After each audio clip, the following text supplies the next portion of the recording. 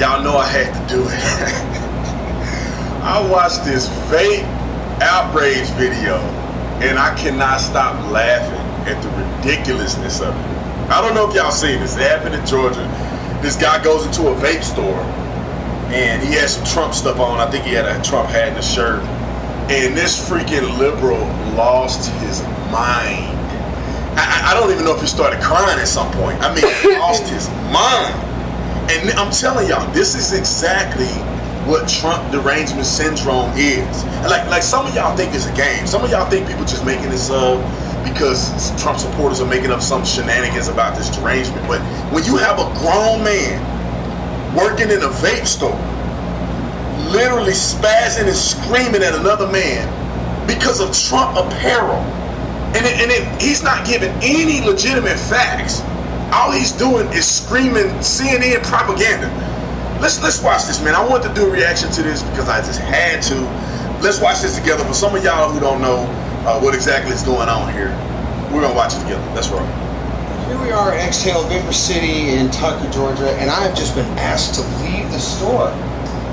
He greeted me. That was nice. I did find the item that I wanted, and the next thing he said was that he'd like me to leave. If you do not stop recording in my store, I'm going to call the police and ask you to leave now. See, now, the store manager or whatever he was, the store employee, he would have been okay if he had a legitimate argument against this guy, and he said, hey, I want you to leave my store. You're recording. I don't want recording in my store. And it's a private business, and I have a right to ask you to leave. If you refuse to leave, then he could be charged with trespassing after a reasonable request to leave. But the problem is that he's asking him to leave because he has Trump apparel on. All right, let's keep going. Please call the. That would be awesome. That'd be awesome. We can call Fox 5 and all sorts of stuff. I would like to purchase something here. Please do call your boss, because I will be calling corporate. Go for it. I am looking forward to releasing this video because I just want to purchase them. I love how confident the conservative is. Because Trump. He can already tell how viral this ridiculousness is going to be. Because he's talking about calling his manager to say what? He's talking about he's going to kick him out of the store. For what? This is getting pretty good. Something. Get the off in here. Say no racist. Racist? Yeah. Right. I like how as soon as he say racist, tell me how ironic this is. He says racist and all this stuff, and it has to be a black guy in the store at the time that this happens. It literally, the black guy's in the middle being like, man, I don't know what's going on, man. Y'all tripping. I'm gonna tell you what the black guy's probably thinking in his mind. Like, these dudes are tripping, bro. They going way too far. It's just funny. I don't know who's trying to signal to the black guy or not. I don't know if it's the clerk trying to make all this fuss about racism to signal to him, or it's the other guy filming want to prove himself that he's not racist to the black guy. I don't know. It's funny. The black guy seems to not be involved at all in this. I'm not a racist.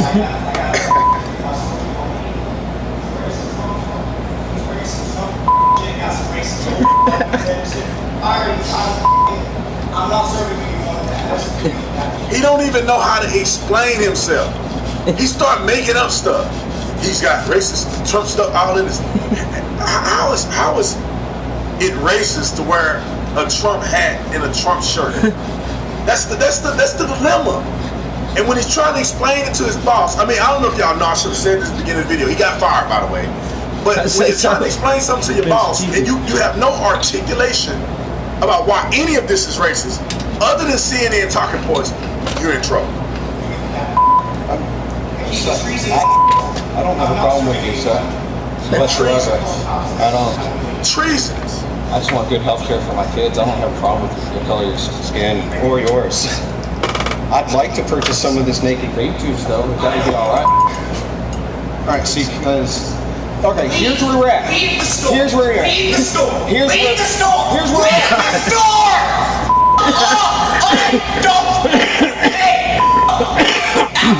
Dude, go ahead, take another swing at it. This is a grown man. Yeah, he's an adult. He made because he This is a grown man screaming at the top of his lungs to tell this guy to get out of the store because he disagreed with him. Hey, will you go there and turn off that stove and get that out? Oh, make contact with me one more time. I'm gonna make a deal with you. I want to purchase that vape juice. If you sell it to me, I will. If you sell it to me, look. I don't know if y'all catching this though. You know, the dude that's recording, you know, people may have their opinions about him and the way he's handled. But he's one. He reminds me of It's funny. It's how stupid people. that probably didn't go to class every day, but was the smartest person at the school. Trump supporters. Believe it or not, it's entertaining as this may sound, or as engaging as the dude filming is. He is setting up this guy for a complete failure. I love how he's just watch it. Just watch it. If you sell it to me, I won't call the police. What you did was assaulted me. What I need is that for my wife. If you sell it to me, I won't call the cops and press charges on you for assault. I won't call corporate and get you fired. Just sell me the product so I can leave. What do you want? Naked in the strawberry in a 6 milligrams. Where do you see naked? Right here. This. Where is it? Where This. Right there. Here. Right next to that. In a 6 milligram. Make sure it's a 6 milligram so I don't have to come back. No, you're not coming back to my store, homie. I'm making sure of that. Out of here, dude. Oh my. Can you tell he's out of breath? Like this dude is out of breath. He can't breathe. He's so crazy. He can't breathe. He's spazzing out so much. It's just ridiculous. So he's getting ready to go ahead and cash this guy out. But it gets worse from here. God bless America. Capitalism wins again. Capitalism, president. He's a racist, stupid piece of shit. You're a racist, Just bring the stupid piece of shit. bring the off. Do my bidding. Man, get out. No. Sell it to me. This is my favorite part. This is my favorite part. Y'all watch this. Call cops. It's your job, your freedom. Sell me. I have. Sell it to me. Sell it to me. Come on. Ring it up. Ring it up and you don't ruin your life. That's where you're at right now. Because you done upset me. And you should have helped him first in the first place before you threw a temper tantrum, dick. He's standing here waiting for you to ring him up. How Get out! Help your customer! You got a business card here? We are going to be here all day. Get out! I'm cool with it. I'm recording. You got a business card for your manager or anything like that? I give you. Oh, this is phenomenal. Wait, God bless America and everybody in it. I love you, sir. I don't even know you. I love you too. And God bless you. This is about money. I just want to bring this thing home to my wife. I told you. The brother say, man, I don't even know what y'all doing. It's about money. Like, I'm just trying to get my vape and get out of here. How did I get in this cycle of social justice warriors? You know what I'm saying? But anyway, that's funny. Come on. You know, man, this guy has nothing to do with skin color. I'm not selling This has you. nothing to do with skin color. Again, I like having a little bit more money in my paycheck. I like paying less for my kids' health care. I got nothing to do with skin color, bro. I'm not selling you. Wow, man. God bless you. Hey, check it out. He's still your president. Go yourself.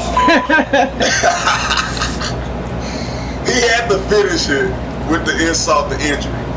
But anyway, man, I thought I had to make a comment on that thing. It's funny to me how even when they both can be in an intense situation, these deranged Trump haters are just out of control to the point where they're willing to get fired over fake propaganda. This stuff is not even real. Treason and Donald Trump don't go together. Trump being a racist is all made up. And this dude lost his job over what? And then the guy just pretty much embarrassed the heck out of him. You know, anyway, don't be that guy, okay? Go, if you work in a vape store, don't be that guy, or you will probably lose your job. And I would argue that don't antagonize people when you go in the store, but this made for productivity on the YouTube channel. Everybody YouTube blowing up, making commentary to this thing. So I ain't mad at you. This is capitalism. You know what I'm saying? You get a whole bunch of views because people are acting crazy because they hate Donald Trump. And let me say this, and I'm done. This is off subject. Donald Trump is literally making America great again in every area. People that hate him are making a killing off selling anti-Trump shirts. People that love him are making a killing off of embarrassing liberals every day. It's crazy to me what Trump is doing. Anyway, that's my review. I'll see y'all next time. I'm out. Peace. Welcome to my dad's channel. Don't forget to like and subscribe. God bless America. I'm out. That is cute.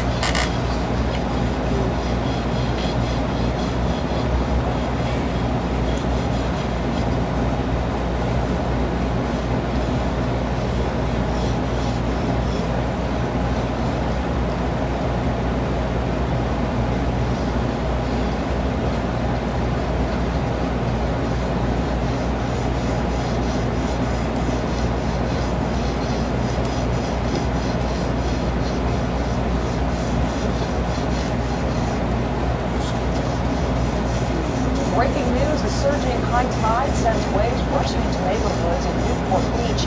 Air 7 HD was over the scene earlier tonight in the Peninsula Park area Newport Beach. Balboa Island. A high surf advisory coupled with the rising tide triggered the sudden flooding. The torrents of water rising under cars and up against homes, and then this, the crashing surf sending this sailboat onto the shore. Its occupants able to scramble to safety, but the boat breaking apart in the powerful surf. Damn. Hello, I'm Mark Brown. Click the ABC 7 logo to subscribe to our Eyewitness News YouTube channel. Damn.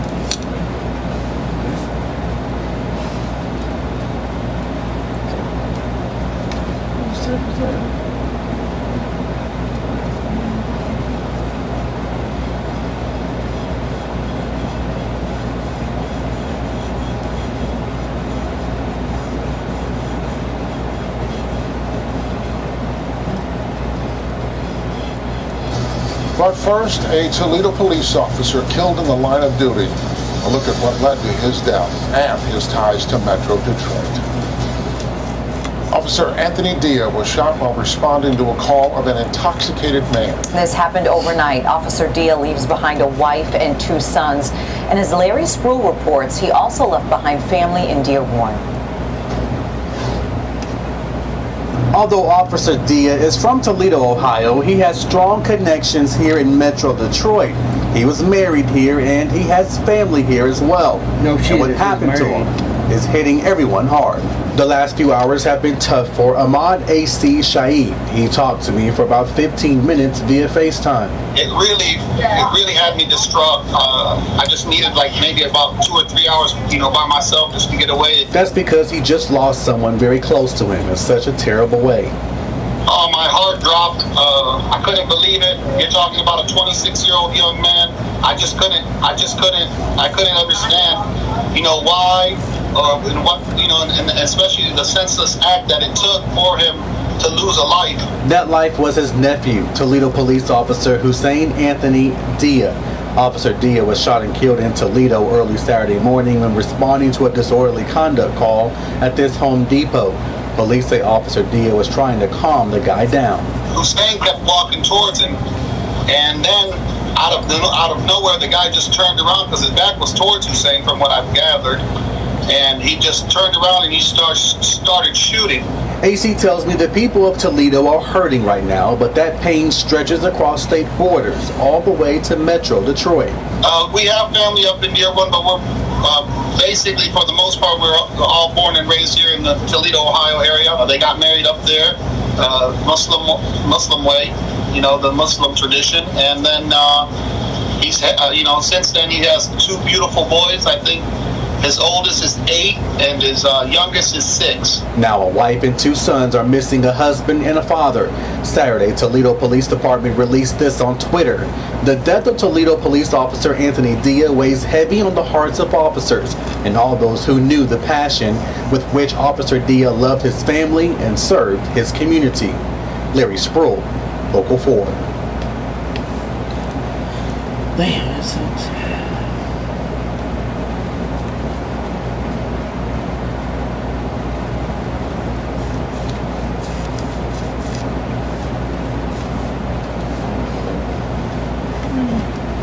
Anyways, that shit.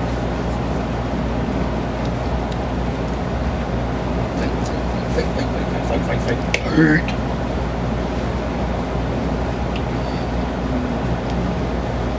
Again.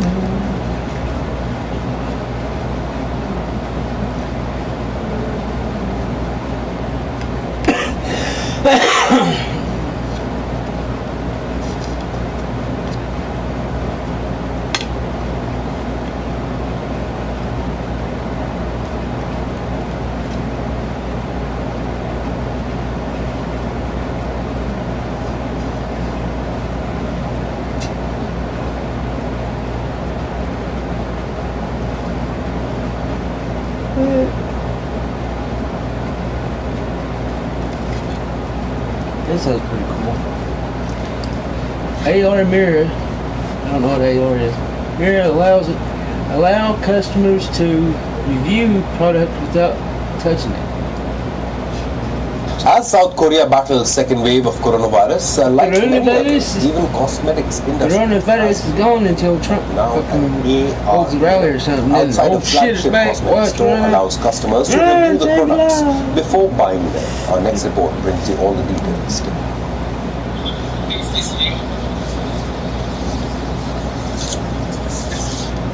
With new coronavirus cases being reported in South Korea, authorities enforced stronger. I didn't click on that.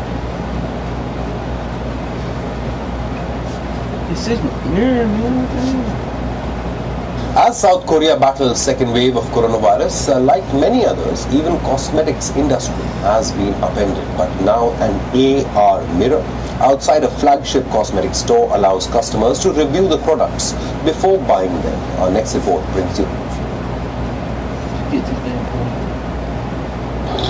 But a South Korean cosmetic store allows customers to review and try the products using an augmented reality mirror.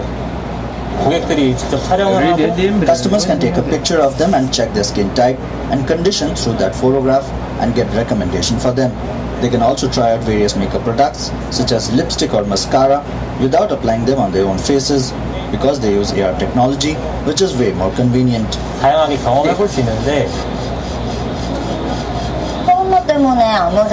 Due to coronavirus, it was uncomfortable to test cosmetics after someone had used them.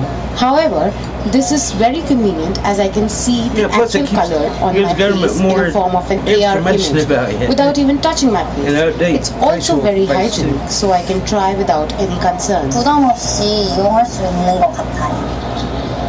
In fact, to further minimize human contact and limit the risk of virus spread, the shop put QR codes next to all products on display. This enabled customers to check details with their mobile phones instead of talking to staff.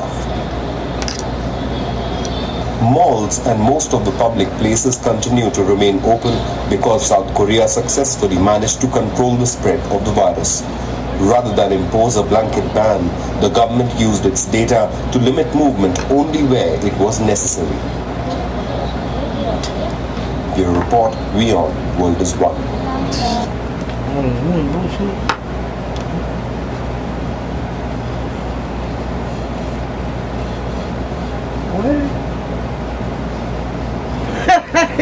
This is getting shitty. Meanwhile, sex workers around the world have been partly hit due to the COVID-19 pandemic. So how are sex workers around the world coping up with the COVID-19 lockdowns? This report, let's go. No kissing. Washing before touching. Masking at all times. Put on that nurse costume and pull out the thermometer. If his temperature is normal, let him in. If he has a fever, bid farewell at the doorstep. This is becoming the new normal in the hope to protect workers in the overlooked sex trade. Sex workers around the world are being forced to weigh what's safe against what will put food on the table. A normal job will put Workers food have on the been sent table. into poverty. Some have been forced to work in secret Have sex with me as the coronavirus restrictions ease. The sex districts are reopening in Bangkok and Amsterdam. Bangkok, of course. But with new rules and one question. Can the world's oldest profession survive the age of social distancing? Asking sex workers to shoulder the risk is nothing new, but in times of coronavirus, strangers sharing fluids is pretty much a doctor's nightmare. Erotic dancers and sex workers lost their main source of income for over 3 months, and now they are back in Bangkok and Amsterdam sex districts, optimistic of better days and more business. I was very stressed when the bar closed for months because I lost all my income. I'm glad that I can come back to work in a job that I'm good at. Because it's one of the precautions. After the customer leave the room, we're gonna disinfect everything. He may touch. How you doing? Lay down on your back, bitch. The toilet, if he used the toilet, the doorknobs, everything. Some sex workers have been able to turn to remote work, salvaging their income by offering provocative live stream shows, pictures and chats. But for the sex workers in Bolivia, there is no respite to their plight. They want the coronavirus restrictions to be lifted. They are feeling the financial strain, now more than ever. Japan is one of the few countries offering its sex workers financial aid. Most of the countries do not even recognize them. Yeah, that's good. The above-ground economy is now wrestling with an urgent question: how to work in safety. Bureau Report, we are World is One.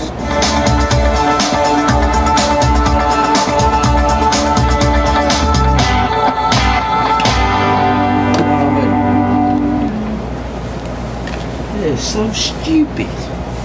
Never heard such thing.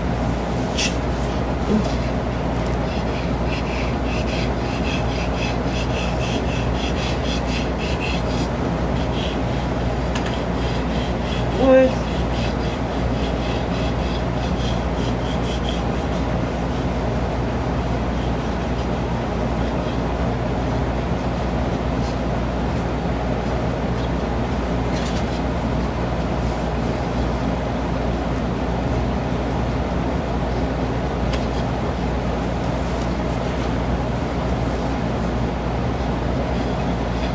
Free beer for homeless? Man, what the hell are you giving homeless people beer for down Time in there? the hospitality industry is struggling to survive. The world's first gold-plated hotel, the Vietnamese captain of Hanoi, has opened its doors to tourists, offering them a unique experience at a pretty low price.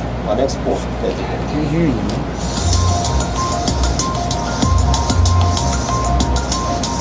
A newly inaugurated hotel in Vietnam has taken luxury to a whole new level. Welcome to the Dolce Hanoi Golden Lake Hotel in Hanoi, the world's first gold-plated hotel. It has both gilded exterior and interior. Even the toilet seats and wash basins are gold-plated.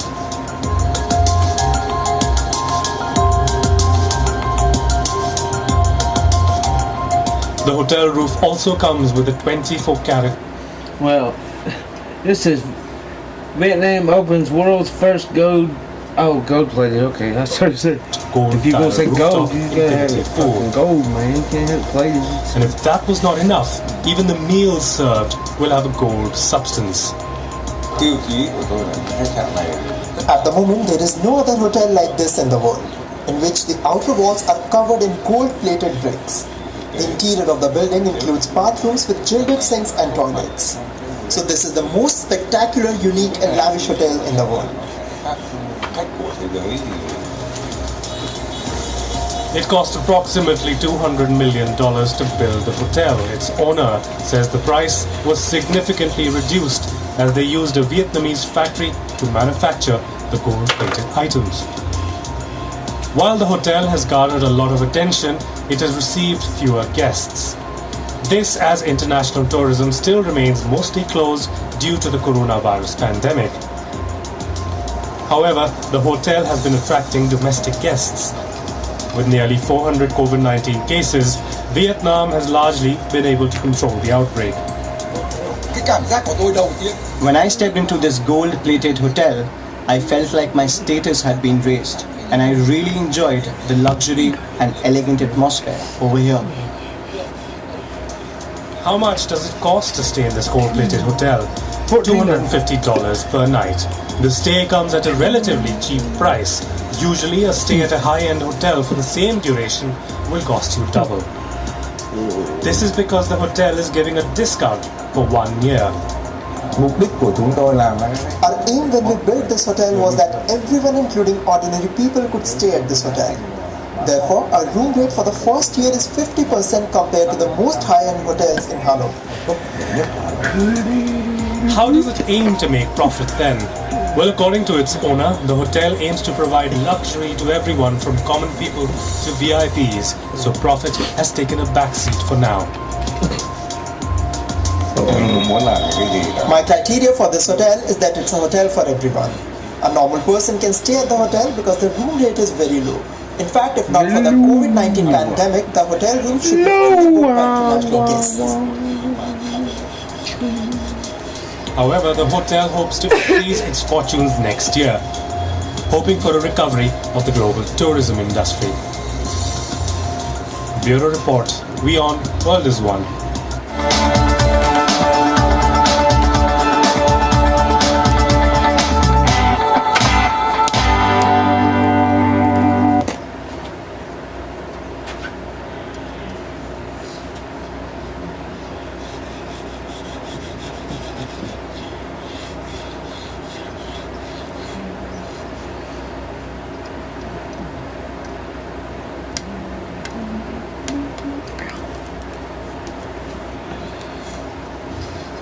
Tennessee's Old Town was the site of a July 4th celebration today. The town of Jonesboro closed part of Main Street downtown to let the community come out and celebrate our nation's independence by supporting the downtown businesses. This year would have been the 50th anniversary for the annual Jonesboro Days Festival, but the celebration looked a little different this year thanks to COVID-19.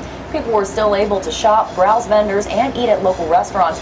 The town hopes this will help boost business for the many shops who have been hurt by the ongoing pandemic. Obviously, with canceling a lot of the special events, that has, really affected a lot of the foot traffic downtown.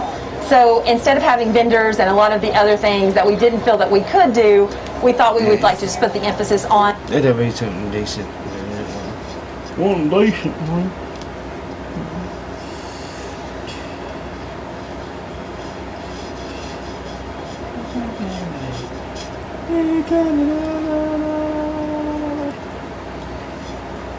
Free beer for homeless. This is so messed up. Why would you give free beer to homeless people? I got you. Oh shit. Hey, leave mine in there. I only got one good end. I just slip up the bus. Hey, you want beer? You want drink? Hey, I got one good hand. Fuck dumb shit. I'm gonna let you up in. Hey, OG, you want this one right quick? Yeah. I'll take this right quick, man. Stay on you. Stay on me. Stay on me until. I want, I want to get your customers too. I'll get back to them. I be smelling like beer around here. Hey, live. Hey, I got you, boss. We live. What they say? Hey, he live. He live.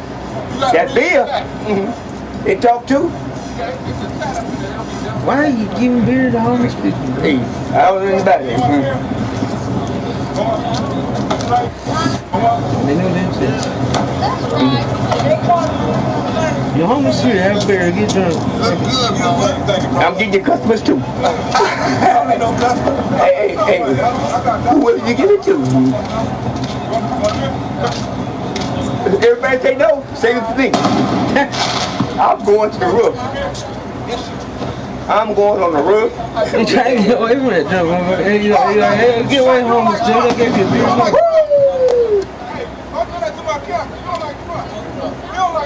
I don't care. Hey. I don't give a fuck. Hey. I asked me, do I care? I wouldn't give a fuck. I don't care. Hey, I wouldn't give a fuck. Fuck Trump. Yeah, what? Say mine in the back. Say mine.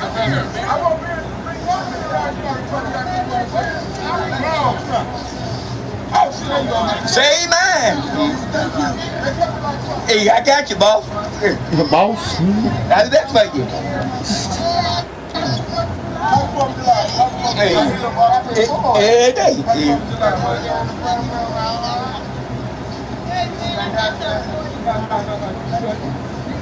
I'm come get it. Stay there. I got stuff for you too. Excuse me. Thank you. They won't let you. They won't stop me. I got dick in me. I get through. Hey, fuck them. Who? No, ain't said nothing. Hey, they ain't said nothing. Oh, they said at the bottom. Hey, I don't know nothing. I told you. I don't lie. I'm too old to lie. For what? Hey, for what?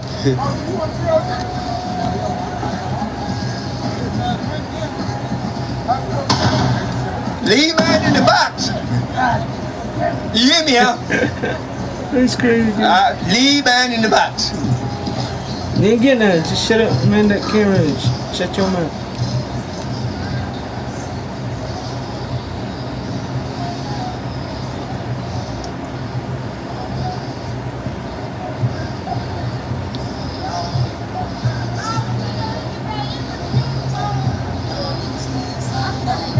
It ain't over. It ain't over. 3 beers. And he gone.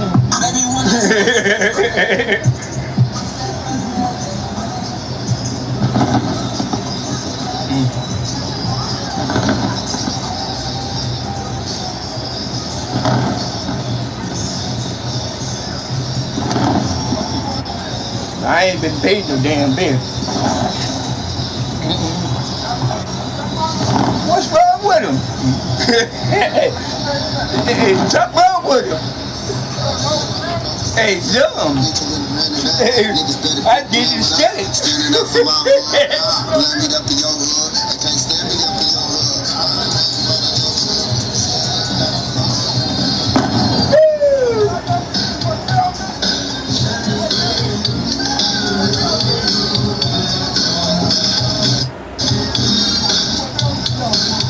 That's some old school music. Go. I can go.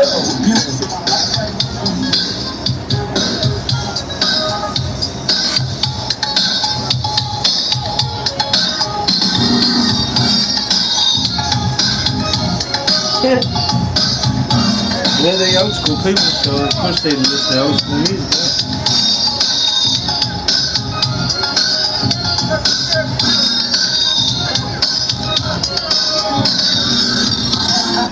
Hey man, I watched it, but you don't trip. I'm like, hey, you know, you paying? What do you think? I got you. Hey, shit, I got you. Hey, who want a beer? Free beer. Who want a beer? Come get a beer. White folk beer, my kind.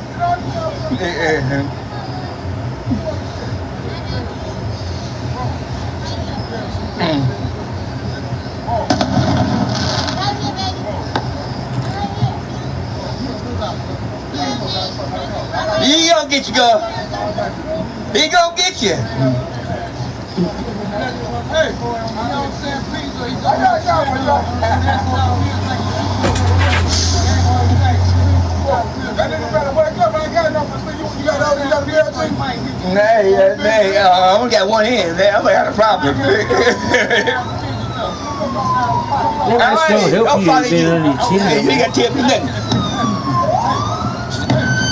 I ain't got one eye. Hey, I'm not dumb.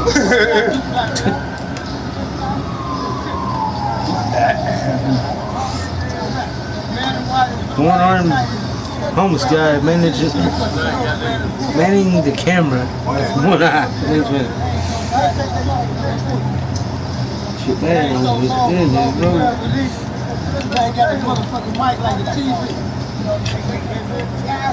a free beer.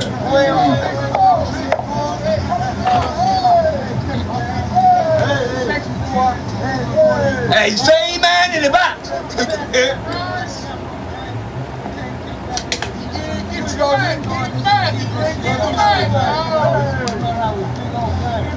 Hey, fuck the gun.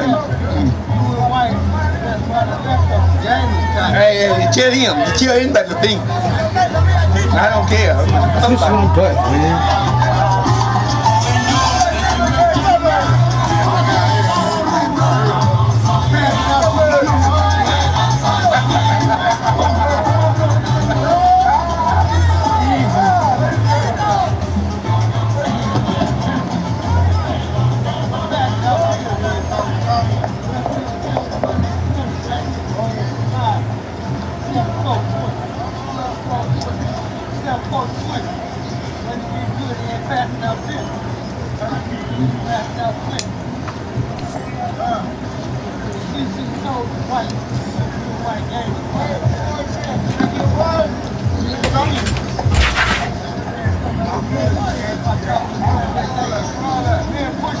Don't get mine away.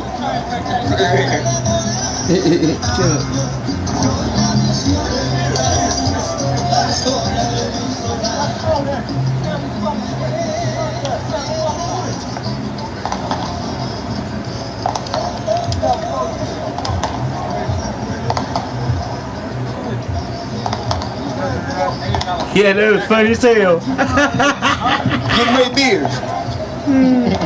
Here go.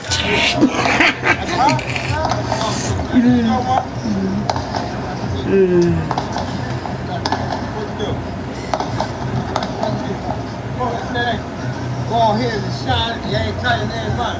Look at this. Go down there. Oh, he walking with it too. He walking. Hey, I would give up. Hey. Stand at the top, huh? Hey, get the pitch, very good. That nigga still got some beer on his head. Get next to him, I'll get you. Hey, slow down, man. Yeah, get next to him. Yeah.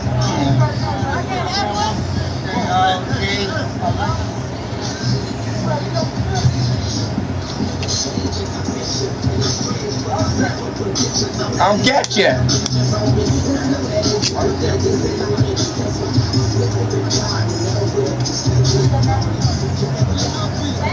Yeah, you got me too. I like that. Hey, you better come get it. You can't come, you can't get it.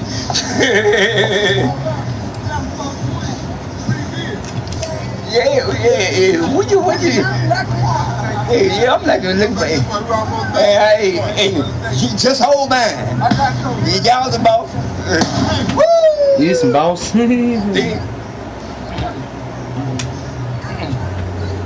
I'll get you. You crazy? He calling him boss. He's boss. He's some boss.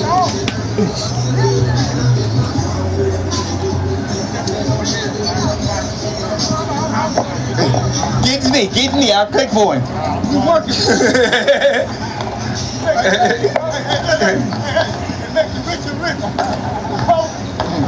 They would give me shit. Give me a. You just locked on. Hey, I ain't mad at you. Fuck get mad. Yeah, let's see what this homeless dude is. Both things, leave the dumb, leave them dumb. Managing the camera. Let's see what it looks like. Dumb, that dumb. Bet he's skinny as a rail and got no teeth.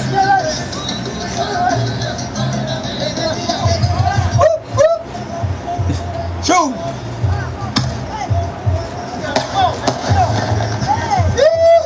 Y'all!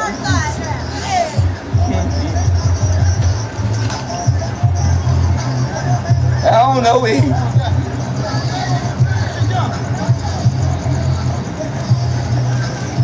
It ain't money. It's not money. If it was money, I'd have got it.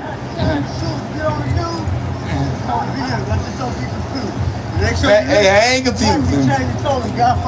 Hey. People ain't wearing no mask on it. I wear my hat anyway. I'm Jeff Styles. And fuck who don't like it.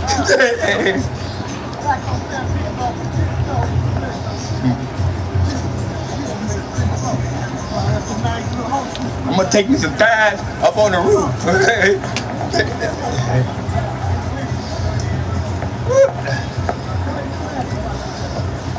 Where you? Hey, you blocking the camera, boss. Yeah, you're blocking the camera. Hey, just move your feet, move your feet, move your feet.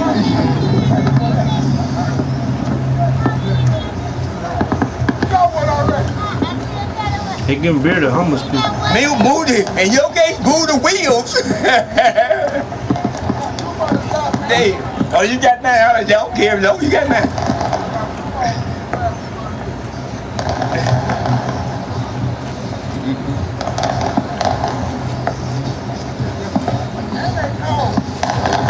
I'm on mine, Cole. Shit.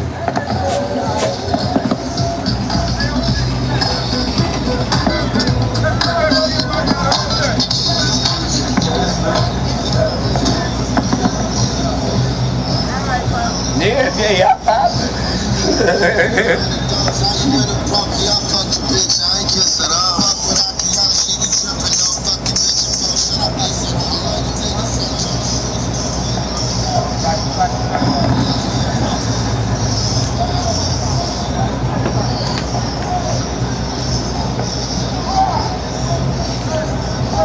Damn, how far you gotta go to get two people damn beer?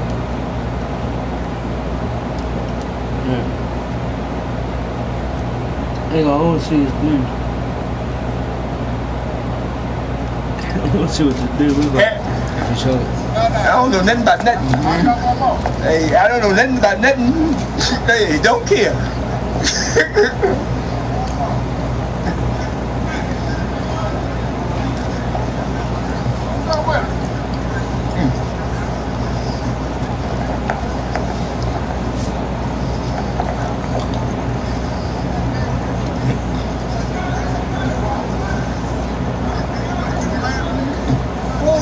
I duck.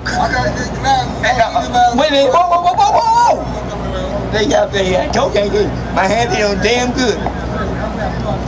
Hey. Thank you, bro. Yeah, can I get everything? Get everything. How much I got in the dollar? I don't think I got in the dollar. I can't. I ain't got no more. I ain't got no more dollars. I ain't got no more dollars. 20 in my ass. 20 in my ass. I'm not. Oh shit. Alright, get to this stuff, right?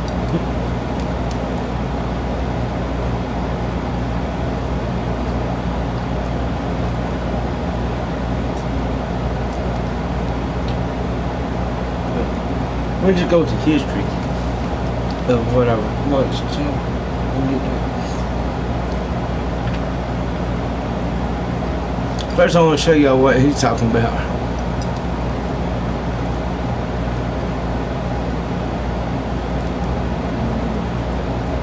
Not the actual video. I ain't seen it yet, but not the actual video, but I'll watch it here in a minute. And then see if it's got on YouTube, and then I'll play.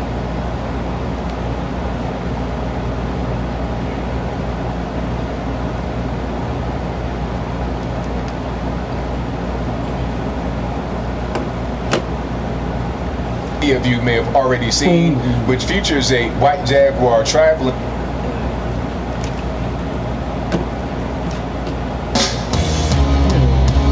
I am my boy. Excuse me.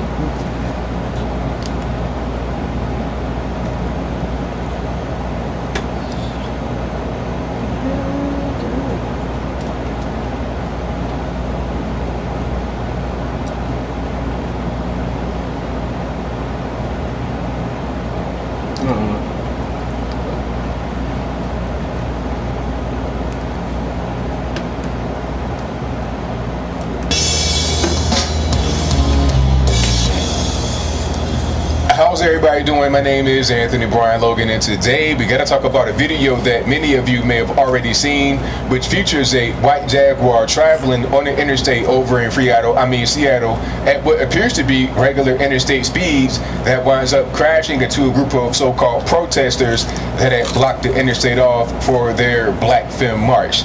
Now, the video was crazy. It was two women that were hit, and they got sent flying into the air like rag dolls, GTA, Watch Dogs. It was really just a mess. I cannot play that particular part of the video here, but if you want to see it, I'll link to it in the description box below.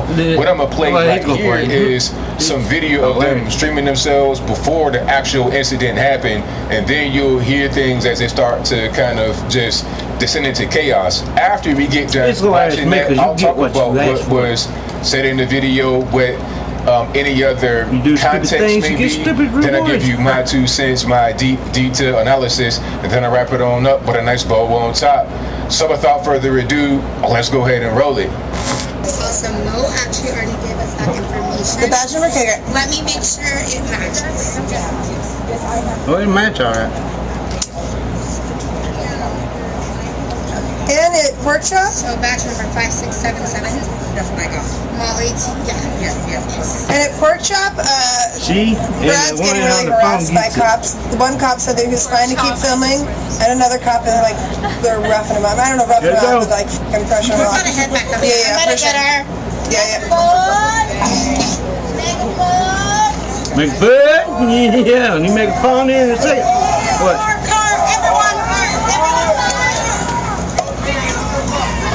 Boom.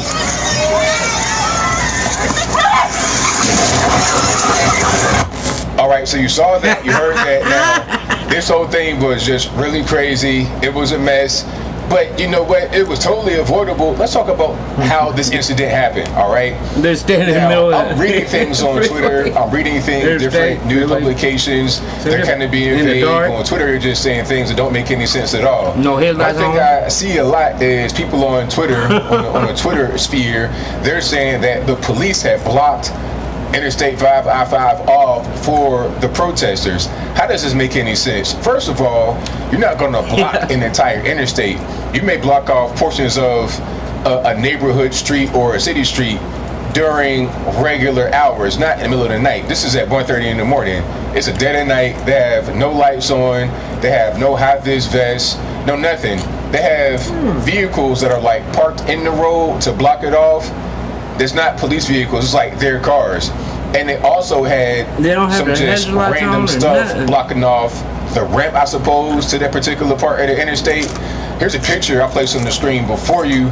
That's not been verified, but that is pretty much what it was. That's what I'm seeing from so-called streets. That's kind of how it was blocked off. The police have not come up with anything that says that they blocked the interstate off, all right? So it may have been blocked off, but not by the police, not officially. Now, I don't understand why anybody would think it's a good idea to block an interstate off for their little protest in the middle of the night. They have, well, like I said, no high-vis vests, no lights, no nothing. You know, nobody can really see you out there. So if somebody does get on the interstate by chance, they said that he went around the barricade or went a different direction. Like he may have gone the wrong way up an off-ramp to get onto the interstate and go that way. You understand? So, like, let's say the interstate is going this way, and you have an off-ramp going that way. It don't matter how the hell he did it. And somewhere else, maybe he went up that to come. I don't know how he did it, but they're saying he went around the barricade and got onto the interstate. Now, at a certain point, you gotta understand that can happen. You are on the interstate, and you, in the middle of the night, it's dark, nobody can see you. Even if you have a car that's just stationary, if I can't see your brake lights, I don't know what's going on. I don't know how far away you are. I don't really know what's happening. And I might not even be able to see you at all because it's at night. Now, the guy was driving, black guy, by the way. They tried to say that he was a white supremacist and, you know, extreme right-wing extremist. It's like, no, that's not what it was. Just a guy driving.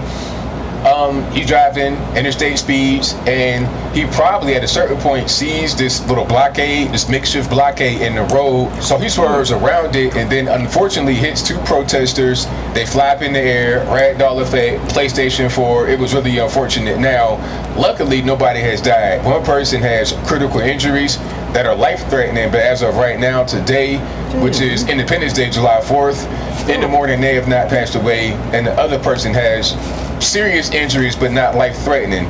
Now, this thing could have been totally avoided. What are we doing when we block the interstate? What are we thinking about when we do something like that? I was always told by my mama to never go out into the road and just stay there because it's dangerous. I told my mama to go play in the road. Definitely not on the interstate. That's the worst place to be because people are going very fast. I don't care if it's in the middle of the night, first thing in the morning, rush hour, it's still dangerous, okay? But if I'm going to cross a street, I gotta look both ways. I have to, even on a regular just neighborhood street where it could be one way, look both ways, make sure no cars are coming. All right, I was always told to do that. Now you got these kids, adults, whatever they want to call themselves, out there sitting on the ground. You know, they're on Facebook, they streaming.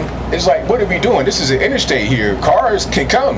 You might have had this little makeshift barrier, but what happens when somebody comes from somewhere else or they go around it? You are a sitting duck. Nobody can really see you. So this whole thing was just dumb from the very beginning. And you see this a lot all over the country. People blocking interstates. I don't understand what's the point of blocking the interstate or blocking the road. What are you going to actually accomplish? All you're going to do is inconvenience people and put yourself in danger and also put people that are driving in danger. There was a Black Lives, quote unquote, Black Lives Matter rally in Provo, Utah.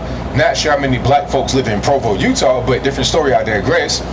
They had a so-called Black Lives Matter rally there where they're blocking the road again, and somebody's trying to get through. They're not even really putting the pedal to the metal. They're just trying to inch the way through, and then somebody from the crowd, white guy by the way, got locked up for it, produces a gun and shoots it to the car twice. Now, you got other so-called protesters, really rioters, insurrectionists, general lawbreakers, drug addicts. They are there trying to block the car. This guy's firing his gun. He could have easily shot through the window and killed one of his own compatriots, one of his own comrades, as they say, over in the Pacific Northwest, over on the left coast with these Antifa type folks. You understand what I'm saying? He could have easily killed one of them, but he's just not even really. These people have no type of brain power. You're talking about the brain power of a gnat. Sub 35 IQ, barely able to function at all. Okay, but they know how to do basic, they know how to engage in chaos, they know how to pull the trigger of a gun, they know how to block the road, they know how to stab people and, you know, shoot heroin and stuff like that and do crazy things when they're dope sick trying to get the next fix. They know how to do that. So they are dumb enough to put you in danger, and that's the problem. Okay, they're not smart enough to get anything really accomplished, in my humble opinion. But maybe they are. Maybe I'm wrong, because some of these riots have led to, you know, people softening their stance on police reform, talking about, oh, we got to get reform, we got to get things passed, we don't need any police reform, we don't need to do anything that these people out here are trying to get us to do. All right, if you want change to happen, don't try to block the road, don't try to intimidate me, and for goodness sakes, don't shoot me. Don't do any of that. All right, we need to get law and order back in the country for the safety of everyone involved. For the so-called protesters, many of them have been shot, killed, hit by cars, you know, all kind of stuff. You know, they're damaging the body with drugs. They need to protect themselves as well as us, just the regular everyday normies, just going out here, going to work, paying bills, paying taxes. We got to protect ourselves as well. Do not kowtow to the mob. All it's going to do is just continuously roll downhill from here. But I think I'll leave that right there for now. And what say you? Do you think the guy that was driving the white Jaguar, the black guy by the way, was a right-wing extremists trying to mow innocent protesters, peaceful protesters down. If that's your viewpoint, let me know why in the comments below. And I have an issue with calling people like that want to block the interstate and block roads in the middle of the night or any time of the day. I have an issue with calling them peaceful protesters. How are you a peaceful protester when you're blocking the interstate? All right, you're impeding my ability to travel to get from point A to point B. I could have an emergency. You don't know what's going on with me. I might have to go to work or whatever. You are impeding my progress. You're not able to get to where I gotta go. You just, that's not peaceful, okay? Peaceful is, you know, things that are kind of sanctioned and you doing things that are not getting in my way, that are not endangering me. They might call those that were out there in Provo, Utah, so-called peaceful protesters. But how are you peaceful when you pull a gun and shoot twice into a car indiscriminately? It could be kids. You don't know who's in there. It could be a pregnant lady. You could kill a baby. You know, luckily, I don't think anybody in the car was hit or injured at all. But what are we doing? Not only did that one guy have a gun, it was another guy that was right behind him with a big, like it might have been the 4.5. I don't know what that was. 4.5. You know, some type of weapon you would see in the video game. It was a handgun about that big. You understand what I'm saying? 45. So it's like, what are we really even doing? How are you going to call them so-called peaceful? They're not peaceful. These people are insurrectionists, rioters, looters, general drug addicts, general miscreants. They are menaces to our society, and we cannot kowtow to them or in any kind of way legitimize them. But whatever your thoughts are, please let me know in the comments below. And that's all I got to say for this video. If you like what you heard, please comment, rate, share, and subscribe. Peace.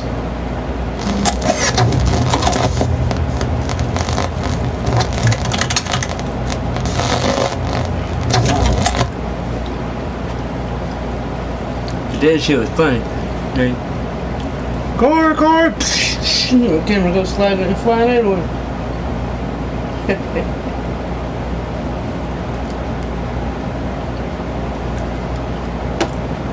Can somebody explain this to me? This video is brought to you by The Officer Tatum Store. The Officer Tatum Store. Get the merch link in the description section. Make sure you like, subscribe to the channel, hit the bell. I like his hat. Notifications anytime I go live. It says make video. America Make sure you subscribe to this channel, comment on this video, like this video, share this video, and happy 4th of July to y'all. Let's get into this.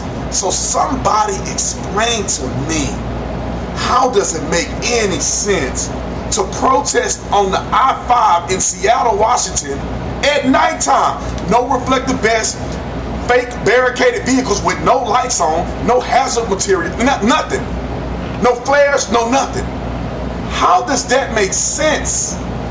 And then you wonder why somebody doesn't plow through people on the freeway. Now let's talk about this for a minute, because I got a lot to say. I have a lot to say. And I'm not going to play the video because it's fairly gruesome. You can see the video exploding around the internet. But in Seattle, I don't know who organized this. I don't know if it was the people. I don't know if it was the government that allowed these people to be on a freeway to protest. First of all, what are you protesting? What are you protesting? At this point, what are you protesting? George Floyd? He dead. He in the grave. What are you doing? This is the thing. When police officers lose their lives, you fly the flag at half staff. You wear the blue line through the badge, and when that officer is laid to rest, you take the thing off and you fly the flag at the proper staff. Now, why is it that when y'all's martyr gets laid to rest, y'all still out here protesting? It makes no sense. Second of all, if you are a city leader, how do you think this is going to end well by blocking one of the busiest freeways in America? They didn't block the I-5. I believe the I-5 go from Mexico to Canada. Right through Portland, through Seattle. I've been to Seattle probably 20 times, driven on the I-5. The I-5 is the busiest freeway, one of the busiest freeways I ever been on. And then you add nighttime, then you add Seattle.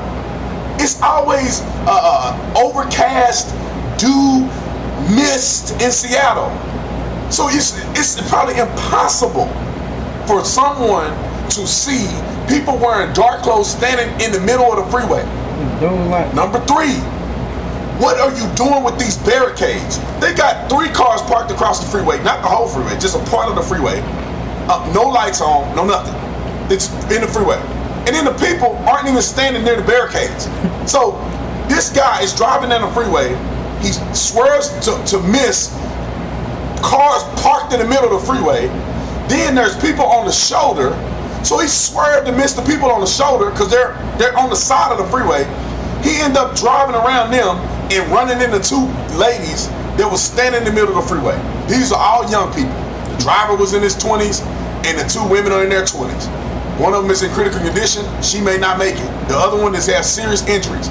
Now, number 4, why have they not plastered this person's image all over TV? What a white supremacist. They think people are claiming that it's intentional and all this other stuff.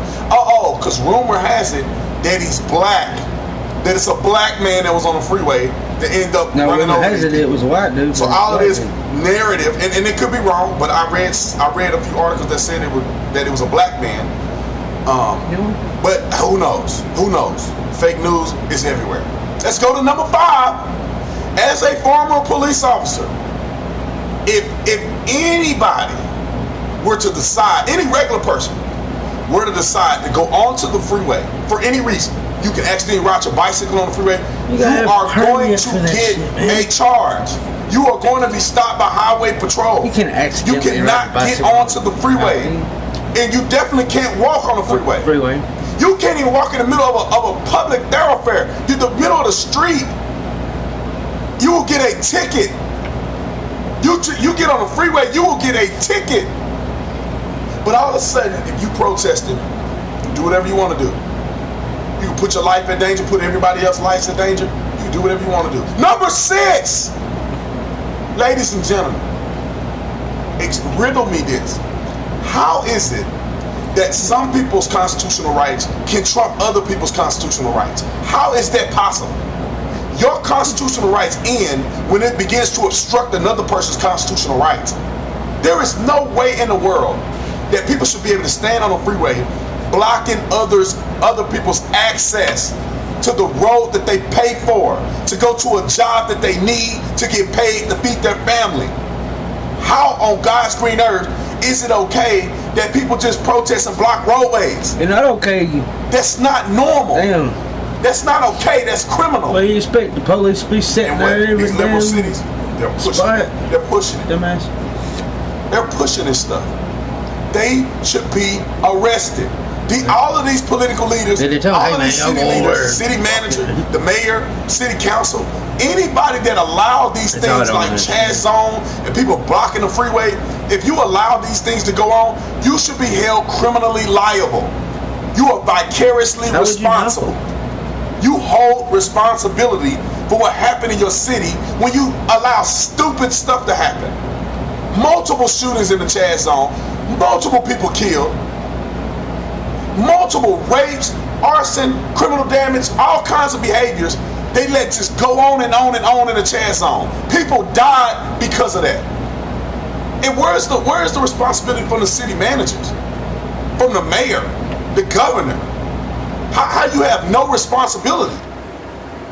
Same thing with this freeway protest. So you on the freeway. That's what I'm talking about. Freeway protest. What are they? You allowing that to happen ended up putting them in jeopardy. They don't have a police escort. When you can't see, they don't have flares. They don't have reflective vests. They don't have police barricades. But they let them do it anyway. Well, I don't see. They lucky more people than that. They didn't know. I don't know, man. It irks me to my core. Don't make sense. I had to get up this morning. I don't even know if I got the boogers out of my eyes.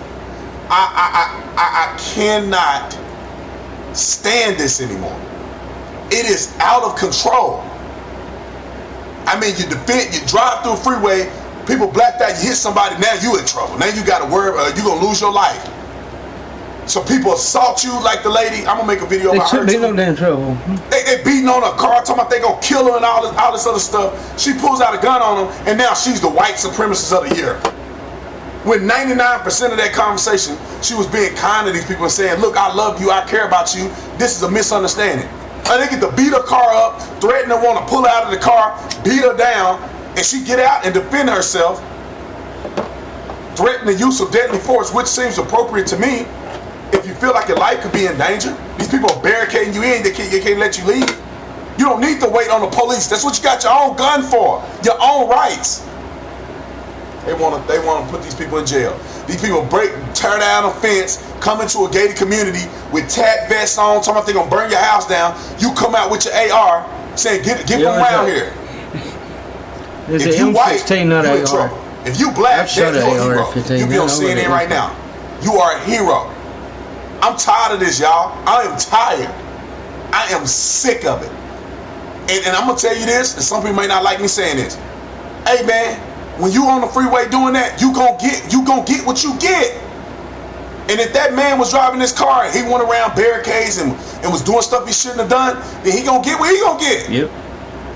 But at the end of the day, man, you play stupid games, you get stupid prizes. Yeah. You a 20-something-year-old person. Get your butt off the freeway. Stop all this protesting. It ain't getting you nowhere. George Floyd dead. That man in the grave. His body rotting at this point. And y'all still out here being stupid. Defund the police, defund the police, defund the police. Who's the first person you call? Police, help us, help us, help us. Go sit your narrow behind down. Y'all should be ashamed of yourself. All of these people need a whooping. That's what they missing in life. It should have got a whooping.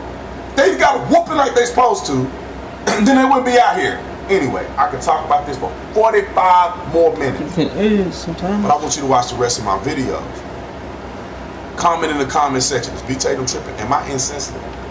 Are these people nuts? Make sure you like, subscribe to the channel. Visit the Officer Tatum store where you get all the cool merch. Y'all know what it is. See you on the next one. I'm out.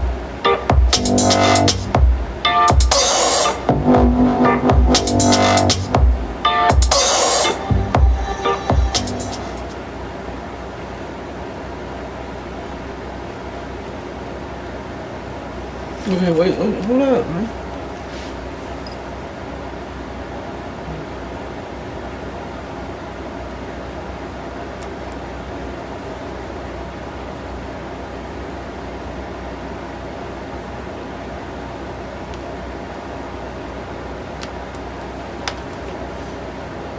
Gavin Newsom is the devil. This video is brought to you by the Officer Tatum Store. The Officer Tatum Store. Get the merch link in the description section. Make sure you like, subscribe to the channel, hit the bell so you get notifications anytime I go live. I'll make a video. Make sure you still subscribe to this channel, like this video, comment on this video, share this video. Let's get into this. So Gavin Newsom, the worst leader in United States history out of California. This is what made me mad. I saw this article and it literally blew my mind. And I'm telling you guys, I have some stuff in the works, and I will talk about it later, but this story blew my mind. That Gavin Newsom would suggest, and see, let me tell you how they work. They play these games. They play these propaganda games. They play these word games to try to fool you, but I know the truth. I know what's really going on in their minds. I do. I can tell them. You are what you eat, right? Whatever's in your heart is going to come out. You should know them by their fruits. He decided that it sounds like a good idea to tell people at churches that they should not worship.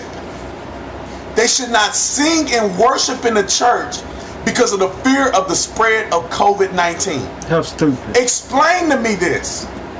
If you were requiring churches, and this is what Gavin Newsom said when he opened up the church again, to be at 25% capacity. 25% capacity. That means that people are not very close to one another. It means people are not close to one another.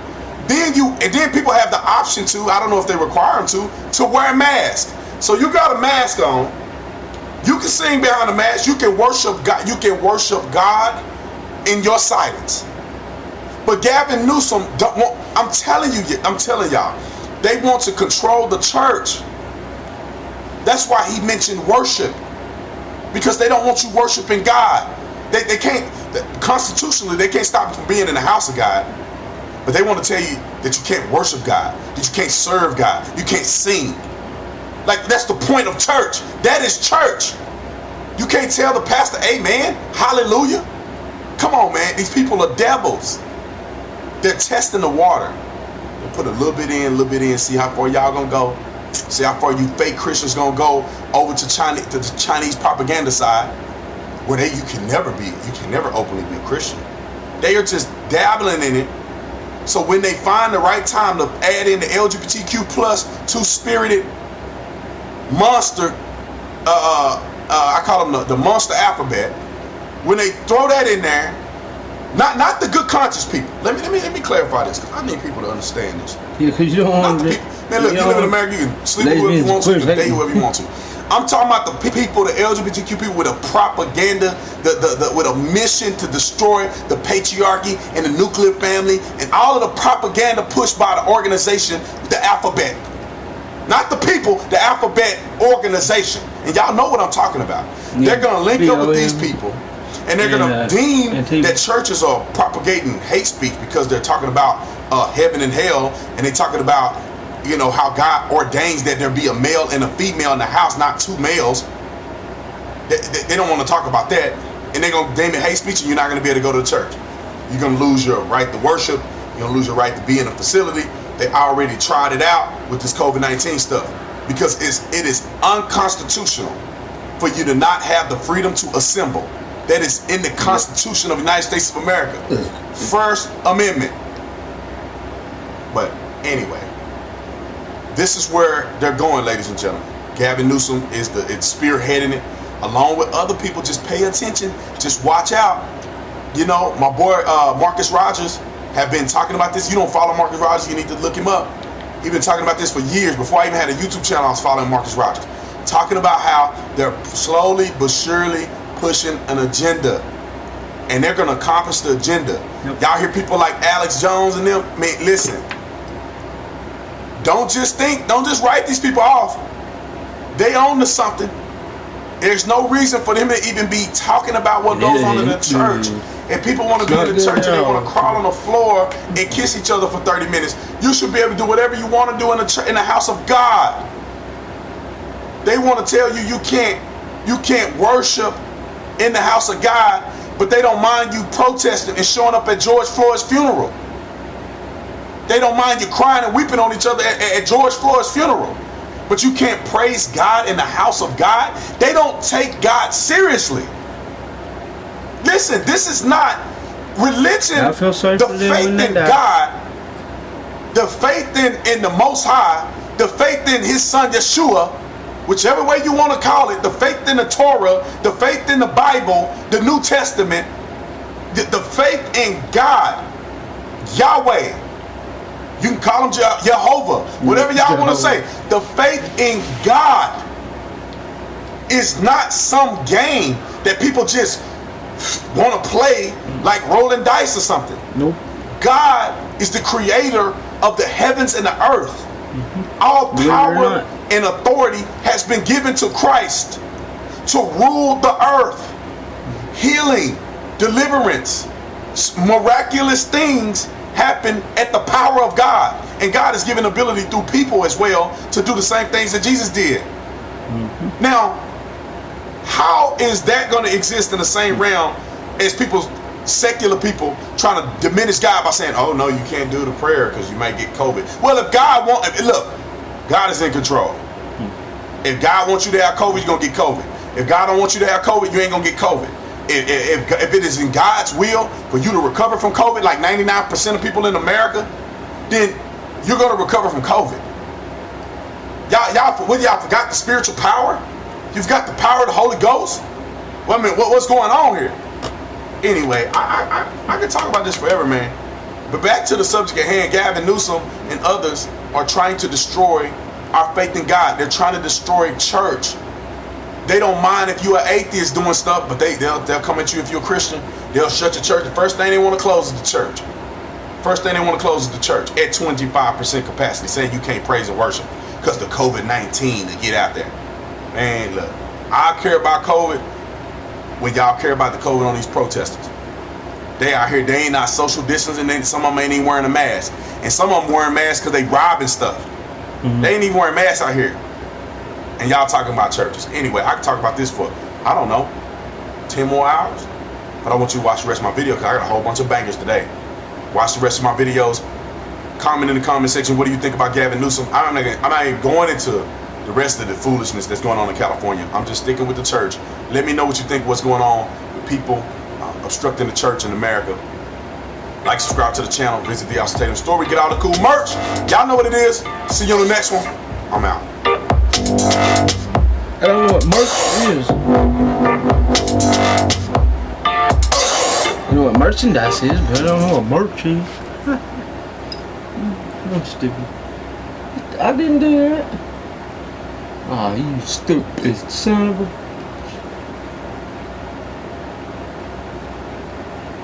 I didn't do that.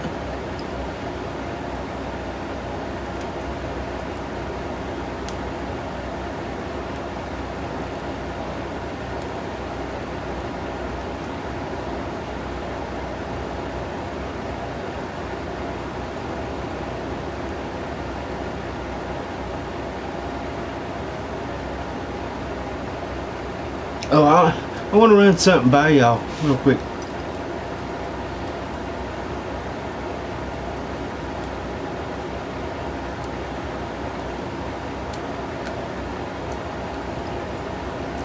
Now, y'all listen to this. They say Joe Biden exclusively gave this to them. He didn't physically say it. They say he wrote it out or something. But listen. And then you tell me if Joe Biden said this. What did we decide on the flyers again? 15 minutes could save you 15% or more on car insurance.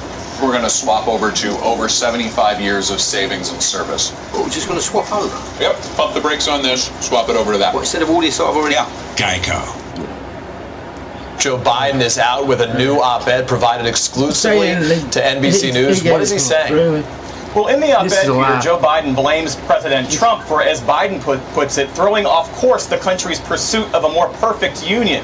Now, in this op-ed, Biden promises to root out systemic racism and restore the Voting Rights Act, and he ends with this. He says this election will decide whether we want to shrink or grow our democratic values, whether we'll leave the house of democracy built by generations of architects and activists to decay, or whether we will come together as one nation to build it up stronger and higher than it ever has before. So a contrasting view of America's promise on this July 4th. Peter, Kristen? As the 2020 So do you think Joe Biden said that? Do you? Because if you think Joe Biden said that, you're an idiot.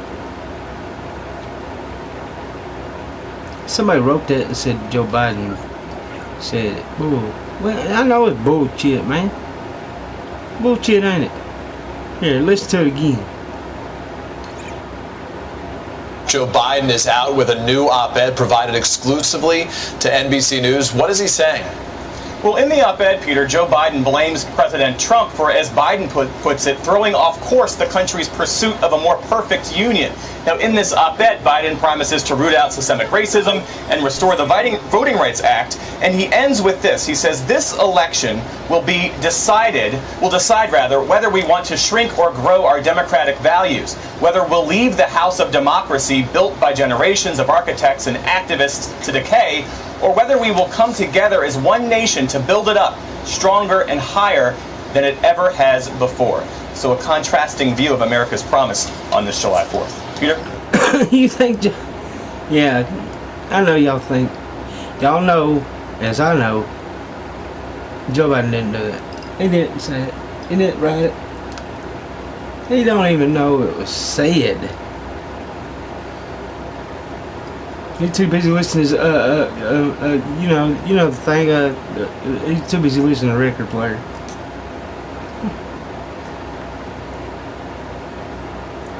Yeah, he's stupid.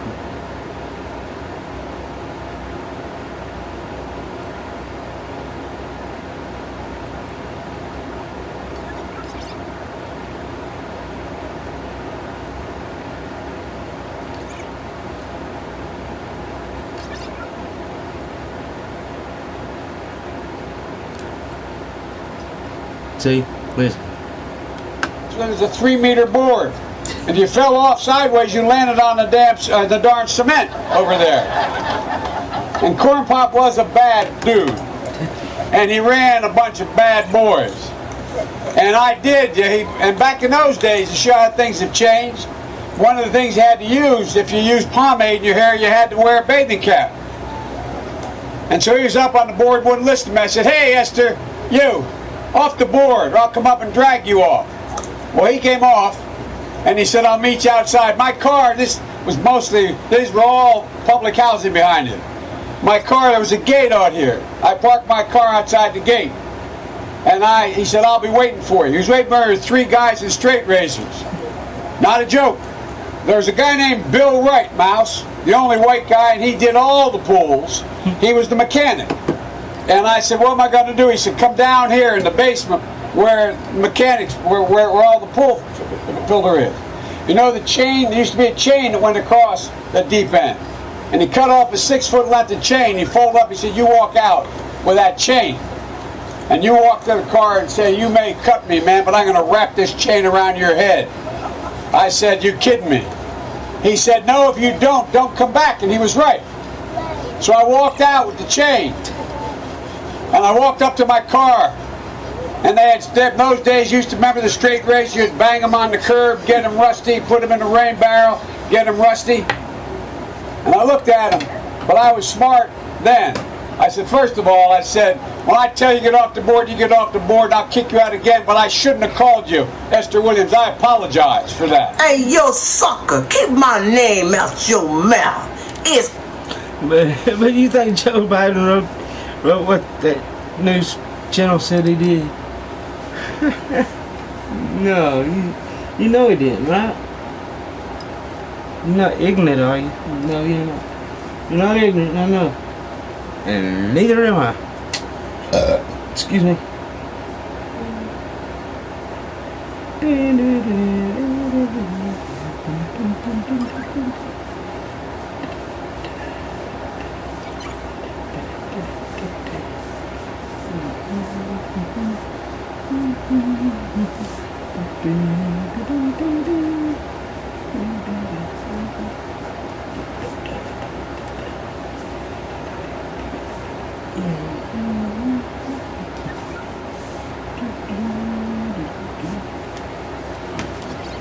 Now take it there. Check this out. Really? Really? No, seriously. Did you really just take... Take it there, take it there.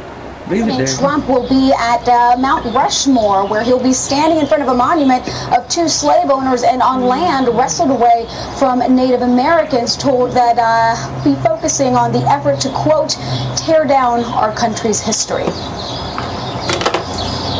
All right, Lila Santiago, with that report, thank you so much. I just know you did not take it there. Really? Really? No, seriously. Did you really just take it there? These people are freaking crazy. Crazy. And y'all wonder why we don't like CNN. Y'all wonder why we don't respect CNN. You wonder why we call CNN the enemy of the people. You wonder why we... You wanna know why? This what he talking about, CNN fake motherfuckers.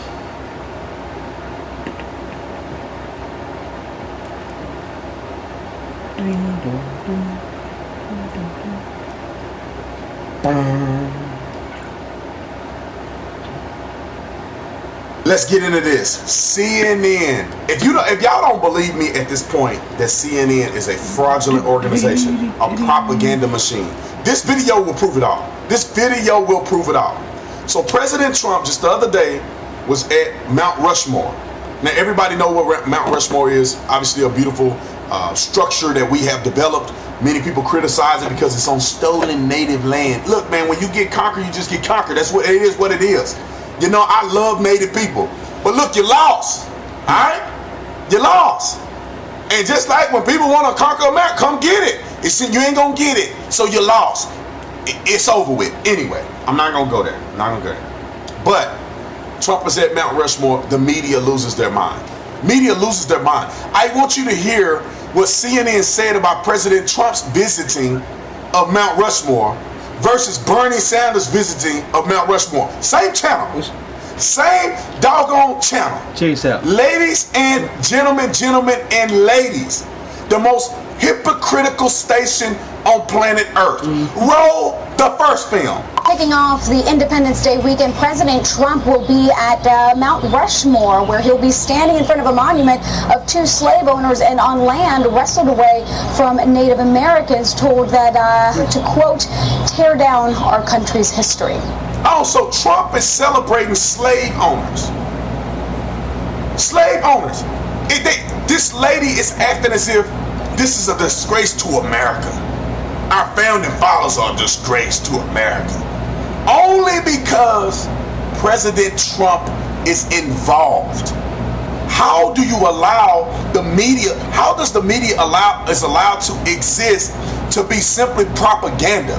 They need to list themselves as propaganda, not a news outlet. Yep. How is this? Just like COVID. You know, you can protest all day long, you can scream, you can yell, y'all can kumbaya, you can hug each other, you spit on each other. Nobody cares. The COVID ticker ain't even on TV no more. COVID is gone. Oh, but then when Trump has a rally, it's back, it's the most brutal, it's starting to morph. It's now more effective than ever before. We have to shut the churches down. Come on, man. Come on. Now let's listen to what they said about Bernie slanders. Roll the second film. Visiting Mount Rushmore today, Bernie Sanders taking in the majesty of the moment. This monument to 4 great American presidents. Just the accomplishment and the beauty. It really does make one very proud to be an American. Now, Bernie Sanders can say, these men are great patriotic Americans. This makes me proud to be an American. Bernie Sanders can say it, but Trump just showing up there is a racist dog whistle. God of mine, God help us all, help us, help us. I'm like losing it at this point. This is my second video that I'm making. I'm gonna make 5 or 6 videos today. 5 or 6 videos smashing these lames. I'm tired of it.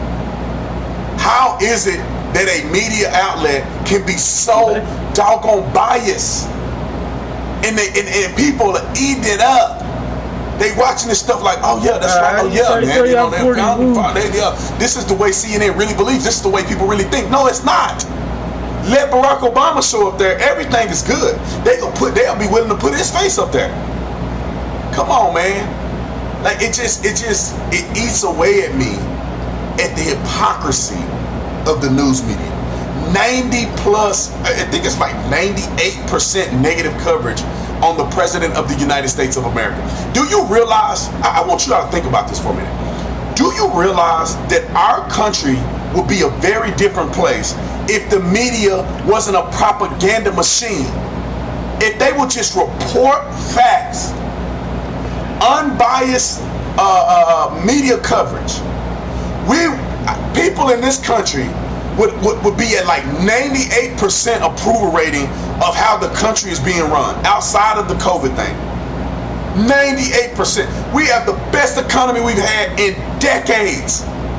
Lowest unemployment numbers in decades we've had. Prison reform, secure borders, lower taxes. My God! This is one of the greatest positions America has ever been in. Strongest military. Qasem Soleimani. Remember, they getting bombs dropped on them. Boom, boom, boom, boom. Terrorists dropping left and right. Coldest we've ever seen it in America. And now they because they hate Trump, they just brainwashing. Racist, white supremacists. I have in my entire life, and I'm gonna be honest with y'all, in my entire life, I've only met 2 white supremacists. One, he was a retired white supremacist. He had the swastika and stuff, but he got out of that life when he got into jail. I think he had to join the Aryan Brotherhood. Now, this is a funny thing, and I know I'm jumping off a tangent. I'm gonna go here and I'm gonna go back. Funny thing is, when white people have to go, when they go to prison and they have to join certain gangs, just like blacks do, there's black and white gangs. There's segregation in jail, in prison. Just so if you ain't watched no shows or you ain't never been there, That's what it is. So white people have to join the Aryan Brotherhood, white supremacists and stuff like that, and they can't join the black gangs. So the black people have to join gangs. The funny thing is that they feel sorry for black people. Oh no, he was just in the gang because he had to. You know, it was just something he had to do in prison. He changed his life. When white people do it, oh, he's a white supremacist. Man, he had to, and the black man had to. Come on, let's keep it 100. Now, this guy was retired white supremacist. You know, he had the swastikas and stuff. He said, man, I'm not in their life no more. You know, he was very nice to me when I met with him on the police department. Then I had a guy who was a white supremacist who did not want me to take his call for service. And my white partner ripped his, you know what, for like 5 minutes straight. And me and that dude became really good friends after that because he had my back. Now, that was on the police department. I have never met a white supremacist or anybody outside of the police department in my own personal life. Never met anybody like that. But the media is all day long. White supremacists, this is the biggest threat to America. No, gang violence, gun violence, sex trafficking is the biggest threat to America. Pedophilia is the biggest threat to America. The abolishment of the nuclear family is the biggest threat to America. Don't make me go down this path. I can talk for 14 more hours, maybe even 24 more hours about this subject. But I got a whole bunch of other videos I'm putting out, and I want you to watch the rest of my video.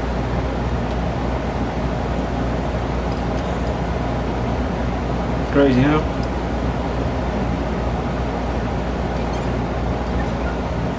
Yeah. Check that. Oh shit. Simply alien world.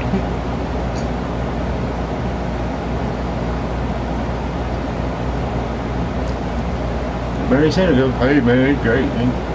And he's great, man. President. Stupid.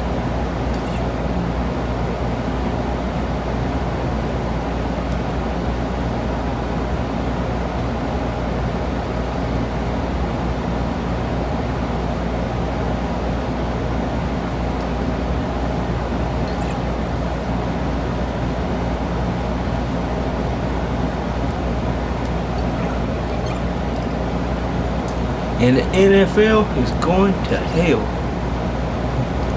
No, it's not going to hell. They're trying to become racist. The NFL is trying to become a racist sport. Or whatever.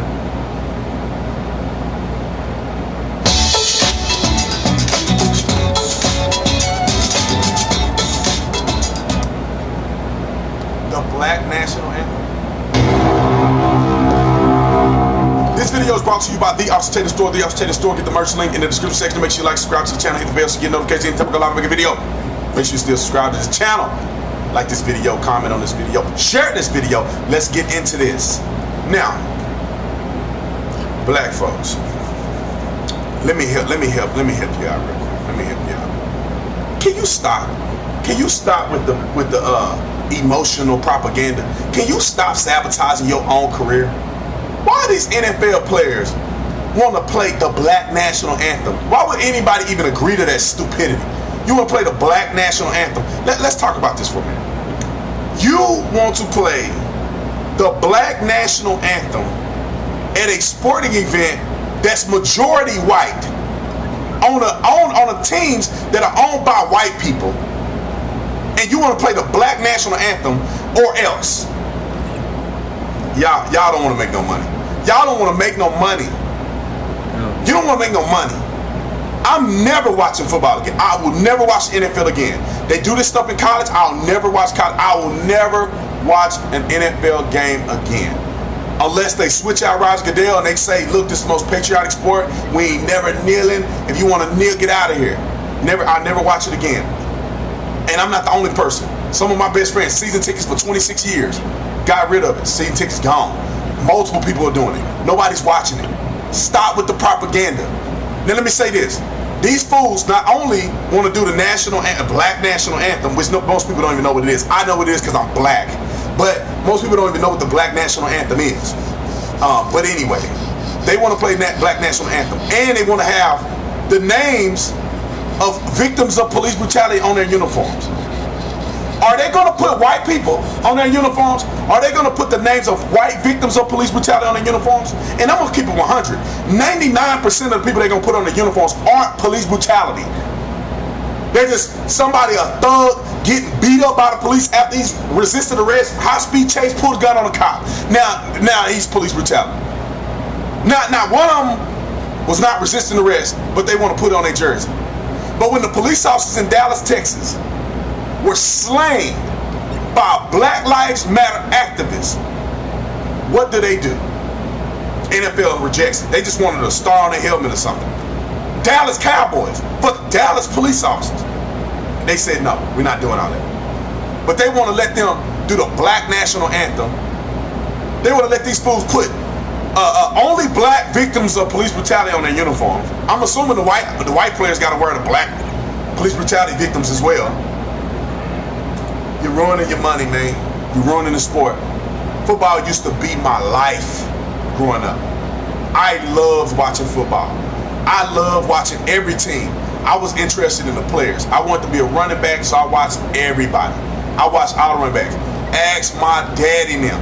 I put my whole room was full of pictures of NFL players that I loved, that I aspired to be, that I thought were great. All of the great running backs, all of the great DBs, defensive backs for people who don't know that. And that was my life, man.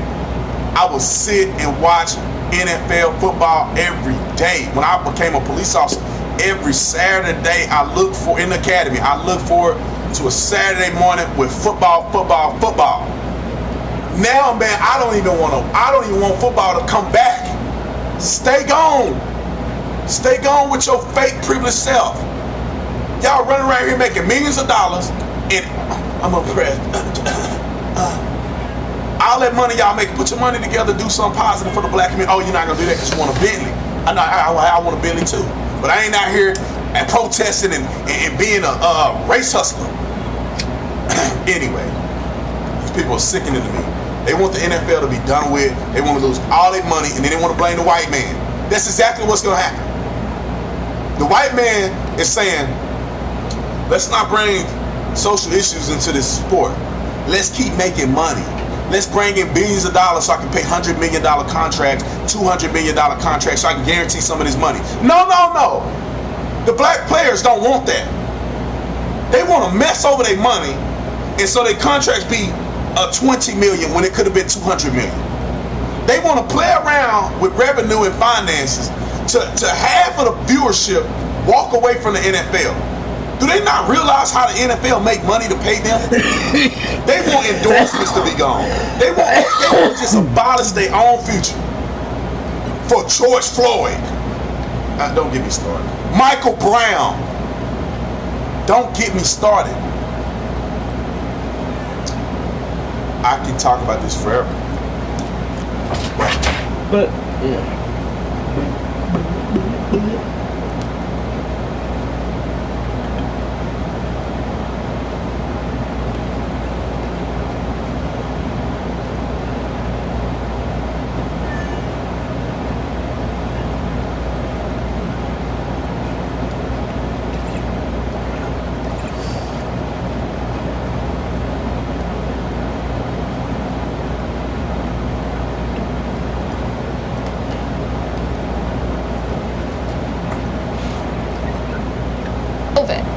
And he said hospitals that can't make ends meet without elective surgeries are billing patients who test positive for COVID as what the mainstream media was afraid to tell you about the news this week. This week, while the mainstream media was obsessing about face masks, here are the things that happened that really matter. The group that handles the intake of donations for Black Lives Matter has a convicted terrorist on their board of directors. According to a report from the Capital Research Center, convicted terrorist Susan Rosenberg was listed as a member for the Thousand Currents group, which handles donations to the Black Lives Matter group. Rosenberg was a member of the May 19th Communist Organization. She was convicted on weapons and explosive charges, originally sentenced to serve 58 years in prison, but after 16 years in prison, Rosenberg was pardoned by President Bill Clinton as he left office. Rosenberg was also suspected of helping cop killer Assata Shakur escape from prison. Remember, Black Lives Matter co-founder Alicia Garza has called Assata Shakur one of her inspirations. And now, this convicted terrorist, Susan Rosenberg, serves on the board of the company that handles donations to BLM. But did the mainstream media report this? No, they didn't. In the past 28-day period in New York City, according to NYPD crime statistics, there have been 250 shooting victims.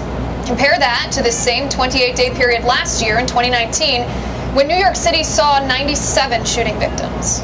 That's a 157% increase for anybody wondering. Why did this number skyrocket? Ask the Defund the Police Democrats, who voted to slash $1.5 billion from the NYPD budget, which will result in 1,200 NYPD officers being cut from the force. But did the mainstream media report on how dangerous it is for people, when police don't enforce the law? No, they didn't. An email about COVID-19 from a Texas ER executive obtained by journalist Alex Berenson says they have plenty of room in the hospitals there for COVID-19 patients. The demographics, he says, of the new cases of COVID are young people. The cases themselves are mild. The ICUs, he says, are full of really sick people with other illnesses who waited too long to go to the hospital out of fear of COVID. And he said hospitals that can't make ends meet without elective surgeries are billing patients who test positive for COVID as COVID primary diagnosis because it pays more and they're financially strapped thanks to the lockdowns. But did the mainstream media report on the truth from the front lines in Texas? Nope. The mainstream media echoed paranoid 95% ICU capacity numbers instead, which it turns out is normal capacity. The St. Louis gun couple, Mark and Patricia McCloskey, did not draw firearms at peaceful protesters, despite reports from the mainstream media calling the thugs peaceful. In fact, the protesters threatened the McCloskeys, threatened to burn down their home and kill their dog. This after breaking through the gate that surrounded the McCloskeys' house. Furthermore, the Castle Doctrine in Missouri allows for use of deadly force if people are threatening you on your property. It's a generous interpretation that does not require people to actually enter your home. But did the mainstream media report on that? No, they didn't. Nor did the mainstream media mention that the McCloskeys are liberal Democrats who say they support Black Lives Matter. There is no right to abortion in the Constitution.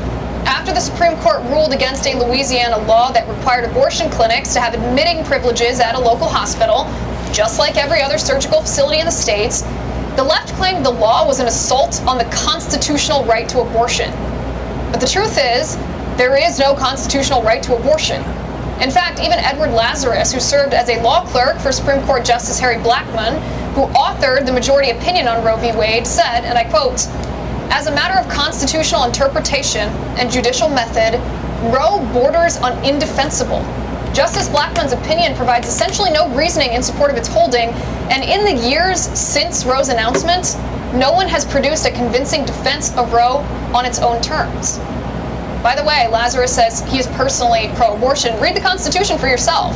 There is no right to abortion in the 14th Amendment, which reads, "Nor shall the states deprive any person of the right to life, liberty, or property without due process of law."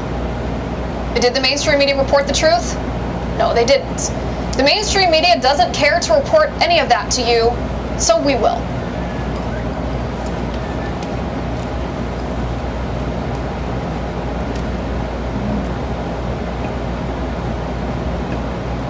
Listen to what it gets you. Listen to got to be.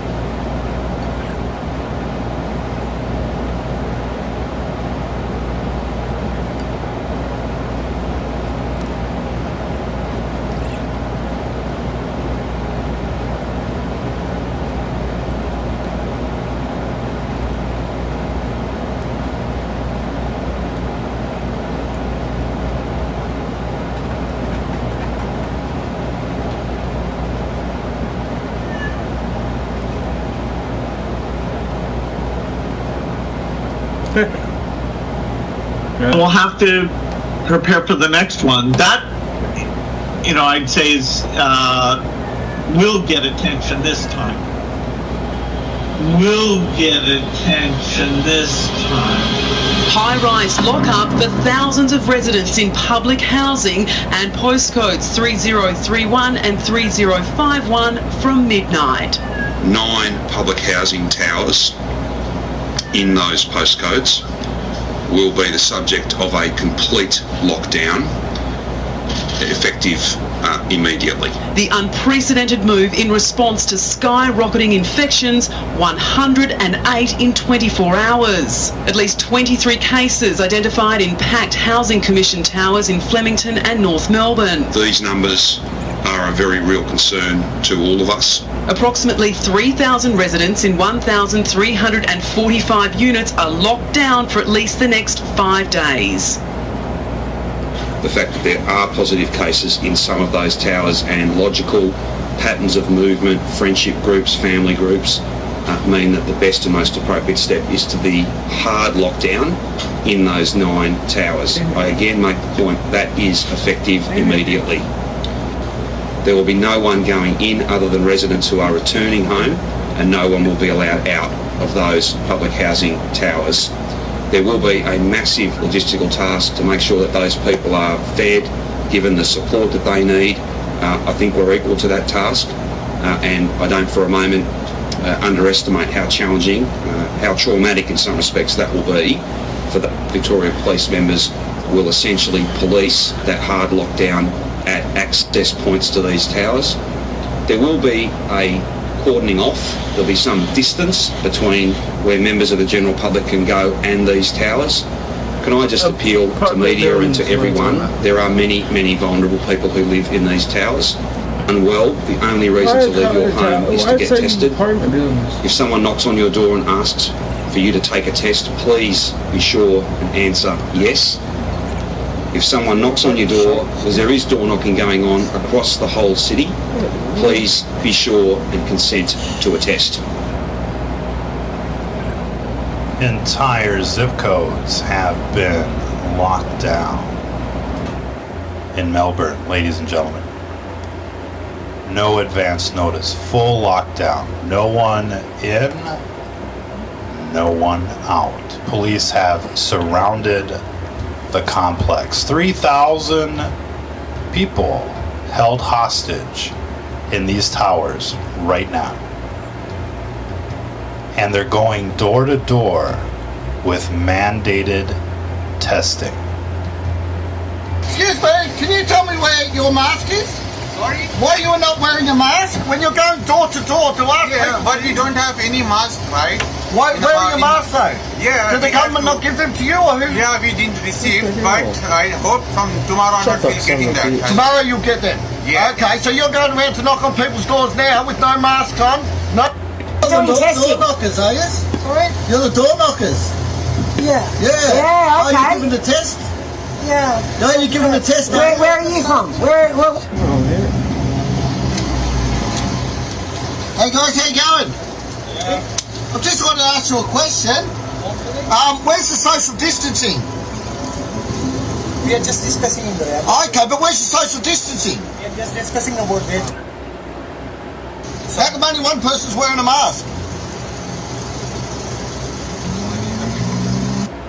And they're not just going door to door in the fully locked down zip codes. They're going door to door everywhere. These are the goon squads for the time being. And you might be asking yourselves, where are the tests? Where are the gloves? Where are the PPE? What's going on out there in Australia? Could these people be the vectors of the outbreak? Could they be going door to door, infecting people with no masks?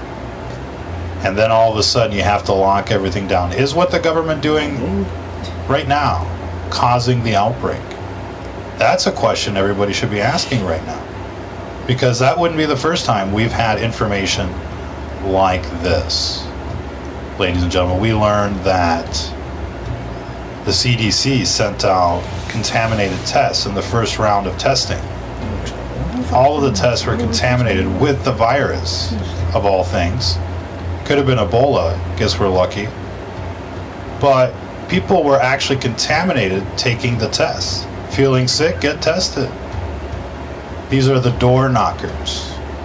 It's like the Tommy knockers. We're broadcasting live. Big breaking news. Entire zip codes have been hard locked down. Extreme lockdown, they're calling it. No advance warning. Nobody can go in or out. You don't have enough groceries? You're going to have to eat the slop that they feed you, which will be infected. You'll have to take the tests that they give you, which will be infected. And by the end of the government program, guess what? You will be infected. Yes, that's how this works. You might be thinking to yourself, oh, no way. No way. They couldn't be doing this. It couldn't be what you're saying it is, Johnson. So this is like their premiere. Sounds kind of like the movie Empire Strikes Back, actually.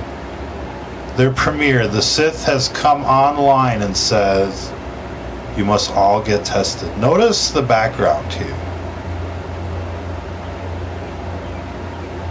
Staying apart keeps us together, they say. Now, this is the health minister for Victoria, the county of Melbourne. You want to know what her name is? Check her name out. Van Diemen. You just couldn't make this stuff up. Let's see if we've got information on Doctor that. named Van Diemen, educated at Cook University, finding herself in more trouble in the early 70s. They were dumb. I'm not sure if you got to hear that audio, but her name is Van Diemen. Named Van Diemen. Van Diemen. It's like Van Damned. You're just damned with these people, ladies and gentlemen. These are your health ministers everywhere. We've got lots of examples of these ghoulish-looking creatures that run our health departments, coming by door to door, trying to infect you with their virus so that they can sell you their vaccine and their treatment options. It's a very clever scheme. Victorian suburbs of Kensington and Flemington could be next to be locked down under strict COVID-19 guidelines as the inner northwest hotspots grow. For more on this, I'm now joined by the Victorian opposition leader, Michael O'Brien. Good morning to you, Michael. It has been revealed more than 10,000 people in those hotspot suburbs in Melbourne refused to be tested over the past week. Now, some citing that they believe that the coronavirus is a conspiracy. Essentially, you can't refuse a breath test. So my question to you is, why is the government letting... Listen to her. Listen to these people. You can't refuse a breath test, so you can't refuse a COVID test. And they're just trying to jam this right down your throat. No opting out, no questions asked, just take the test, get infected, get on the train, be part of the program. Ladies and gentlemen, and you might not care because this is happening to some other English-speaking people, but this is coming to English-speaking people near you because this is part of the New World Order program. This is part of the Agenda 21 program. And you can bet with health ministers like Van Diemen, you just couldn't make this stuff up. And we've got more, ladies and gentlemen. We've always got more. But they're basically the guinea pigs. Melbourne, Australia has become the science experiment, and all of these people are going on a ride. They better strap on in. And so here's the scheme. They're going to be, sending out patrols into your neighborhoods, knocking on your door, forcing you to take a test. And you heard in the intro video the premier or governor of their county or state saying people are coming door to door, take the test. Everyone is being encouraged to take the test, and if you don't take the test, you'll be put on a red list. You'll be discriminated against. And the whole idea of them locking down hard locking down communities right now to force these people to take a test for their liberty is really kind of like racketeering, because they come in and infect you, and it's not until you do what they tell you that you can be released. And so essentially this is like imprisonment without due process. And in yesterday's broadcast and many other broadcasts, we talked about how they introduced this virus to infect everyone. And so it's not by chance that we're going through this pandemic. This is all part of the plan, all part of the live exercise. See if we can get into all of that. Maybe we can. Maybe we can't. Maybe the video guy is how are you doing? on vacation, ladies and gentlemen. Dr. Fauci gave $3.7 million to the Wuhan laboratory. We paid for it. We paid for the damn virus that's killing us. So we talked about that yesterday.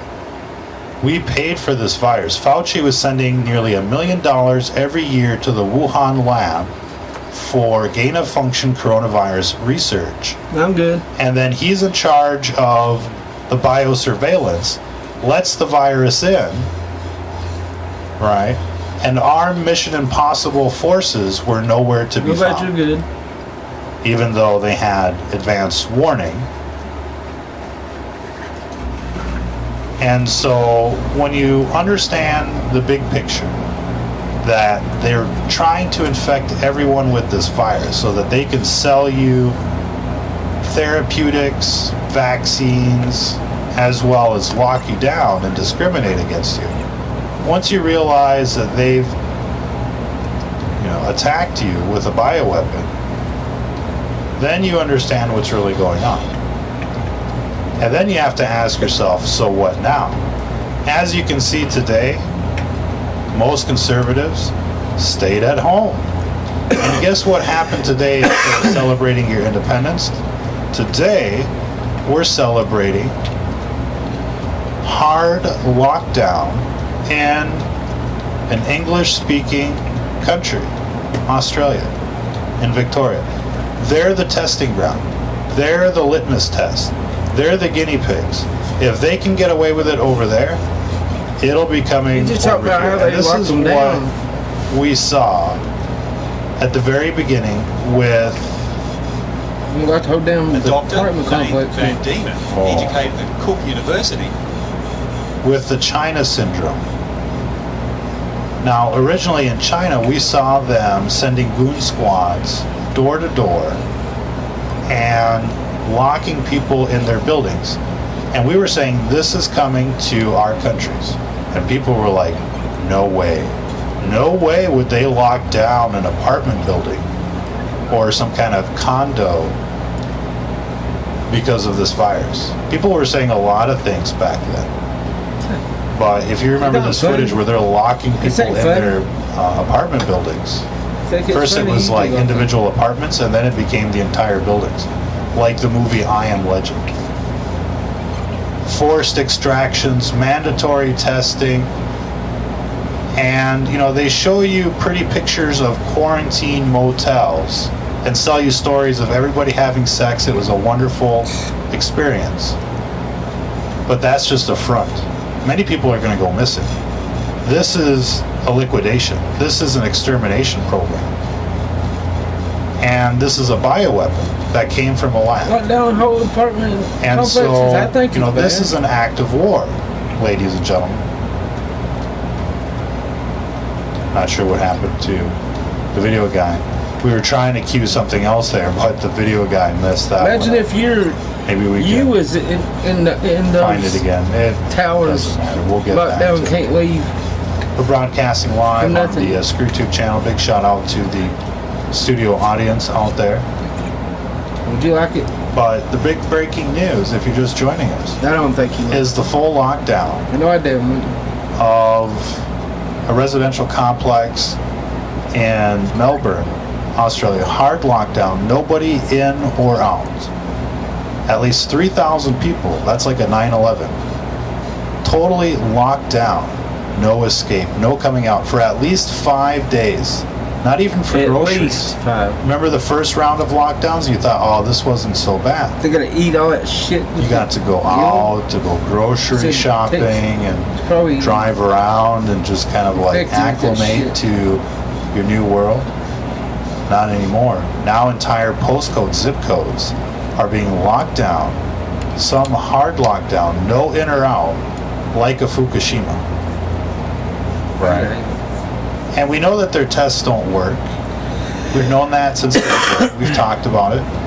And you've probably seen the articles over time saying, oh, these tests don't work, and these tests don't work, and there's all sorts of testing problems. smokes, nothing. Just whatever they bring you. So, the condition of your liberty is based on a test that doesn't work. So, is it kind of like spinning the wheel of fortune? Is that what that is? Maybe lock down houses next. Ladies and gentlemen. And, it must be. It must be like, here, take a chance with us. Take a chance with the dark side. See if you can get your liberty today. And what they need is for people to opt into this program. What we know is that everybody was infected in December, January, February in the Philippines forever, man. of this year. Until they decide what they're going to do with this. For them to go around now testing people and say, oh, look, you're infected, is like 3 months too late. Tell us something that we don't already know. And, their tests are trying to catch up with the fact that everybody's been infected. So as they test people with tests that don't really work, some of them are going to be positive. And they're going to come back to you and say, look, we've discovered new cases today. Well, when did you test them? Just today. You didn't test them back in January or February? No, we just tested them today. We're just discovering today that these people were infected back in January and February and continue to be reinfected because this is like airborne AIDS. No immunity, or very few people will ever get immunity to this virus. 20% max. And 20% will never get symptoms. So 20% of the people are going to be running around like, oh, there's nothing going on. Never felt better. Don't know what you're talking about. But how do we really know? Is there a virus? Is there cancer? Does cancer exist? Guess you won't know until you know, ladies and gentlemen. And this virus is airborne cancer as well. We talked about this in a previous broadcast. His grandmother. It's giving the same red flags. An uncle. And it's cut with rabies. Oh, you thought it was bad, huh? No. Cut with rabies, so it's like a zombie virus, too. People are going to turn into literal zombies. So much you could say about this virus.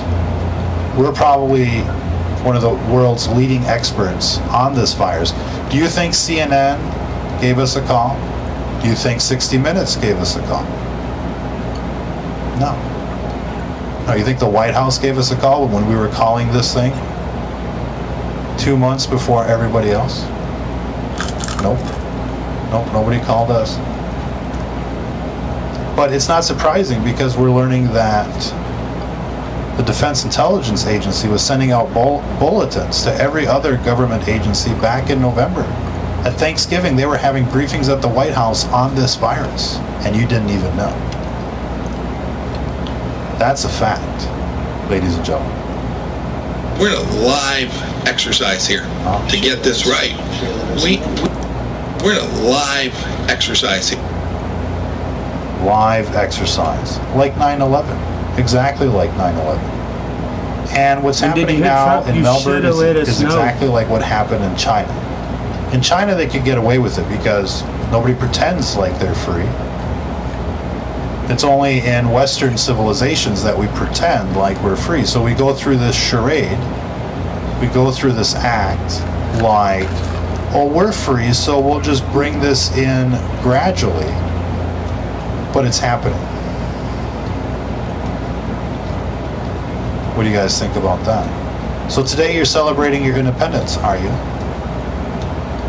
Right? As entire zip codes go into hard lockdown, no in or out.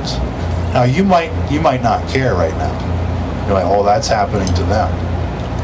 That's not going to happen to us. This isn't happening in you know, some foreign language. This is happening in an English-speaking country. Australia is, you know, as American as it gets, right? They're free out there, right? They celebrate Independence Day out there, don't they? Nope. But they're pretty close to us. And that'll be coming to America. Full zip codes. Just wait. You know these libtard governors are just going to lock down an entire borough or section of a city and be like, oh, these people are infected. They must all take a test. You know, when you think about the eugenics programs out there, not just this bioweapon, but the fluoride, the vaccines, the pesticides, the GMOs, the death towers, the chemtrails, geoengineering, and the like. When you think about all these different ways that they're trying to kill you, it's like this alien ship landed years ago, started abducting people, and then making clones, and dropping off these clones and having them sell you their alien technology. And all of a sudden they own the world, they own the media, they own the corporations, and their mission is nearly complete. Now they just have to wipe out the native species and replace it with their own. Are we being colonized by aliens, ladies and gentlemen? You might think that's suspicious. Just asking for trolls to show up and say, look, he's going Area 51. Whatever is going on this planet, it looks like terraforming, and it looks like they're trying to exterminate humanity. So you tell us what's going on out there. If it's not aliens, what is it? What is behind this Agenda 21? Is it do-gooders trying to save the planet? Is that what we're dealing with? You know, do do-gooders release viruses to kill off, you know, millions of people? Is that what do-gooders do? What kind of people are we talking about? What's going on in this world? Have you paid attention to the television? It's like 24/7 product placement for the dark side. No, it's what's all TV? about pushing Luciferian Sodom and Gomorrah ideology, and everybody knows it. They're all giving you the devil hand signs. They're all telling you they've sold their souls to the devil. Is that the off-world intelligence that we're up against? Are these people that we're seeing on television clones or something worse? Why are they trying to exterminate humanity? And why does the television deny that this is happening? Are they in denial? Or are they complicit with the program? Who out there, you know, just give us your honest feeling here. Who out there thinks it's a good idea to park a death tower right outside your bedroom window? Who out there thinks it's a good idea to mandate 100 different vaccines before you're 18? Who out there thinks dumping toxic waste into the water supply is a good idea? Who out there thinks, you know, invading foreign countries for oil is a good idea? How many people out there would actually support the program that you're seeing on television? I mean, it's just, you know, unacceptable. We can't accept what's going on. And to make things worse, you know, people are now being discriminated against They're now being persecuted and the like for speaking their minds, for not going along with the program.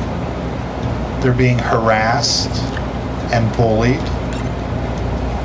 They're called all sorts of names for not complying with what the television is selling. And it's like, you know, it's more than just moral virtue signaling, and like they're trying to guilt you into mass suicide. That's what it's like. They're like, you know, it's like we're in Jonestown and they're like, you got these cult members on television and they're telling you, drink the Kool-Aid.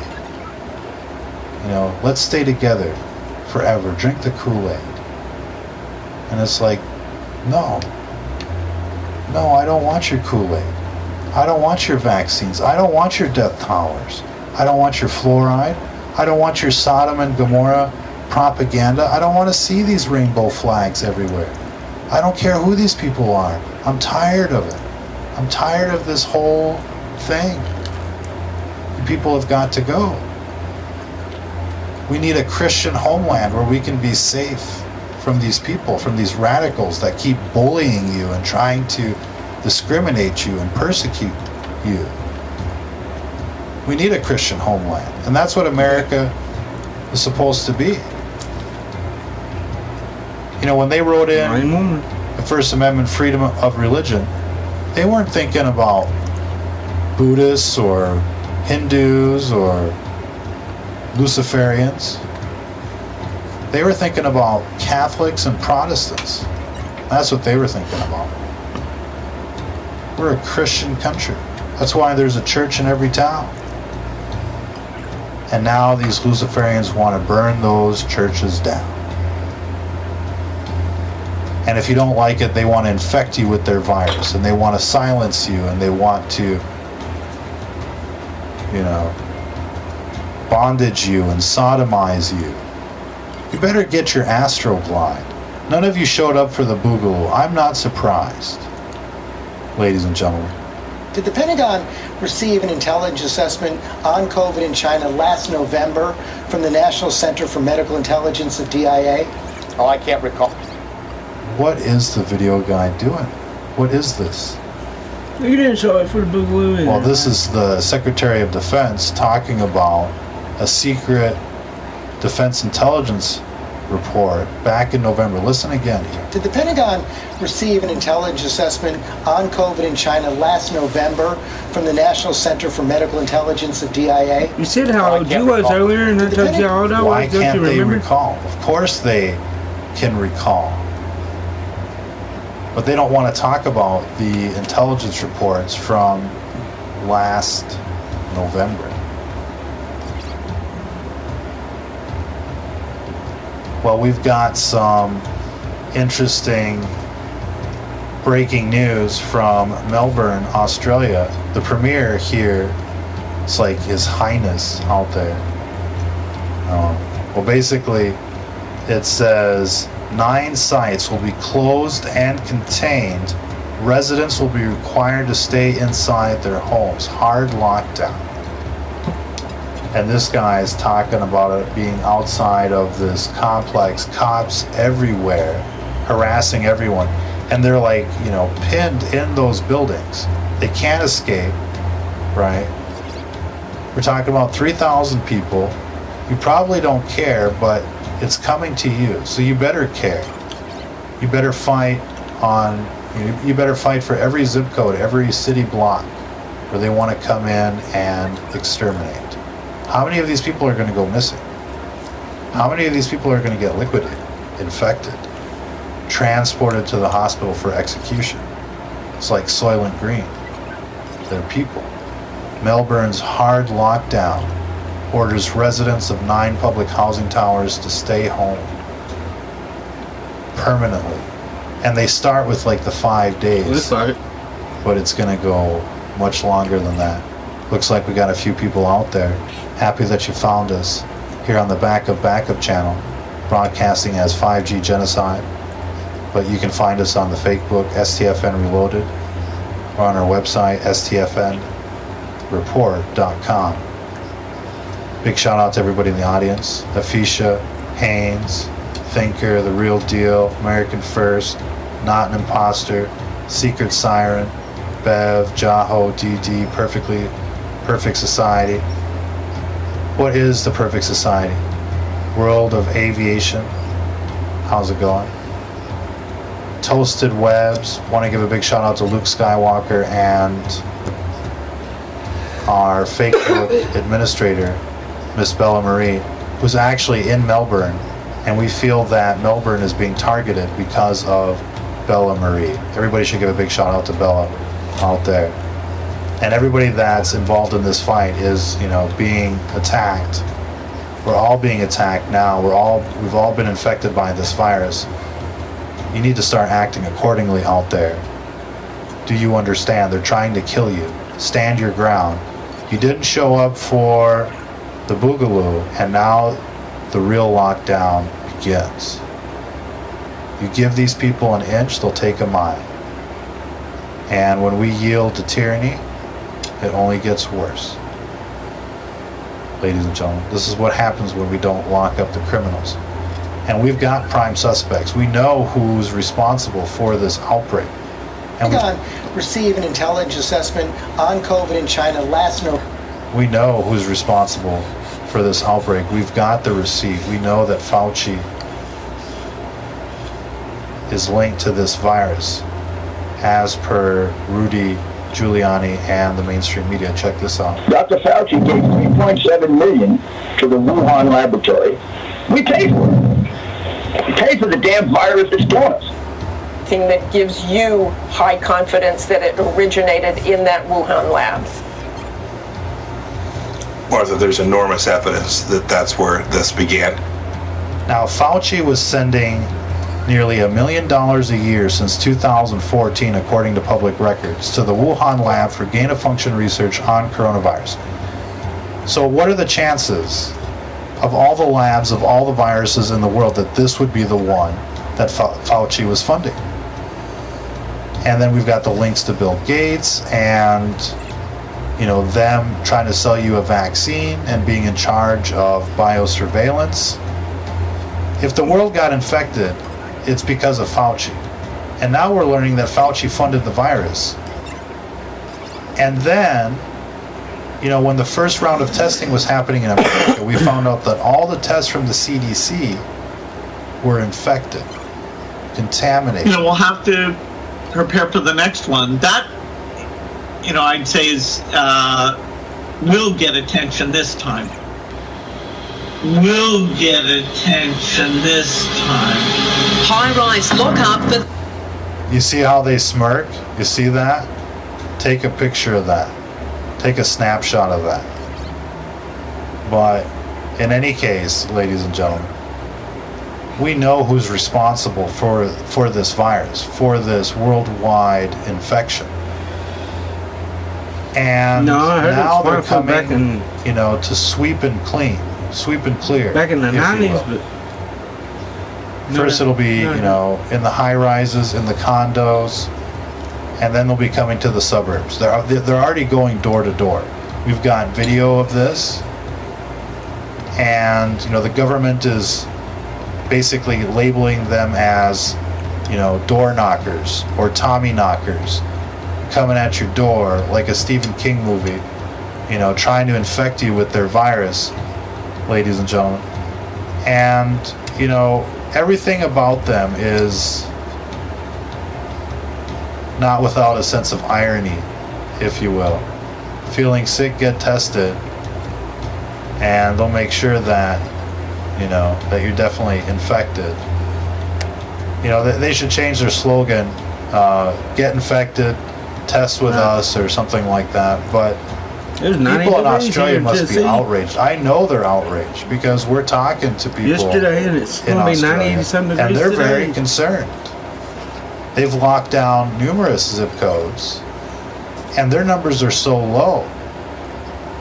Their numbers have always been really low, and there's a reason for that. You want to know? Well, look, the early research on this virus was partly done in Australia at the Geelong Animal Laboratory. We know that. No, just heart attack. They're somewhat involved. And they're also the first country of the Western world that's pioneering this new hard lockdown for public security. They're going Dr. Fauci gave 3.7 million. Yes. They're going to show us the way. They're going to show us how it's done. And so they're going to lock down entire buildings, and they're going to start to liquidate. Just like what we were saying originally, and now we're seeing it happen. We're in a live exercise here to get this right. We're in a live exercise. It's another 9/11. It's COVID 9/11. It's a pandemic. And these people are out to get you. And it's not just the virus. It's the vaccines, it's the fluoride, it's the GMOs, the pesticides, the death tolerance. It's the works. You're getting the works. And you're like Oliver Twist showing up. November from the National Center for Medical Intelligence. You're like Oliver Twist showing up. Can I have some more, please? Please, sir. Please, sir, the death towers aren't enough.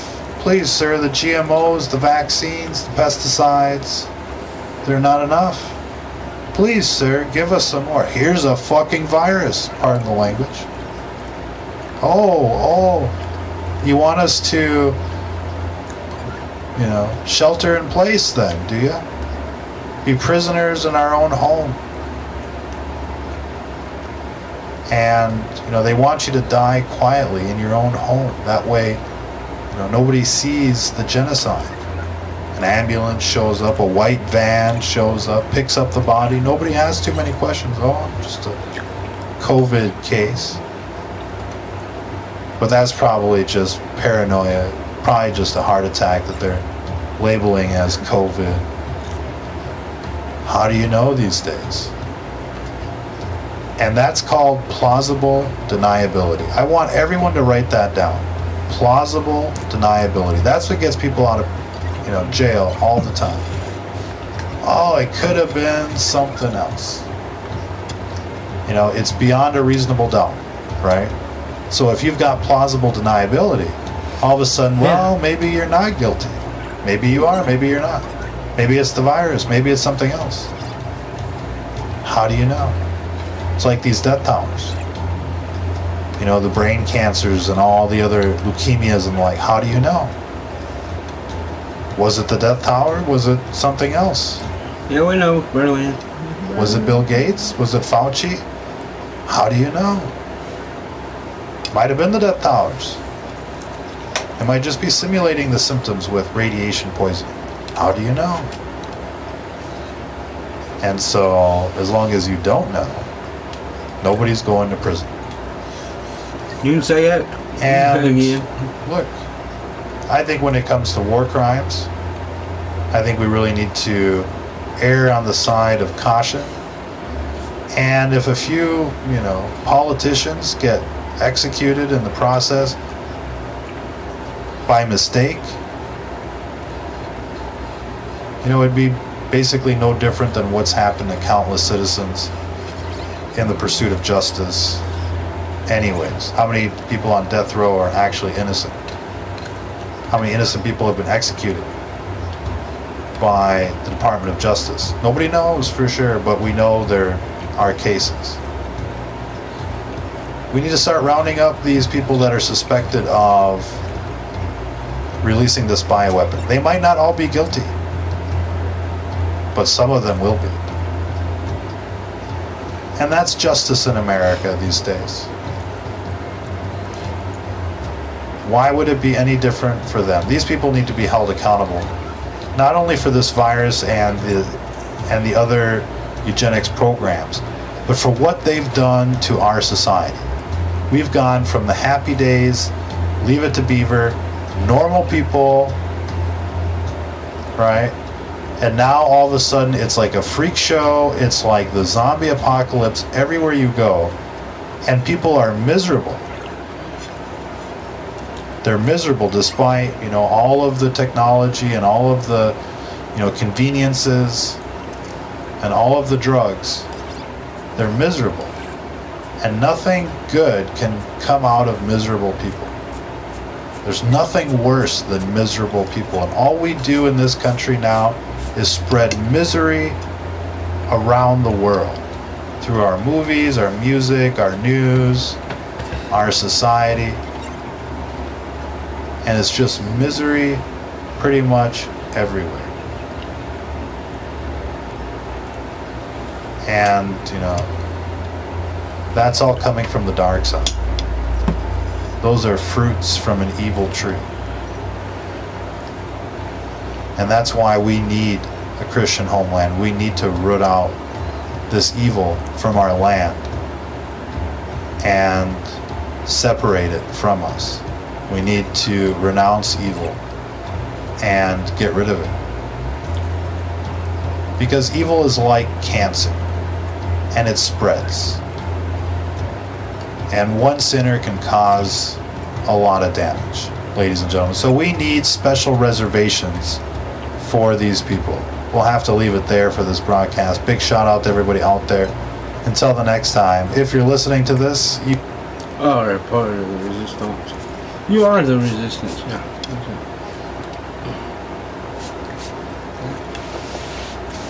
And tonight we have partner.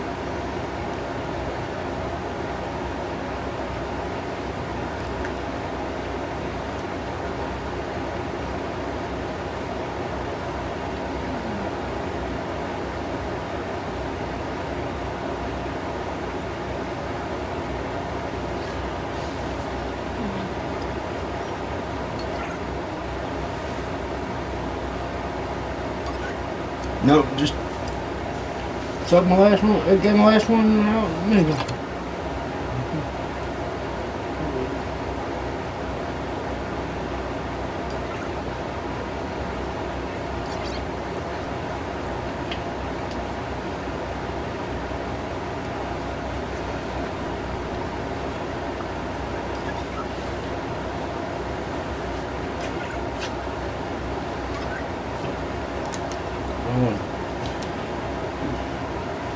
Democrats using Russia bounty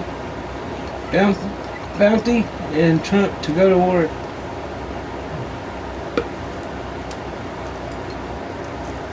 With Syria and Russia. And that's exactly what this bitch was trying to do. But our nuclear program has fallen way behind, and they've gone wild with their nuclear program. Not good. Hell no, that'll... Yeah.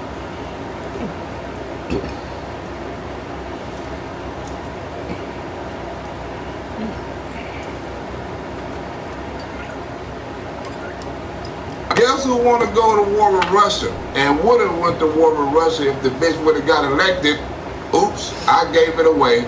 You know who it is. What's really important about WikiLeaks is that the Russian government has engaged in espionage against America. Yeah, bitch, if they did, they only dropped information on you. But, let's talk about what's really going on here, Martha, because our intelligence community just came out and said in the last few days that the Kremlin, meaning Putin and the Russian government, are directing the attacks, the hacking on American accounts to influence our election. We all know it wasn't your election hacks you was worried about, it was your Pizzagate hacks. And WikiLeaks is part of that, as are other sites where the Russians hack information. We don't even know if it's accurate information. Oh, you know if it's accurate or not, all right? Because if it wasn't accurate, you wouldn't be on here bitching about it. Since WikiLeaks has begun releasing American top secret information that it obtained illegally, there has been a debate about how our nation should respond to this. And watch how she wants to respond. I believe that the actions of WikiLeaks provide material support to our terrorist enemies, so it should be treated as a terrorist organization. Damn, she compared WikiLeaks to the Taliban. Others have argued that WikiLeaks is simply a media organization, and therefore it is protected under the First Amendment. Well, consider for a moment the most recent statements by Julian Assange, the founder of WikiLeaks, which I believe show exactly what he is. What, bitch, a terrorist? Antifa ain't even got on the terrorist list, but Julian Assange is? And Russian people poured out into the streets to protest. And I, as Secretary of State, said the Russians deserve better. They deserved elections that reflected their will. Putin attacked me personally. Why did he tell you to stay out of his motherfucking business? Why is this bitch Hillary Clinton in everybody's business? And I've, certainly made my views known in meetings as well as in memos to the president. So you let everybody know how you felt about Vladimir Putin. So you briefed Barack Obama like Donald Trump's staff was supposed to brief him. I think that what may have happened is that both the United States and Europe were really hoping for the best from Putin as a returned president. And I think we've been quickly, unfortunately, disabused of those hopes. Damn, you didn't even want Vladimir Putin to be president? No wonder why he don't like your ass. Relationship with him. Well, my relationship with him, it's interesting. It's it's a hate relationship. It's one, I think, of respect. We've had some very tough dealings with one another, and I know that he's someone that you have to continually stand up to, because like many bullies, he is somebody who will take as much as he possibly can unless you do. So your job was going to be to beat up the bully. She talks tough against Russia. She sure enough fuck do. We need some leverage with the Russians because they're not going to come to the negotiating table for a diplomatic resolution unless there is some leverage over them. So if Russia didn't want to come to the table, you was going to make them come to the table. Russia has decided that it's all in Syria. And you decided that it's all in on Russia. And in the last debate, and again today, that you would impose a no-fly zone to try to protect the people of Aleppo and to stop the killing there. President Obama has refused to do that because he fears it's going to draw us closer or deeper into the conflict. And General Joseph Dunford, the chairman of the Joint Chiefs of Staff, says, you impose a no-fly zone, chances are you're going to get into a war, his words, with Syria and Russia. And that's exactly what this bitch was trying to do. But our nuclear program has fallen way behind, and they've gone wild with their nuclear program. Not good. Hell no, that is not good. Russia was going to try to nuke the shit out of the United States. They were stocking up on nuclear weapons. Our government shouldn't have allowed that to happen. Russia is new in terms of nuclear. We are old, we're tired, we're exhausted in terms of nuclear. So we really didn't want that problem, but Hillary Clinton did. So the question I have is, if you impose a no-fly zone, first of all, how do you respond to their concerns? Secondly, if you impose a no-fly zone and a Russian plane violates that, does President Clinton shoot that plane down? Hell yeah. Next! This bitch was trying to get the United States into a war. Vladimir Putin's most powerful supporters, a man who just won big in a parliamentary election in Russia, makes a menacing prediction. Vladimir Zhirinovsky, ultra-nationalist firebrand who now leads Russia's third biggest party, warns Americans about their votes. And what he want to warn America about their votes for? They're voting for peace on planet Earth if they vote for Trump. And what if they don't? But if they vote for Hillary, it's war. So if Hillary Clinton was president, we would be in a war with Russia? Now she wants to start a shooting war in Syria in conflict with a nuclear-armed Russia. And last time I heard, nuclear bombs was dangerous. That could very well lead to World War III. That's what the Democrats wanted then, and that's what the Democrats want now. War. Russia's heavily armed, doesn't like her. Putin does not respect her, doesn't like her. And the feeling is mutual. Hillary Clinton, quote, craves power, that she'd create panic if elected. Then he goes even further. I'm glad Hillary Clinton didn't get no further, because we can be in a war right now. If Hillary Clinton wins, it will be the last U.S. president ever. Because there won't be no more United States or Russia if this bitch get elected.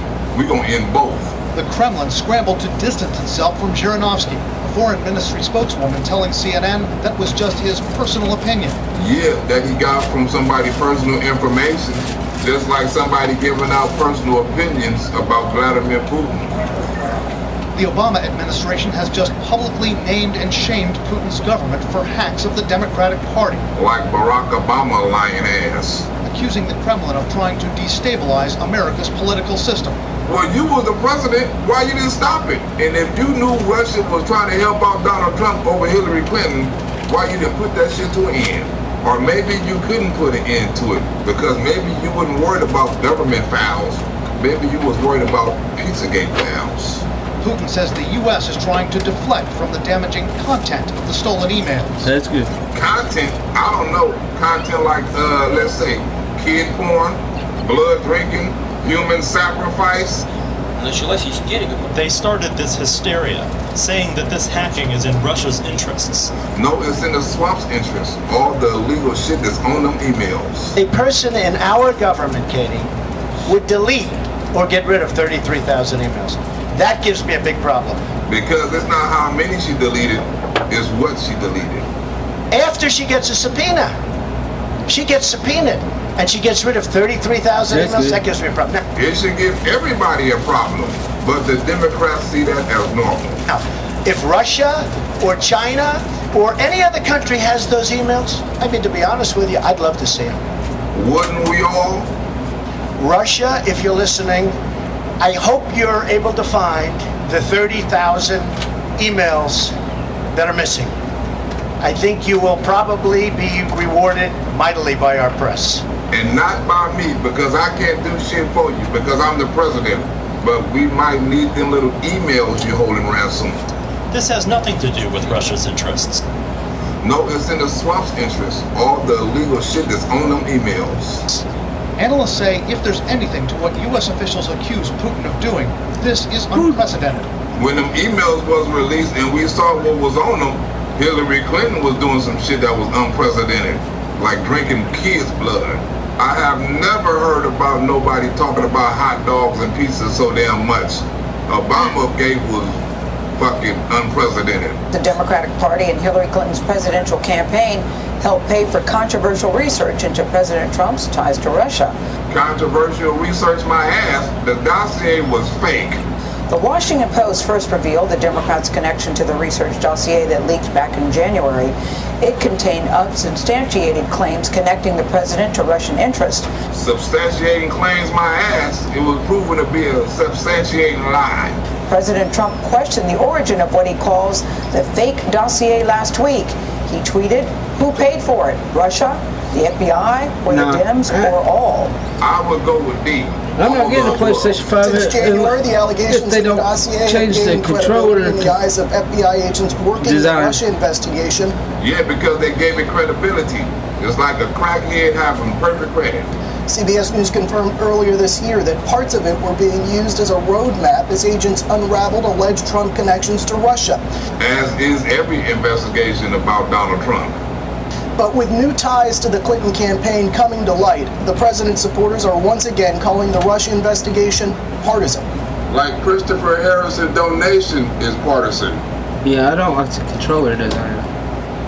Christopher said he want me to run for president. Well, I might have to run for president as soon as Donald Trump get out of office. Somebody got to do it. I want to get real niggas run for office. Mark Elias, a lawyer working for the Clinton campaign and the DNC, hired Fusion GPS. Like my hitman that was working for Kentucky Fried Chicken that was hired by me. His law firm, Perkins Coie, confirmed that relationship in a letter Tuesday, which says in part, Fusion GPS approached Perkins Coie in early March of 2016 to continue research that Fusion GPS had conducted for one or more other clients during the Republican primary contest. Which was Bernie Sanders, because nobody wanted Hillary Clinton to be president for shit. I have nothing to do with Russia. Haven't made a phone call to Russia in years. If you didn't believe me, it would have been already leaked by now. The president has consistently denied any connections to the Kremlin or Russian operatives. But that wasn't good enough for the Democrats. Still, there are 3 congressional investigations looking into the matter, and special counsel Robert Mueller has been appointed to investigate whether the Trump campaign conspired with Russian operatives. And that didn't happen. No collusion. Next! Last night, a former spokesman for the Clinton campaign tweeted, "If even a shred of that dossier ends up helping Mueller, it will prove money well spent." Well, tell that bitch to get a refund. Next! Earlier this year, it was revealed that the FBI had agreed to pay Christopher Steele, but the Bureau ended the arrangement after Steele was publicly identified. Or when they found out this story was a damn lie. Next! I don't understand. If all of this happened under Obama and the Democrats had all this proof, why they didn't put a stop to it? How Russia was cheating and Vladimir Putin was the head of it all. Made it clear he believes Vladimir Putin ordered a plot to break into Democratic Party computers with the intent of throwing the election to Donald Trump. All Barack Obama doing is shit blaming because they can't explain how Donald Trump won the election. But now they got to explain how their ass was cheating. Barack Obama should have done something. Obamagate.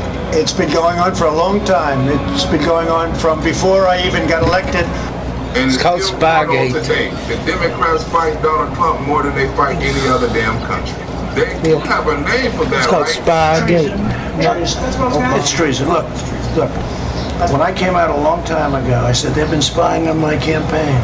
I said, they've been taping, and that was in quotes, meaning a modern-day version of taping. It's all the same thing, but a modern-day version. And it should be illegal. What is the crime exactly that you're accusing him of? You know what the crime is. The crime is very obvious to everybody. All you have to do is read the newspapers, except yours. Because the New York Times is full of shit. Podesta's hacked email account was the source for thousands of newly leaked emails, which he blames on Russian hackers. You ought to blame your damn self for being so damn stupid and easily hacked. Fake news don't talk about them emails.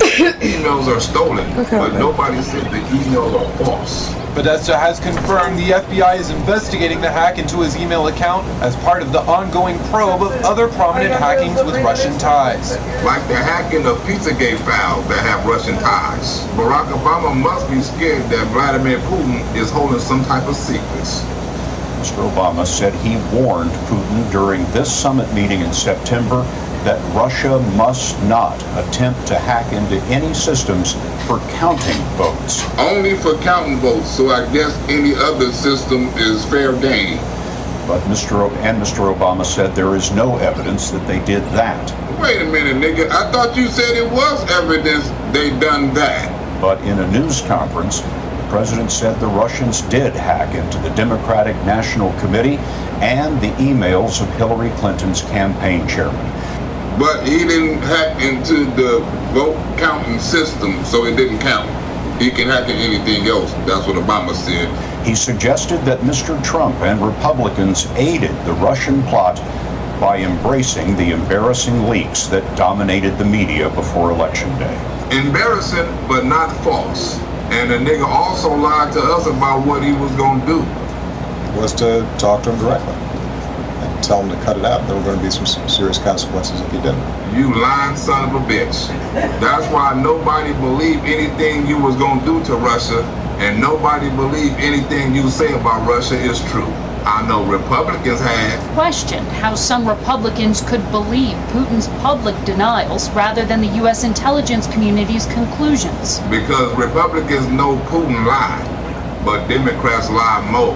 That's a damn shame when you can trust somebody from the Kremlin more than you can trust a Democrat. Over a third of Republican voters approve of Vladimir Putin, the former head of the KGB. And over a third of the party, as a matter of fact, I can say all of the party still don't believe shit that is coming out of your mouth by Barack Obama, former head of the United States. Ronald Reagan would roll over in his grave.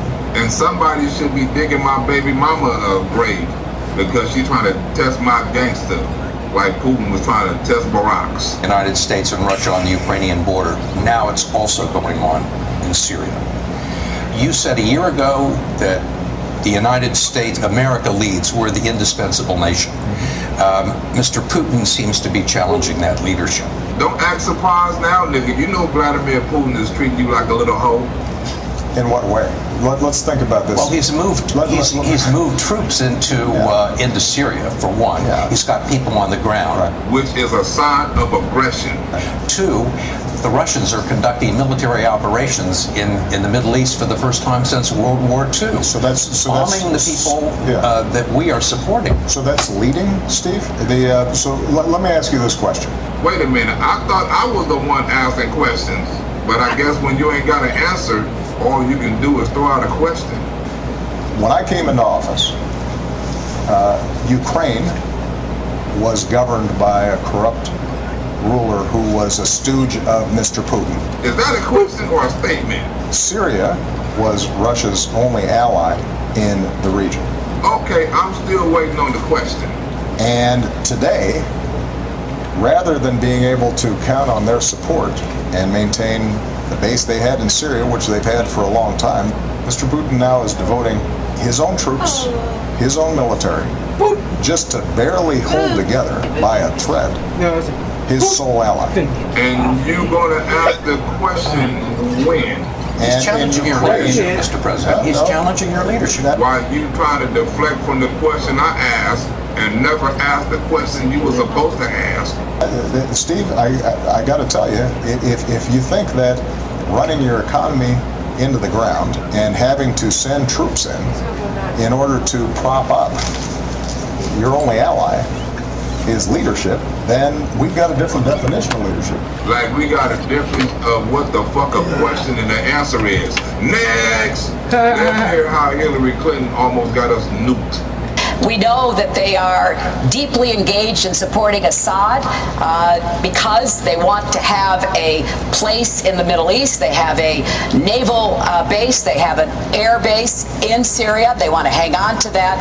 And I think what Secretary Carter is seeing, and I'm glad he is that we got to get NATO back working for the common defense. We've got to do more to support our partners in NATO, and we have to send a very clear message to Putin. That this kind of belligerence, this kind of testing of boundaries will have to be responded to. And the boundaries Hillary Clinton talking about is surrounding Pizzagate and fucking little kids.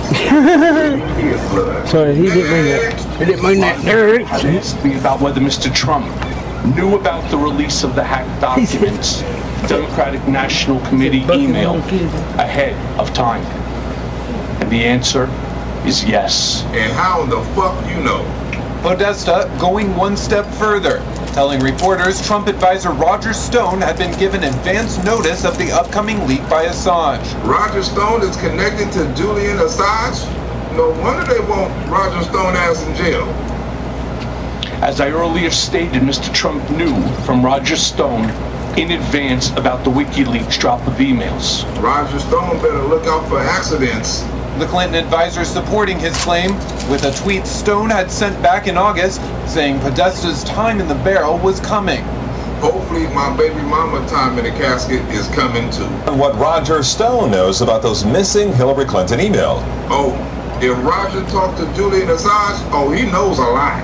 They know what is coming, and it is devastating. Let's remember that their defense in all of the Clinton Foundation scandals has been, not we didn't do it, has been you have no proof.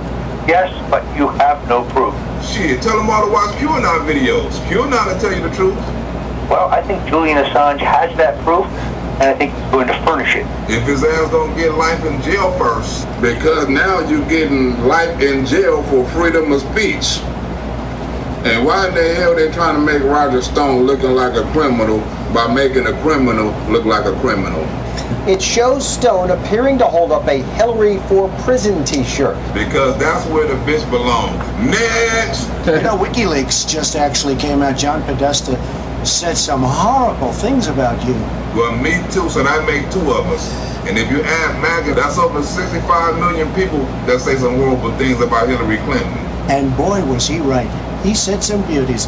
And you know, Bernie Sanders, he said you have bad judgment. You do. To go along with a bad face and bad decision making. And if you think that going into Mosul after we let the world know we're going in, and all of the people that we really wanted, the leaders, they're all gone. If you think that was good, then you do. Vince, you crazy, especially when you say Trump is a Russian agent. Now, John Podesta said you have terrible instincts. Bernie Sanders said you have bad judgment. I agree with both. And Ben said my work is awesome. And I agree with Ben. It's pretty clear. It's pretty clear you won't admit that the Russians have engaged in cyber attacks against the United States of America. Yeah, Barack Obama won't even admit to a cyber attack. So why Donald Trump got to admit to one? That you encouraged espionage against our people. Donald Trump encouraged it, but Barack Obama allowed it. That you are willing to spout the Putin line, sign up for his wish list, break up NATO, do whatever he wants to do. Bitch, Donald Trump don't do nothing that nobody want to do. Wait a minute, maybe I worded that wrong. Bitch, Donald Trump only do things for the American people. He is the president of America, bitch, not of Russia. That's what I meant to say. And that you continue to get help from him because he has a very clear favorite in this race. And Team BC got a favorite YouTube channel. Bitch, me. I'm glad you know all of Donald Trump plans. And I'm also glad that you know all of Vladimir Putin plans too. We have never in the history of our country been in a situation where an adversary, a foreign power, is working so hard to influence the outcome of the election. And we have never been in a situation where a political party have been trying so hard to impeach a duly elected president. And believe me, they're not doing it to get me elected. They're doing it to try to influence the election for Donald Trump. So what? Barack knew and he let him. So stop trying to pin some Donald Trump colluded with Russia shit. Because if he was covering up his business dealings so they could cover up the fact that he was talking nice about Mr. Putin all those times to keep a business deal warm, that is a real problem in our country, as a country. No, the problem is fake news spreading lies to the country. That's more of a damn shame than anything Donald Trump could do. He was a businessman running a business. Russians buy up his apartments in the United States. They have been talking for years about doing a Trump Tower in Moscow. This is not something they cooked up all of a sudden. Okay, before he was running for president, I mean, he was a businessman, and part of his business is doing business. And sometimes you don't give a fuck who you do the business with, as long as they got that money, and evidently Russia had that money, but that ain't got nothing to do with a Trump Tower in Russia. Had he lost, would the Trump organization still want to do a Trump Tower in Moscow? Probably. I'm pretty sure he would have, because Donald Trump was a businessman. Bitch, and that's what businessmen do. You're a member of Judiciary. Do you believe the president right now has been an agent of the Russians? Yes, I think there's more evidence than he is. Yes, and I think all the arrows point in that direction, and I haven't seen a single piece of evidence that he's not. That's some of the most stupidest shit I ever heard in my life, because I haven't saw a single piece of evidence that he is. The Democrats and Hillary Clinton say everybody is a Russian spy. Are you a Russian spy? No, I am not a Russian spy. Not according to Hillary Clinton. I think this is a completely unhinged conspiracy theory for which there is absolutely no basis in fact. Since when have the Democrats ever needed some basis in fact? I think it's really outrageous that Hillary Clinton is trying to promote this crazy idea.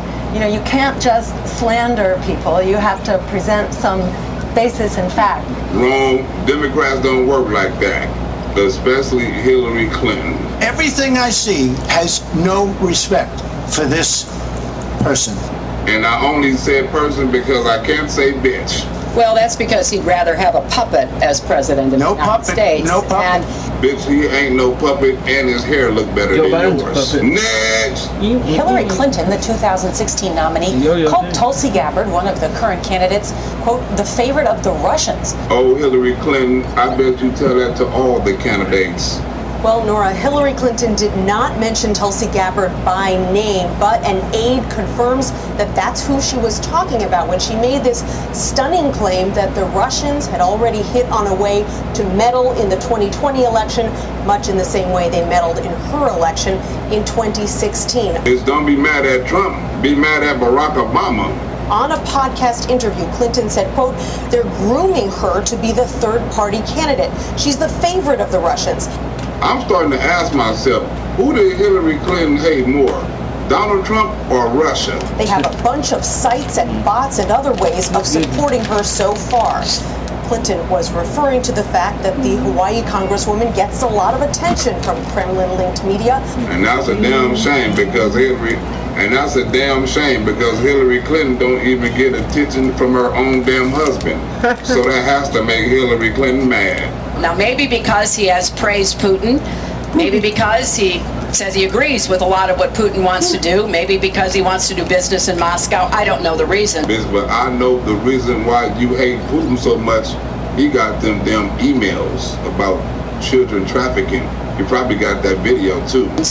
But we deserve answers. And we should demand that Donald release all of his tax returns so that people can see what are the entanglements and the financial relationships. We're going to get to that later. He has Secretary with Russians Clinton, and you're out other of time. foreign power. But if it happened before he was running for president, bitch, do it really fucking matter? Or do it really fucking count? But the reason why the bounty shit is going on now is because Hillary Clinton and the Democrats haven't let it go since back then. Demanding answers. As information mounts, suggesting Russians offered the Taliban money for killing U.S. soldiers in Afghanistan. Something that still hasn't been proven yet. There's some suggestions about that there was an appropriate response taken because this was Russia. You have 20 minutes. I will read to you what this administration has done with respect to Russia, but instead I'll just provide it to you for the record. You dumb son of a bitches. It starts with a $700 billion allocation of resources to the Department of Defense that continues with withdrawal from the INF, something the Russians remain happy about. And what we've done in Syria to push back against them, including against the Wagner Group. And I don't know shit about the Wagner Group. I couldn't even Google that shit. I don't even know how to spell it. Or Google don't even know what the hell I'm talking about. They keep coming up with some type of sex cream.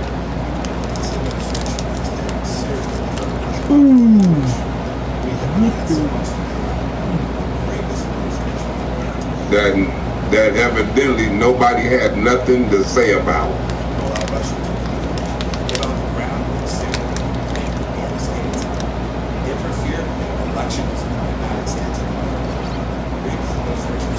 And now they want to complain about it on this administration watch. Ain't that a bitch?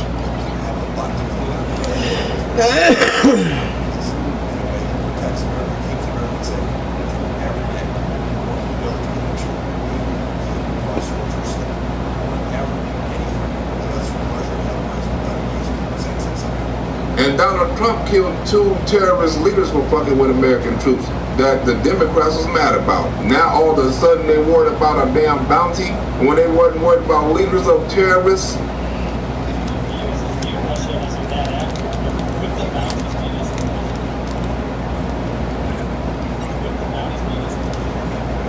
Is he still talking? Next. We see threats, intelligence reporting, our soldiers stationed all over the world. So that was one of many. So I can assure you, what you call ever reporting against the referring that we responded precisely the right way, which is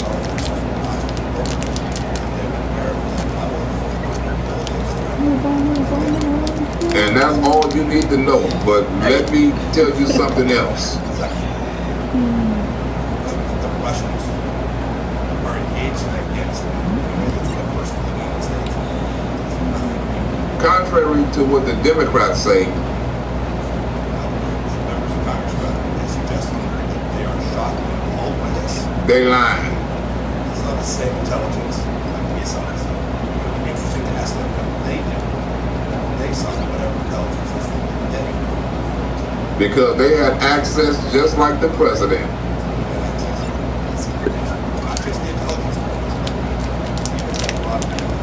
But if you listen to the Democrats, they all sound the same.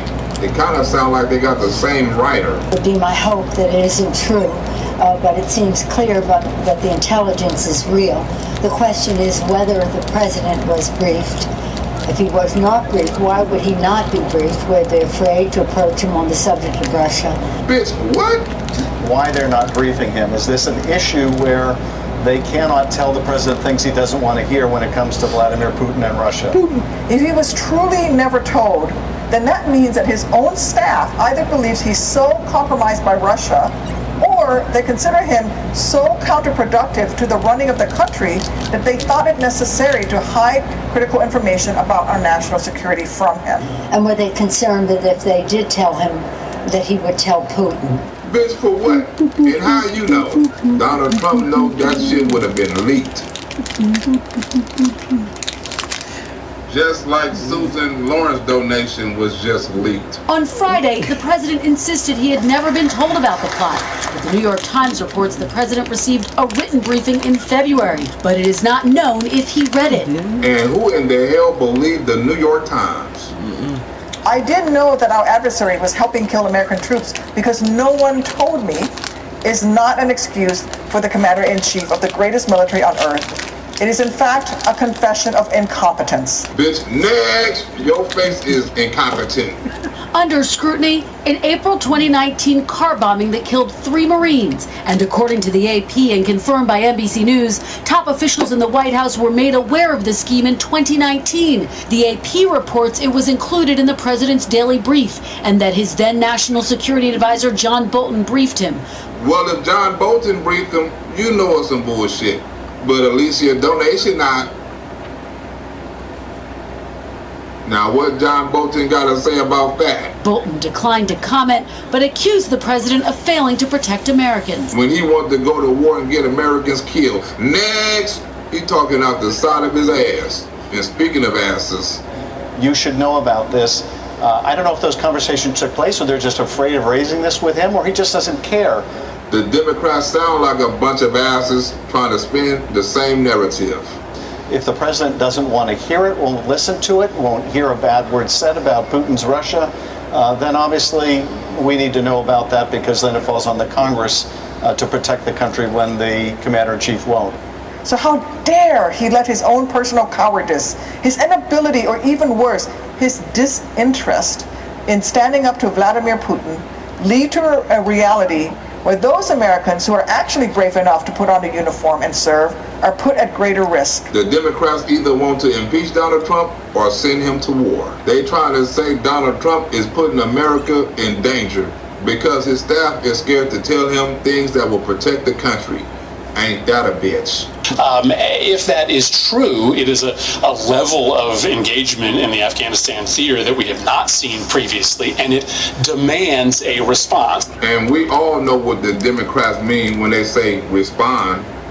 But even if he weren't informed, then why hasn't he, in the days since he allegedly learned about this, expressed his concern, his condemnation of any Russian attempts to kill American military personnel? Why hasn't he ordered his staff to bring him options for action? Susan Rice, bitch, you ain't got enough of the Democrats using your ass yet? I thought you would have got enough with the Benghazi situation. Why is he not acting like a normal American president and expressing solidarity with our troops and determination to punish our arch adversary for these types of behaviors? Because Donald Trump is not a regular president. Donald Trump is trying to make money, not war. And he expressing solidarity with the troops by keeping their ass out of war and saving their lives. But in order for us to act against Russia in retaliation or in response, whether those responses turn out to be on the low end diplomatic or maybe economic in the middle end or military ultimately, whether they are overt or covert, that has to be decided by the President of the United States. And who better to make the decision than Donald Trump? If I'm elected president, make no mistake about it, Vladimir Putin will be confronted and will impose serious cost on Russia. And be in World War III. They even put out some lying-ass veterans that lie on Donald Trump. I'm a 2001 United States Naval Academy graduate. I'm an ex-Navy SEAL, currently an emergency room physician, and the founder of Veterans for Responsible Leadership. Months ago, Donald Trump learned that the Russians were paying bounties for dead American soldiers in Afghanistan. He chose to do nothing about it. I gotta ask my boy Bambuga about this dude.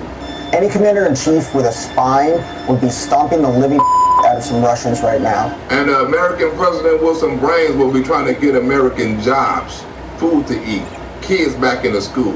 With all this shit going on with coronavirus, how much money would a war cost us right now?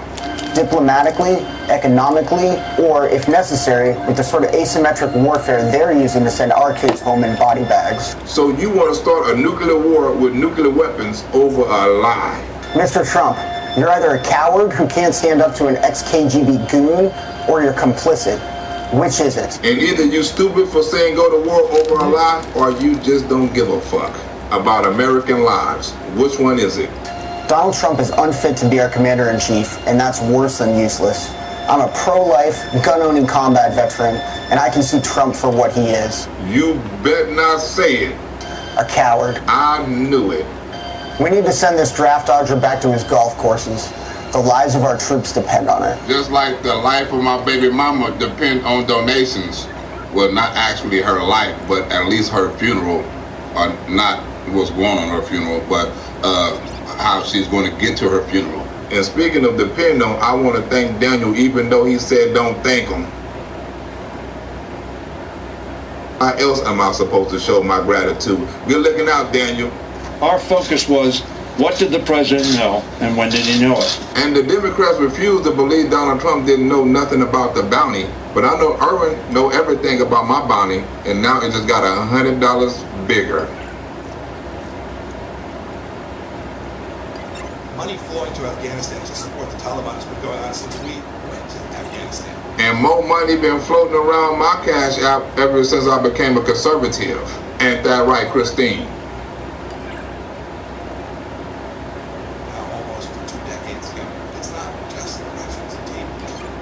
Majority of the Russians. Money's flowed from lots of places, from Iran, even today. Like Fred Hignite, I had to say Hignite because that's a cool ass last name.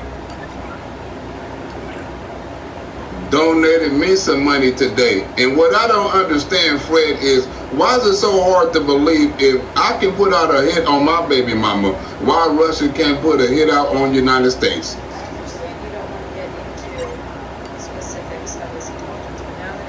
No, it's not that I don't want to. I won't. Because I'm not going to further jeopardize intelligence capabilities. I'm not going to put at risk the young men and women of Afghanistan in the same way that some news organizations have. I just simply won't engage in that. I think it's inappropriate. It is dangerous. And you are not. I mean, we both hate each other. And you know what else is dangerous? Listening to my grandmother. Because she might have you out there cripping. So don't do it, Donna Joyner. CIA director and soldier, however, do you feel that the president should have been told about the Russian bounty being offered to the Taliban to kill U.S. troops, even if that was not fully verified? Well, you sound very unintelligent for asking a dumbass question. Like Kevin Dunn don't need to ask no dumbass questions because Kevin knows exactly where his money is going. On my grandmother 40 ounces. Next! You have 6 things in your question there that are just, I'm not going to go there. You've got assumptions about things that just don't reflect what it is that we've actually seen and done. So I'm not going to answer your dumbass question. Because MAGA don't answer no dumbass questions. Now do we, Shannon Zimmerman? Yeah. I don't want fireworks. That was yesterday. That was Thursday. That was the 3rd of July. And I need Jason Cook to be aware of something. I'm gonna read that I'm gonna watch that Uncle Tom movie by Larry Elder. The president has been consistently aware of the challenges that Russia presents to us. And he is aware of the risk in Afghanistan. It's why we have spent so much time over this past year at the president's direction to reduce risk to our forces in Afghanistan in a way no previous administration has done. And probably like no other administration would do, especially a Joe Biden administration, because it will be full of pussies, literally. As part of that, we've talked to the Russians about how we can reduce the risk of violence from the Taliban to Americans on the ground in Afghanistan. But we've taken the threat, and the president's taken the threat to our forces in Afghanistan incredibly serious. Which is evidenced by how many terrorists he killed without getting into a war. And speaking of war, I want to thank Jeffrey War for his donation. I hope that's spelled Jeffrey with a G, my G. Secretary, you just mentioned, you talked about having talked to the Russians about reducing threats to American service people from the Taliban, and yet... Not just for the Taliban. Okay. Get it straight, because we don't need no more wrong information out. And speaking of information, I'm glad Steve got the right information to my Cash App. You're looking out, my boy Steve. Curious. But, you know, if indeed they were offering, the Russians were offering bounties to kill... If indeed, yes, okay. Yeah, get that out, because we don't want nobody making false accusations. Just like my Cash App don't take no false donations. Ain't that right, Gregory Delgado? That's how I know Gregory Delgado is real. You know, you all are going places that I'm not going to go, because we have work that is important to keep our soldiers safe, and I'm not going to allow you to lay down questions with facts that are certain and say, oh, he didn't refute what I said in my question, therefore it must be true. And that's why I speak the truth. Ask Chantel. Because the truth can be misinterpreted. I'm not gonna go down that path. Like, I'm not gonna take the path Nicholas Smith asked me to take, like going on CNN. If anything, Nicholas, I'm going on Fox or ESPN. I'm gonna be the first news anchor, sports comedy analyst anchor. Okay, but this would seem a major escalation, and you've talked about Iran. Every time Iran would attack American troops, idiots, there would be consequences to pay. And so I'm just wondering if that same kind of warning should not be given to the Russians. Damn, not only do the Democrats want Donald Trump to go to war, fake news do too? I can assure you, I can absolutely assure you, that we see serious credible threats. Nah. Whether those are Russians. I tried it, but I didn't like it. Great. Russians engaged in threatening activity in Syria. Russian threatening activity. They're now in Libya. Their actions in Venezuela. The list is long. When we see credible information, it suggests that the Russians are putting American Have been lives out at in the risk. middle We're responding in a way that is a serious of the road. Do we warn them? Do we talk to them? I think the answer is of course. And if you think this is the end of it, you right. Shout out to Mr. Kemez, my brother from San Pedro, my Latino brother. Trump for Latinos. Ron Richardson, what's up? John Snyder, that name sounds familiar. To my Facebook brother, Antoine, and I'm not even going to try to pronounce this name. What's that? Rylov, I hope I got that. Danny, what's up with it, my boy Danny? I'm glad you found my channel entertaining. No, I haven't. Lucas, Uncle Luke Campbell. Jeffrey, what's up with it, Jeffrey? Michael Berkovich, I hope I got that one right. What's up, Joseph? Daniel in the house. Mark, what's that, Bridgeborn? Bridgeborn. Deborah Cooney in the house. I hope nobody say your name is racist. Uncle Phil, what's up with you, Uncle Phil? Also, my boy Mike Kane from Facebook. I'll be hollering at you soon. Guy Kinsey, did I get that right? David Nedham, did I get that right? Brett, I ain't even gonna try to get that one right. What's up, John Brett? Snyder sounded funny because John Also, Snyder Brittany, you ain't got to worry about my baby mama getting that played Bo on Alberto, what's up, Alberto? Alfredo, what's up, Alfredo? Ramiro, what's up, Ramiro? Oh, I got a lot of Hispanic brothers up in here. Laura, my shout outs to the Hispanics. James. Trade.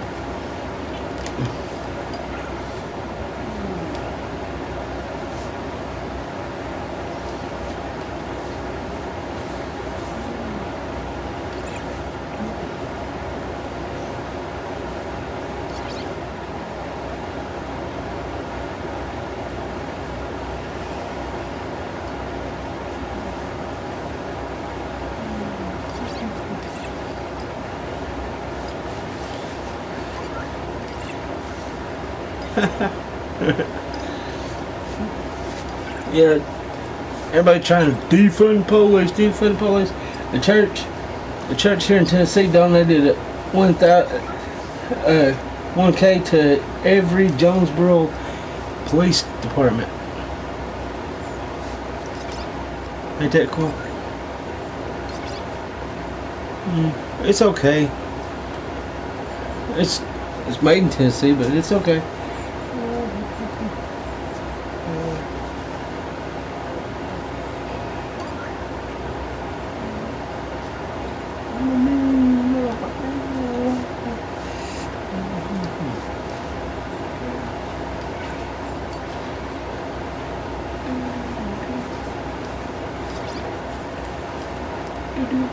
You want to see something cool?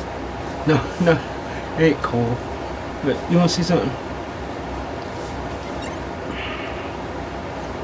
No, I ain't got no favorite.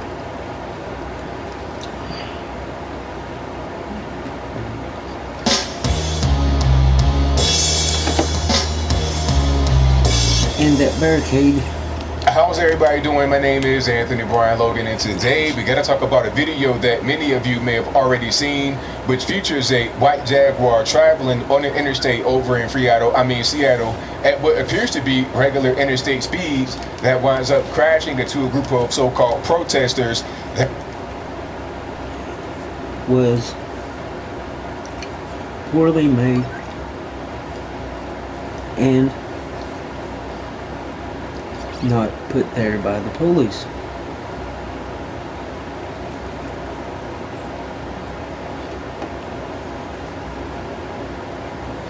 So shame on them idiots for being out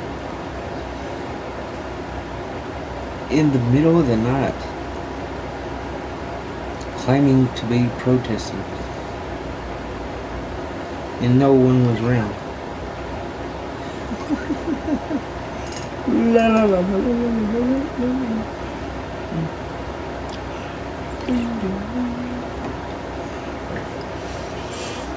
Hey, you better that blocked the interstate off for their Black Femme March. Now, the video was crazy.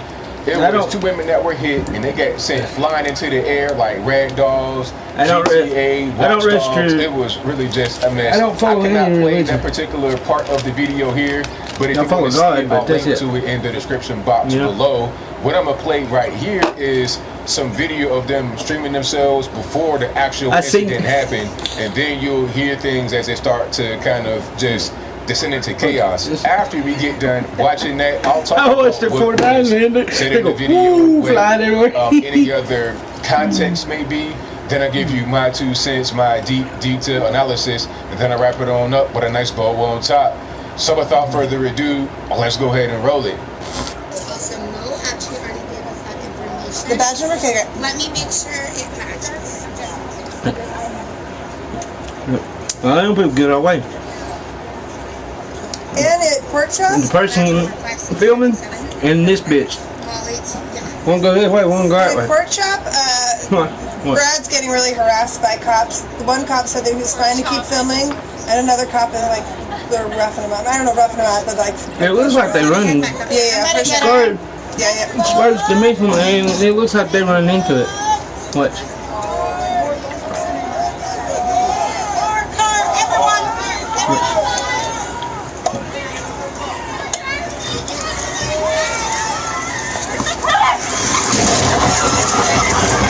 Alright, so you saw that, you heard that. Now, this whole thing was just really crazy. It was a mess. But you know what? It was totally avoidable. Let's talk about how this incident happened, alright? Now, I'm reading things on Twitter. You see it on Twitter. I'm reading things, different news publications. They're kind of being vague. On Twitter, they're just saying things that don't make any sense at all. One thing I see a lot is people on Twitter, on the Twitter sphere, they're saying that the police had blocked Interstate 5 off for the protesters. How does this make any sense? First of all, you're not going to block an entire interstate. You may block off portions of a neighborhood street or a city street during regular hours, not in the middle of the night. This is at 1:30 in the morning. It's a dead of night. They have no lights on. They have no high-vis vests, no nothing. They have vehicles that are like parked in the road to block it off. There's not police vehicles. It's like their cars. And it also had some just random stuff blocking off the ramp, I suppose, to that particular part of the interstate.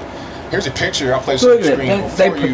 That's not been verified, but that is pretty much what it was. That's what I'm seeing from the so-called streets. That's kind of how it was blocked off. The police have not come up with anything that says that they blocked the interstate off. All right. So it may have been blocked off, but not by the police, not officially. Now, I don't understand why anybody would think it's a good idea to block an interstate off for their little protest in the middle of the night. They have on, like I said, no high-vis vests, no lights, nobody around them. You know, nobody can really see you out there. So if somebody does get on the interstate by chance, they said that he went around the barricade or went a different direction. Like he may have gone the wrong way up an off-ramp to get onto the interstate and go that way. You understand? So, like, let's say the interstate is going this way, and you have an off-ramp going that way, which will get you off and somewhere else. Maybe he went up that to come. I don't know how he did it, but they're saying he went around the barricade and got onto the interstate. That was a shitty barricade. I would have car moved the shit and then went on the interstate. And you, in the middle of the night, I would have moved it because it was trash. Nobody can see you. Even if you have a car that's just stationary, if I can't see your brake lights, I don't know what's going on. I don't know how far away you are. I don't really know what's happening. And I might not even be able to see you at all because it's at night. Now, the guy was driving, black guy, by the way, they're trying to say that he was a white supremacist and, you know, extreme white right-wing extremist. It's like, no, that's not what it was. Just a guy driving. He's driving interstate speeds, and he probably at a certain point sees this little blockade, this makeshift blockade in the road. So he swerves around it and then unfortunately hits two protesters. They flap in the air, ragdoll effect, PlayStation 4. It was really unfortunate. Now, luckily nobody has died. One person has critical injuries that are life-threatening, but as of right now, today, which is Independence Day, July 4th, in the morning they have not passed away, and the other person has serious injuries but not life-threatening. Now, this thing could have been totally avoided. What are we doing when we block the interstate? What are we thinking about when we do something like that? I was always told by my mama to never go out into the road and just stay there because it's dangerous. You got cars flying, and definitely not on the interstate. That's the worst place to be because people are going very fast. I don't care if it's in the middle of the night, first thing in the morning, rush hour is still dangerous, okay? But if I'm going to cross a street, I gotta look both ways. I have to, even on a regular just neighborhood street where it could be one way, look both ways, make sure no cars are coming. All right, I was always told to do that. Now you got these kids, adults, whatever they want to call themselves, out there sitting on the ground. You know, they're on Facebook, they streaming. It's like, what are we doing? This is an interstate here. Cars can come. You might have had this little makeshift barrier, but what happens when somebody comes from somewhere else or they go around it? You are a sitting duck. Nobody can really see you. So this whole thing was just dumb from the very beginning. And you see this a lot all over the country. People blocking interstates. I don't understand what's the point of blocking the interstate or blocking the road. What are you going to actually accomplish? All you're going to do is inconvenience people and put yourself in danger, and also put people that are driving in danger. There was a Black Lives, quote unquote, Black Lives Matter rally in Provo, Utah. Not sure how many black folks live in Provo, Utah, but different story, I digress.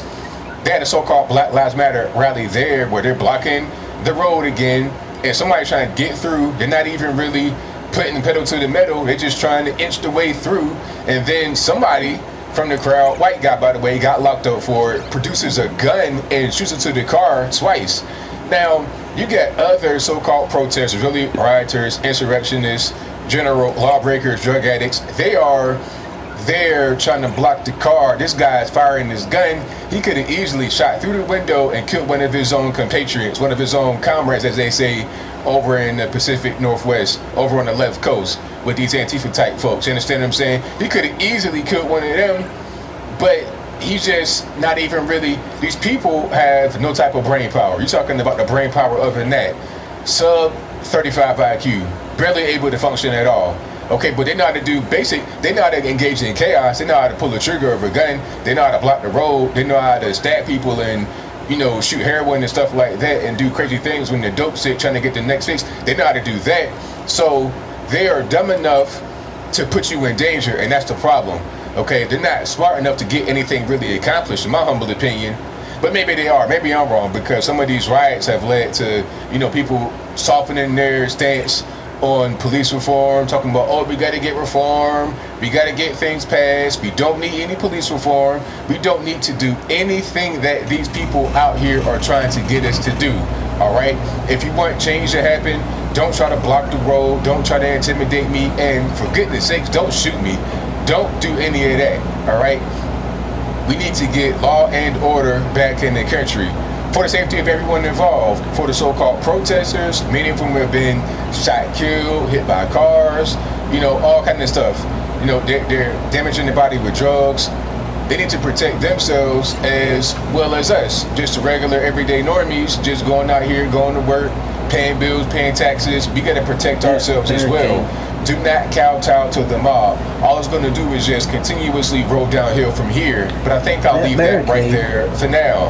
And what say you? Do you think the guy that was driving the white Jaguar, the black guy, by the way, was a right-wing extremist trying to mow innocent protesters, peaceful protesters down? If that's your viewpoint, let me know why in the comments below. And I have an issue with calling people like that want to block the interstate and block roads in the middle of the night or any time of the day. I have an issue with calling them peaceful protesters. How are you a peaceful protester when you're blocking the interstate? All right, you impeding my ability to travel to get from point A to point B. I could have an emergency. You don't know what's going on with me. I might have to go to work or whatever. You are impeding my progress and not able to get to where I gotta go. And you just, that's not peaceful. Okay, peaceful is, you know, things that are kind of sanctioned and you doing things that are not getting in my way, that are not endangering me. They might call those that were out there in Provo, Utah, so-called peaceful protesters. But how are you peaceful when you pull a gun and shoot twice into a car indiscriminately? It could be kids. You don't know who's in there. It could be a pregnant lady. You could kill a baby. You know, luckily, I don't think anybody in the car was hit or injured at all. But what are we doing? Not only did that one guy have a gun, there was other guy that was right behind him with a big, like it might have been a 4.5, I don't know what that was. You know, some type of weapon you would see in the video game. It was a handgun about that big, you understand what I'm saying? So it's like, what are we really even doing? How are you going to call them so-called peaceful? They're not peaceful. These people are insurrectionists, rioters, looters, general drug addicts, general miscreants. They are menaces to our society, and we cannot kowtow to them or in any kind of way legitimize them. But whatever your thoughts are, please let me know in the comments below. And that's all I got to say for this video. If you like what you heard, please comment, rate, share, and subscribe. Peace. What police barricade? There was no police barricade. There was the idiots in the middle of the road barricade, which was poorly constructed. So, try again. Having a good time? Dumb motherfuckers. Dum dum dum dum dum dum dum dum dum dum. I'm What chocolate sheet, man, sheet. You get them.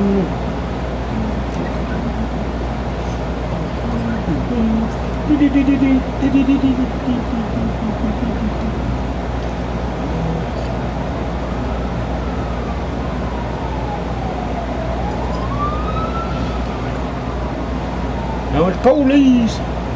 Police, the police.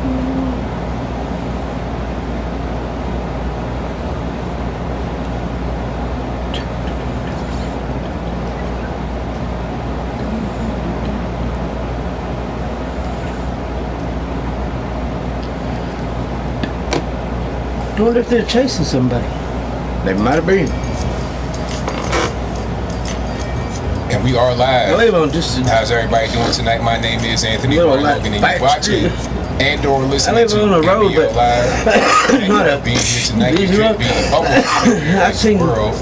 If you're not locked down, like a shark can't open. Chase two people. I'm glad you're right here with me tonight. There's a whole lot going on all over the internets, all over regular media, social media, everywhere. The couples go flying up that way, up the hill. Where to begin. He might have been chasing somebody, I don't know. Have you guys seen the so-called protesters in Seattle, Washington? get hit by the car and Just take somebody throw it. I hope when they got to the stop sign up there, they went to turn and they got hit. That was crazy. But what else do you expect? If they was chasing somebody, when you're on the road at 1:30 in the morning, it's pitch black, no lights, nobody can see you, just hanging out. Oh, we blocked the road. Well, you didn't get the police to do it for you. You just put something up and hope that nobody came. That's your fault for being out there. How about don't do that? How about just, do things that make sense rather than things that don't make any sense? Oh, and before I continue, happy Independence Day. Hopefully you guys have enjoyed your day. Hopefully I didn't interrupt your day at all, but, and hopefully you're enjoying your day and not letting the outside noise get to you. Oh, it's racist. You can't enjoy Independence Day. Do whatever you want. This is your day. You're an American. You earned it. We'll talk about all of that and more on tonight's episode of ABL Live. And again, I thank y'all for being here. Happy Independence Day. Hopefully you guys have enjoyed your day. Do whatever you want. Hamburger, hot dogs, hanging out, barbecuing, fishing, chilling. Whatever you want to do is your day. You earned it because you're an American. You're entitled to it because you're an American. There's very few things that I feel like people just are entitled to. Little benefits, little treats. But the 4th of July is yours because we're all Americans. It's something that is given to us because this is our country. It belongs to all of us. That's one thing that's the common is the country belonging to us. If you're a citizen, it's yours. I never really heard so much about the 4th of July being racist. I never heard so much about that up until right now. But you know what? I'm not surprised at all. I figured it'd be this way because we have an election coming up. And it's really important for those that are, in the middle of an election to try and win and do anything they can to win. The left, they're pretty much doing whatever is clever to try and make this whole thing happen. They're trying. But ultimately, it's not going to work. Now, they may destroy quite a few cities or portions of cities in the meantime, in between time, unfortunately. But the problem with those cities that are being affected right now is leadership in the cities. They are allowing the city to pretty much fall by the wayside. Now, in Freetown, Washington, why was this little commune or whatever they want to call it on the interstate not broken up? And what was the purpose of them being right there at 1:30 in the morning? For what? What are you even doing out there on the actual road itself? Talking about, we got barricades. Barricades? What do you mean barricades? You have a couple of cars that are just turned off, parked perpendicular to the road. That's not going to really stop anything. It's not even totally across the road.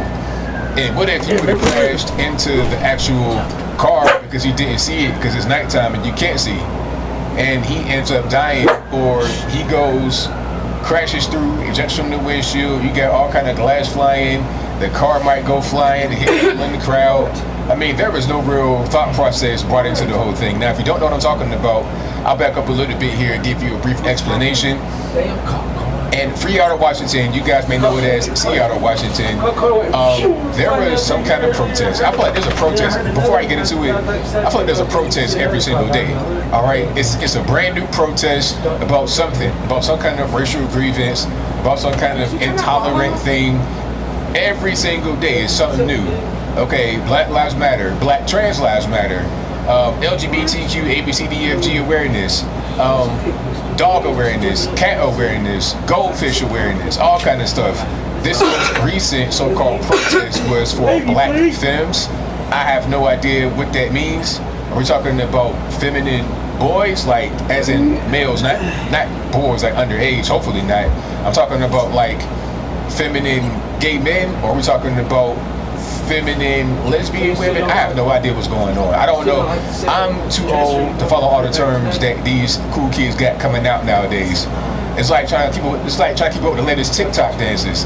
The so-called protests and grievances are the equivalent to brand new TikTok dances. It's a new one. It's like, okay, how you do the moves of that one? What's this one called? But anyway, Black Femme March. That's what it was. And this is at 1:30 in the morning. What are you even doing? And nobody was marching. They were just pretty much sitting on the ground gonna turn hanging that off. out. This food. And I'm like, all right, what is the actual purpose of what we're doing here? It was just kind of strange. So they're on the interstate hanging out, chilling, and they have their cars on the road perpendicular to the road trying to block it. And apparently they had blocked kind of a on-ramp, right? And when they did that, they thought that it was a wrap. They had it secured, but they did not have it secured. It was not secured at all.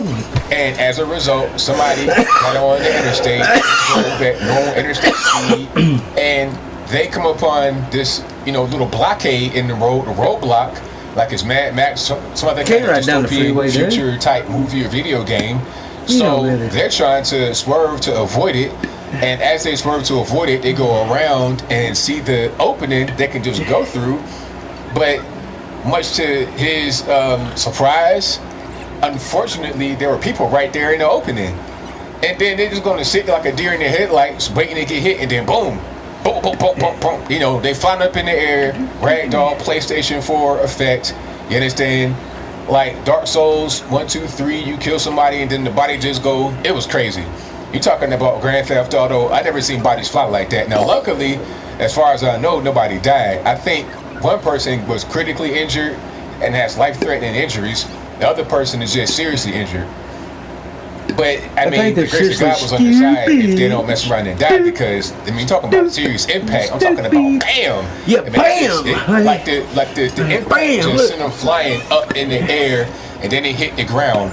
It wasn't no grass, no dirt, no nothing. You talking about straight asphalt. If you get some gravel, at least some gravel rather than just straight ground. I'm talking about straight ground, rock, bedrock, dirt.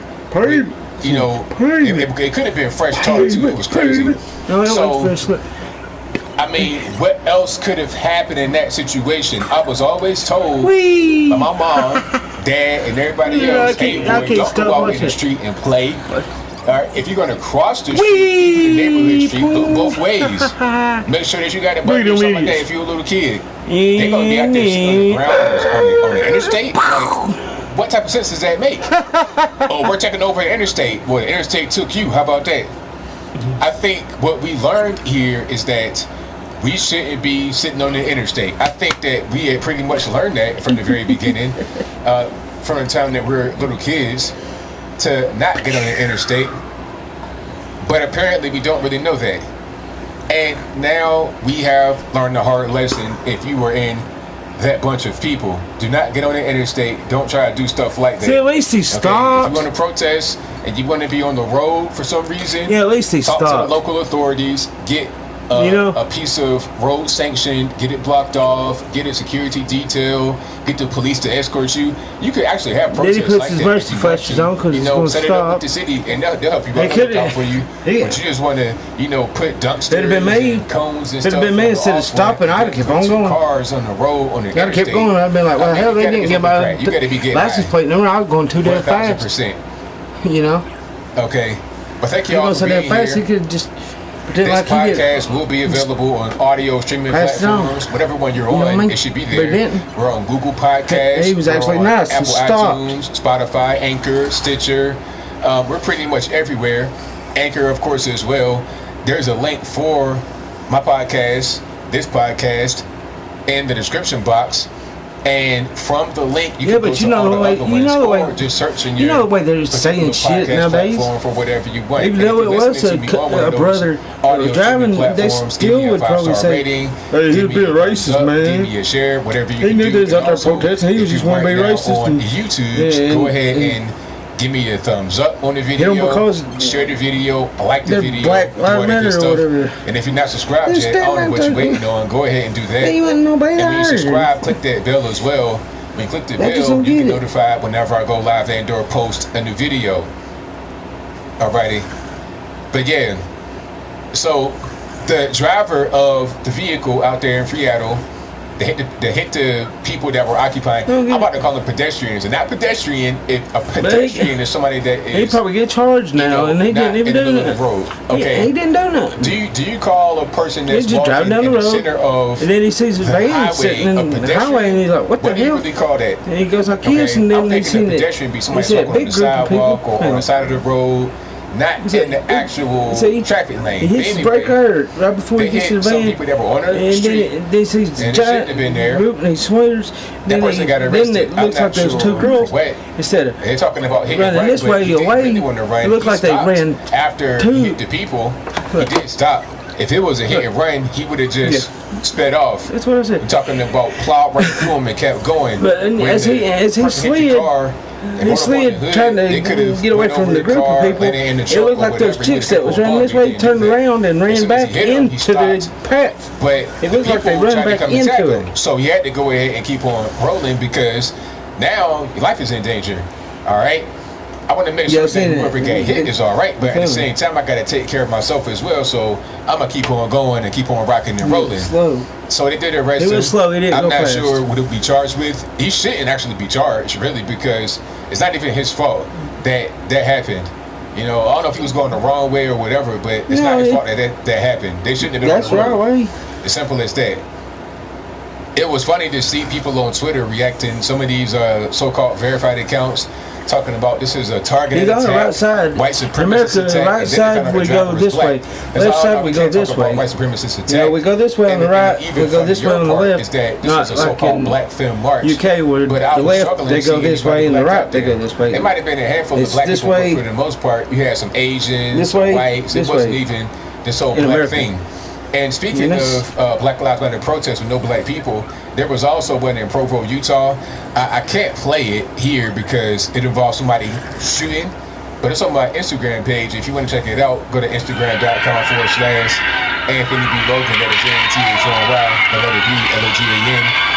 But on this particular video, you see a so-called BLM protest in Provo, Utah. Now, I don't know anything about Utah, but I'm willing to guess that Provo, Utah is not some kind of high black population area. I'm just guessing, you know, I'm just this thing kind of verbalizing, it's probably not a very high black area.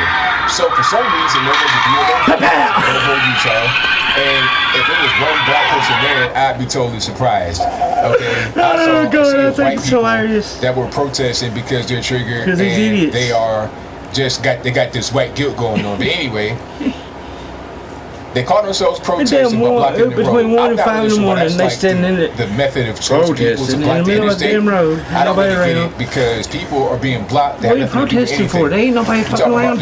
People that might be on your side, you blocking them from being able to get to work, to get to their kids. There have been examples of, you know, people having to get to family members during an emergency but couldn't because the road was blocked. There was one example from Richmond, Virginia, where firefighters EMS tried to get to a person that was in a house fire. It was a baby in the house fire too, and they had a hard time getting there. Luckily, they were able to get there through all the stuff. But what if they were just a split second too late, and the baby dies in the fire because you're blocking the road? But anyway, they're blocking the road to and preventing this guy from being able to get through. He's trying to inch his way through just ever so slightly. And one of the so-called protesters, white guy out there in Provo, pulls a gun out and fires twice in the car. Now, I don't think anybody got hit in the car, but number one, some of his comrades out there, some of his compatriots, whatever he wants to call them, I don't know if he's communist or whatever, but anyway, some of his comrades out there could have got hit by the bullet because you firing kind of indiscriminately into the vehicle at point blank range. That bullet could have traveled through that particular window, through the oh no, it probably was a driver's side window.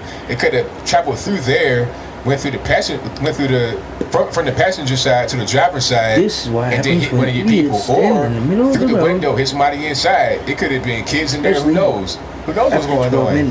But the guy fired his gun into the actual car. He got locked up for it. White dude, idiots, an Antifa type guy. Matter of fact, they found BLM stuff all on social media. At this particular point in time, if you have BLM propaganda on your social networks, you might get put on that watch list because somebody like that may kind of go off the deep end. I wish I could say they make kind of like threatening statements and they're talking about going to protests. That's like somebody that wants to join ISIS, in my humble opinion. It's the same kind of thing, all right? And it's not even a race-specific thing at this particular point in time. I feel like now you have more white members of BLM than black members. You have some black, but it's more of a white running thing, in my humble opinion. That's just kind of that's just how I'm seeing it. But it's not like there's nobody black there. But anyway, he has been arrested. There was another guy that was behind him with a big gun. The gun had to have been about this big. This man had one of them guns that if you shoot it, you need to have two hands on it because the recoil is going to be ridiculous. Okay, a big old revolver, probably his great granddaddy's gonna get from the basement and shined up, make it look real nice. But he had that gun pointed at the vehicle. So these people are getting armed now. And my question is, like, for what though? I'm just trying to get from point A to point B. Why are you blocking my car? What do you do? And then if I don't want to get blocked, you're gonna pull a gun on me and shoot me? Two guns and potentially shoot me. So you're gonna shoot my car up for not wanting to be blocked? How does this make any sense? I'm glad that some of these people are getting locked up and they are going to go through trial and get sent to the penitentiary. Some of these guys need some real penitentiary time. You're talking about getting more, making big rocks into little rocks. That's what I want to see for some of these guys that are out here terrorizing just random innocent people. Leave people alone. Don't get in the road where I'm trying to drive. Don't block my car. Just stop. What do we even... At this particular point in time, the whole thing about George Floyd is not even relevant anymore. It's not about him at all anymore. It's about just trying to do whatever you want to do because nobody's going to stop you. It's about just being lawless in general. Okay, it's not even about a protest. If it was about a protest, then there'd be some kind of end game. There'd be something that you're working towards, but that's not really going on right now at all. But thank y'all for being here. I most certainly appreciate you guys. Happy Independence Day. Hopefully you guys have enjoyed your day. Hopefully you got some good hamburgers, hot dogs, all that good stuff. And hopefully everything's good with your family. You know, I'm proud to be an American. Glad to be an American. This is the best country on planet Earth. Like, how's that even possible? How do blacks even, how can they accomplish that? Like, you know how racist that sounds when I hear white people talk about that? This man knows what's going on, but of course the media won't stand for this logic. The Democrats. The damn Democrats won't stand for it. And then another issue that I'm having is also with white guilt. White guilt, I have a huge issue with white guilt, man. On the liberal side. And because you know what white guilt to me is? White guilt to me is low expectation racism. That's all it is. It's, you know, you see white people feeling all concerned for black people. Oh, you know, you guys, oh, you know, it's all fun. I'm so I don't feel concerned for nobody. Because of what we did to you and because, you know, oh my gosh. It's, you know, and that's, to me, it's sad. That's white, and then that white guilt, that virtue signaling, that's an issue, a big issue in this country right now on the left and liberal side of things. How the hell do we do it? White people on the conservative side I wasn't allowed to 400 years ago, was it? Sorry for me, or I'm not capable of being accomplished or being successful. They don't look at me like that. They have respect for me as a fellow American citizen. And that's all I ask for as an American citizen, is mutual respect. I don't need you to cower down and then take a knee down for me. I don't need you to, you know, to kiss my boots or nothing like that. I don't need nothing crazy like that. I don't need none of that nonsense. Just treat me like a fellow American. I'll do the same to you and keep it moving. That's what I do to everybody. All I ask. Conservatives give me that. People on the left, they look down on me. They look at me as somebody who can't. Like look at how they talk about voter IDs when they talk about the black community. Look at white liberals when they talk about voter IDs in the black community. They talk about like it's impossible for blacks to have IDs and to be able to vote for themselves. Like, how's that even possible? How do blacks even, how can they accomplish that? Like, you know how racist that sounds when I hear white people talk about that? That's real racism right there. If you think a black person can't get an ID, you know, get an ID, especially in New York City, all you really literally almost have to do is walk in the building. I came in and got an ID. Everybody bring his birth certificate and I just moved here. I literally walked in the building, had all my mail with me, had like my passport, bills, all this information, social security card, everything I needed, birth certificate. And they looked at me like I was crazy. They're like, bro, all you need is, you're Christopher Wright, like pretty much right. And I'm like, yeah. And they're like, okay, well, here's your ID. It was that easy. It wasn't a long, difficult process. A process that any adult black person can do by themselves. So to act like it's impossible for blacks to get voter IDs or are capable of doing it on their own, that's racism. That's low expectation racism. And that's where I see modern day racism in 2020 coming at me. It's not some KKK guy in Arkansas on the mountain somewhere with a white hoodie on. It's a little college grad, you know, white kid in Antifa with a mask on, with a black mask on, acting a fool. Talking about I'm not capable to get an ID and vote. That's the racism I see in 2020. That's what's going on. It's on the left. So. Yes, sir.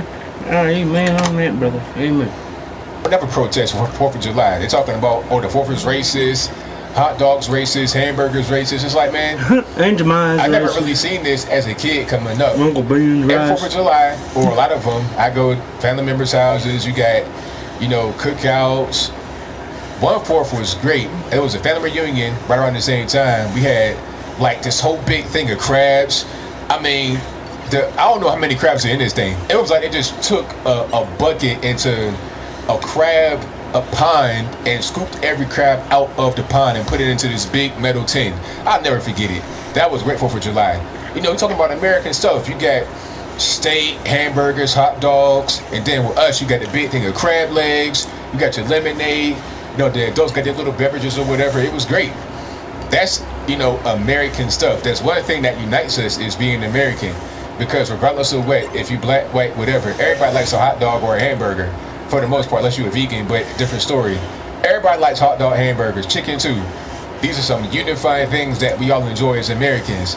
We have a lot of differences, a lot of division, but the 4th of July focuses on what makes us unique, what makes us united, rather than what divides us. Okay, the NFL want to divide us, talking about Black National Anthem. Look, I'm not really worried about the Black National Anthem as a song.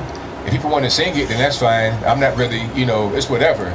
But the NFL trying to introduce it to fans and have to be before the regular national anthem, that's just sowing division. Because you know what's going to happen already. People are going to have different opinion about each song. That's going to spark division. It's not necessary to even do that. You created a problem when there was no problem. In your attempt, NFL, to be woke, you've created another problem. What's going to happen? The guys in the NFL talking about kneeling before the national anthem, right? Or during the national anthem. They're talking about kneeling. Now, what's going to happen? I can guarantee you. I guarantee you it'll happen. One guy or a bunch of guys or somewhere in between are going to not kneel for the Black national anthem, but they will kneel for the American national anthem. Then it becomes a whole thing about black versus white, or black versus being an American and separatist and all kind of stuff.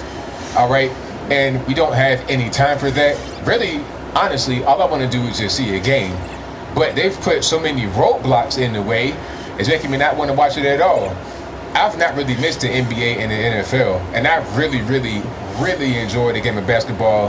Football's kind of been falling off for me a little bit ever since it kind of got soft, and it's kind of like two-hand touch out there. But anyway, I really enjoy basketball. It's just a fun game. I just like it a lot. But I'm not trying to watch this little bubble they're going to have in Orlando and see guys with stuff like F12 on their jersey. Because you know in the NBA, they're allowing their players to replace their name with a message for social justice. That's what they're going to do. So some guys are like, hey, you know what? My number is 12. That's always going to be there. What if I put the F word on top of that and say F12, which means F the police? So it's like, really? Is that what we're going to do? And I don't want to see anybody's name on there. Really, I'm not trying to see no RIP T-shirts in the NFL or the NBA. Yeah, check that. All right, you got enough of that in the hood. I don't want to see that in the NBA. Why can I just not watch a game? And Washington Redskins, speaking about sports, I talk about that a little bit, and you'll see when I'm talking about it. The Washington Redskins are being forced to change their name. Let's be clear. Dan Snyder owns the team, but they play at the FedEx Field in Virginia. Not the one that was recorded, but the Asian chick that was in front of her up there in that area. She survived. DC, Northern Virginia. The other chick, she died. Now FedEx came out and said that they should change the name. So if FedEx is saying change the name, if you got other sponsors that are starting to say change the name, if you got this big outcry from the BLM George Soros sponsor movements, then it's like, what are you going to do? Died. You're going to end up losing money to say behind the name. Now, personally, I never thought the Redskins was a bad name. You know, I remember the Redskins and Cowboys rivalry, Cowboys and Indians. You know, it was something you think about all the time. It was not really a big deal. And if you take away the Redskins name, that's going to be just the first ball to drop. What's going to be next? Then they're going to say, you still got the Cleveland Indians, they're still around, Chicago Blackhawks, the Florida State Seminoles. There's a lot of teams that are named after natives. And then the question is going to be, where's the line of demarcation between honoring natives and disrespecting them? I mean, Redskins, is that disrespectful? To somebody it might be. How about the Cleveland Indians? Is that disrespectful? Things get stupid. I mean, they say that the caricature on the Cleveland Indians, you know, their merchandise is disrespectful. Matter of fact, I think they changed that. Actually, I kind of out of the loop. Let me see if they changed it. Yeah, they did change it. Yep. Okay. Now, here we go again. I just happened to search Cleveland Indians to see what the new logo is, and it did change it. It says Cleveland Indians to determine the best path forward for team name. Wow, really? Okay, so the Cleveland Indians. Hold on, did they change the logo for real? Because I'm seeing just a big C. Yeah, they did change it. Okay. Now, what I'm gonna do is show you the logo that I've known for a long time. Maybe that's still there, maybe it's not. You guys know better than I am. Okay. Yeah, they did change it. All right. I'm gonna show you that one, and then I'm gonna show you the new one, so you can kind of see what's going on. All right, let's pull that up. Let me just make sure it's set up the way I want it. And there we go. Let's put it on the screen. Okay, so that's the old Cleveland Indians logo. Oh, it's racist, disrespectful, this, that, and the third. Okay, so that was the first one. Now this is the new logo. Oh man, you're talking about, I'm so moved by the design. It's so spectacular. I mean, just a two-color gradient with the stroke on the outside and the little, you know, hell yeah, it's awesome. Little hook right there, a little serif on the top. That's excellent. Sports serif. Yay. It probably took some guy about 5 minutes to do that. That's their logo. My thing is, okay, you want to replace the previous logo. Come up with something that's like along those same lines, something that's a little bit better. But maybe they had no choice because you're still talking about Indians. So I guess that was in California. California. Indian in general was racist. So you can have a photorealistic representation of an Indian or Native American, whatever you want to say, and then that's bad. Because the California governor said that the only nobody choice they have would be to just totally change the name altogether. 4th of July and they showed kind of getting silly. But you know what? It's only for things that are non-white. Like you got the Notre Dame Fighting Irish. Did they change that? Matter of fact, hold on. I'm gonna see what their logo is. They got the Notre Dame. Now, is this logo? I'm gonna pull it up right quick. Let me see if it's still around. Now, here is a Notre Dame Fighting Irish logo. Now, is that still being used or no? Like, I just want to know, is that offensive? Conor McGregor is somewhere really upset and triggered right now at the Fighting Irish. And you know, the Irish were known for fighting a lot and getting into stuff. So that's their logo for Notre Dame. Is that racist? The colors and everything got the 3D flow. That's funny. But is this? I'm just trying to figure out if it's racist or not. Like, where do we really stop with all the changing of logos and whatnot, changing of names? Do we say Fighting Irish anymore? Is that offensive? How about Fighting Rebels? Oh, you can't say Rebels because you had the rebel flag. That's a Confederate flag, so that's not right. Rebels are only okay if they win. If Rebels are only okay if they win, you understand? Because let's not forget, George Washington was a rebel. Yes, he was. And matter of fact, I'm gonna put it up right quick. This meme pretty much says it all. Hold on, let me see if I can get that the way I want it. And let's pull it up. There we go. Shout out to Iraq veteran 8888. You see it right here on the screen. You have George Washington looking like Stephen Carter at the table. And it says, "It's only treason if you lose. Change my mind." Isn't that what I said the other day? About how, you know, the Confederates, oh, they were traitors. They were traitors to the USA. Well, who was the first traitor? Because let's not forget, George Washington was working for the king. He was part of the Kingdom of Great Britain. He was in the military in the Kingdom of Great Britain. And then you had the American Revolution, break away from the Kingdom of Great Britain, and then they become the Union. All right? And then that's when the flag, which one? The flag behind me, well, really that one, that's when the flag behind me was born. Okay, the 13 star stripes, that's when it was born, 1776. All right, so it's only treason if you lose. I'm just saying, like, I'm just a consistent person. If it's about treason, let it be about treason. Like, let's get our actual reasoning behind the Confederate flag being wrong together and let that be consistent with other things. If I'm gonna say I'm mad at that thing for one reason, I must be mad at other things for that same reason, or else I'm not really mad for that reason. I'm mad for a different reason that I'm excusing with this reason. Very simple. That's all. If you're gonna say a thing, just be consistent no matter what, regardless of what. Yeah, Atlanta Braves, exactly, Santo Bartez. You gotta get rid of the Atlanta Braves, Cleveland Indians, Quaker Oats, all that stuff. Okay, Minnesota Vikings. Oh yeah, the Vikings, that's racist too, because if you're from Sweden, Norway, Denmark, etc., then your ancestor was a Viking, and you can't be having a representation of a Viking on commercial products without getting paid or without having any kind of say-so. And you might not even want it there even if you were to have say-so. So that's offensive. Yep, video games that feature certain peoples, that's offensive too. So yeah, matter of fact, let me see if I can pull it up right quick. And I'm a Vikings fan, so I'm kind of mad that I got to get rid of the Vikings logo, if that's considered to be racist. But maybe because Vikings are white, then it's not racist, I guess. All right, so yeah, this logo is racist. I mean, whose mustache is that big? Why is his eyebrow so big and blonde? I mean, who has blonde hair looks like that? And you have this big giant braid up under a helmet.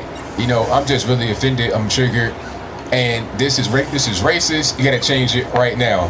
Change everything right now. Take off Chef Boyardee, Uncle Ben, who else? Aunt Jemima. Take off everybody. Jolly Green Giant. I'm tall, so I'm gonna say that the Jolly Green Giant too. How about that? Alrighty. Yeah, Mario and Luigi, take that off too. You know, they're Italian plumber stereotypes. I'm not a fan. Alright. But thank y'all for being here. Definitely appreciate you guys. If you like what you're hearing so far, give me a thumbs up on the video. Share the video. Do all the good stuff. If you're listening on an audio streaming platform, give me that good 5-star rating or whatever you can over there. I'd appreciate that as well. What else we got going on here?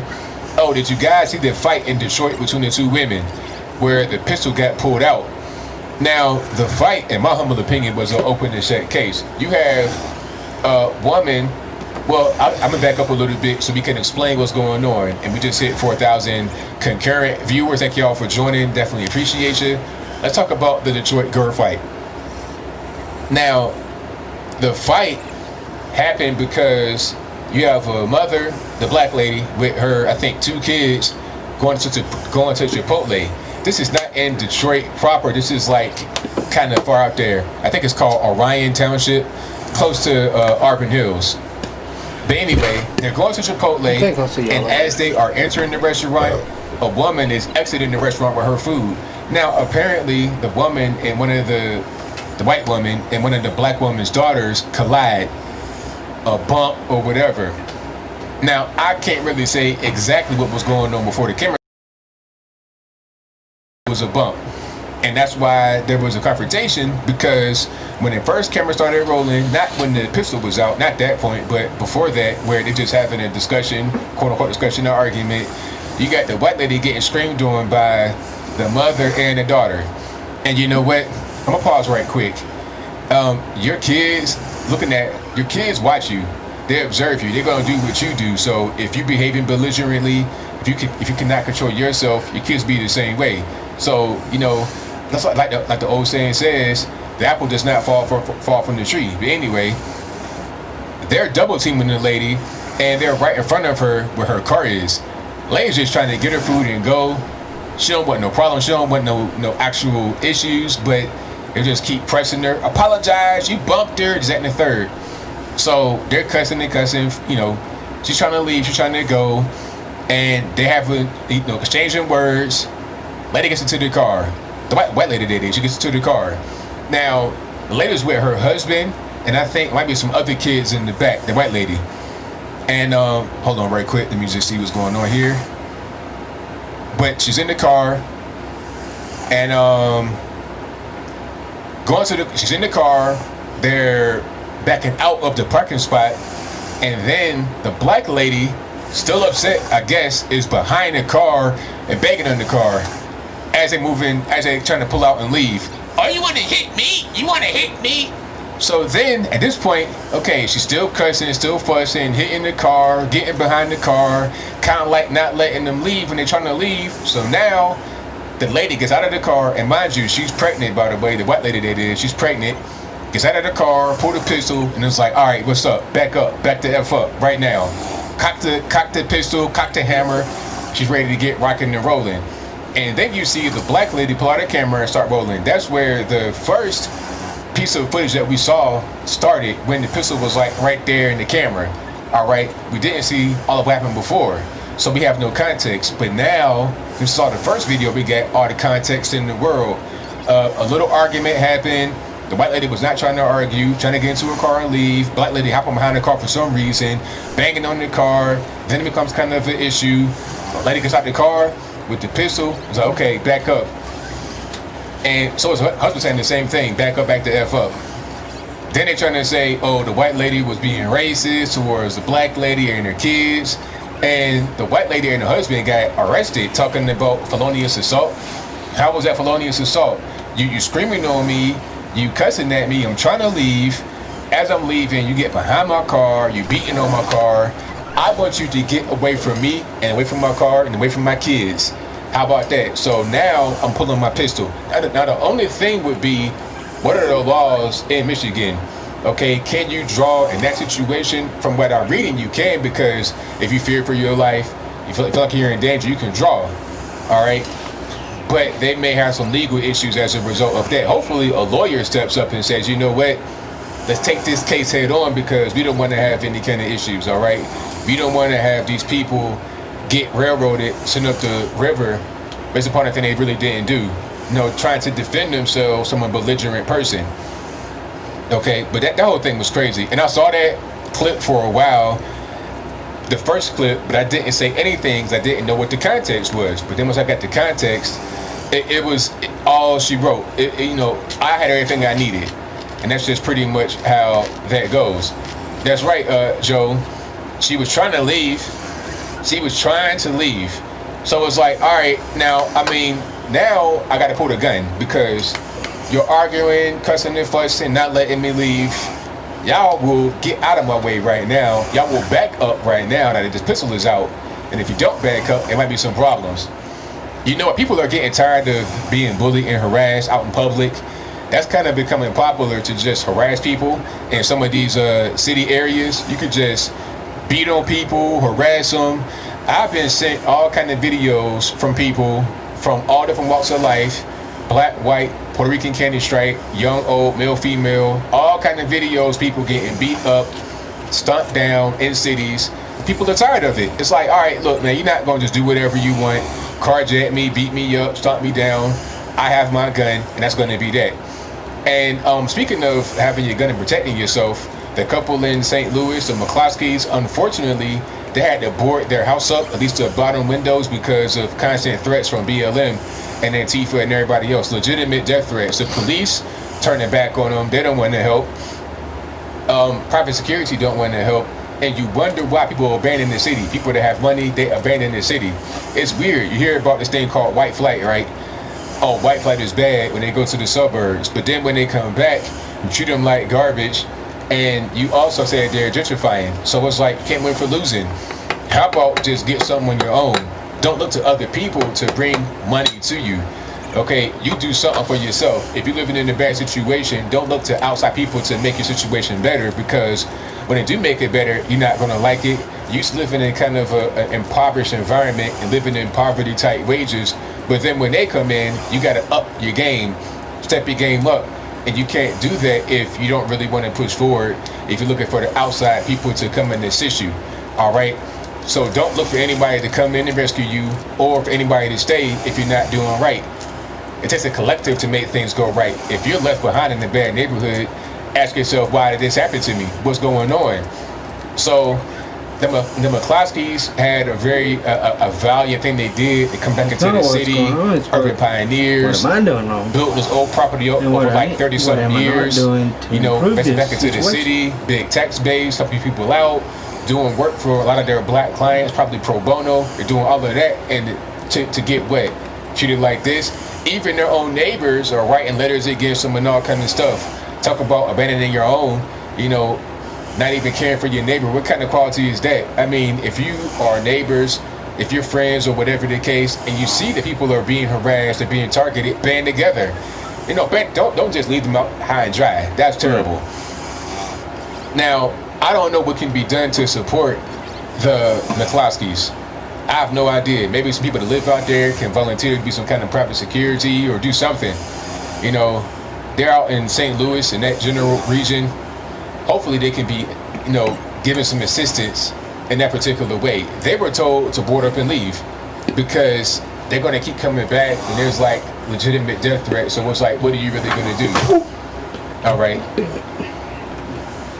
But all I'm going to say is to anybody that's out there, make sure you're armed. Make sure you have training with your weapon, because the McCloskeys, God bless them, they did not really have very good training, but they were armed and protecting themselves.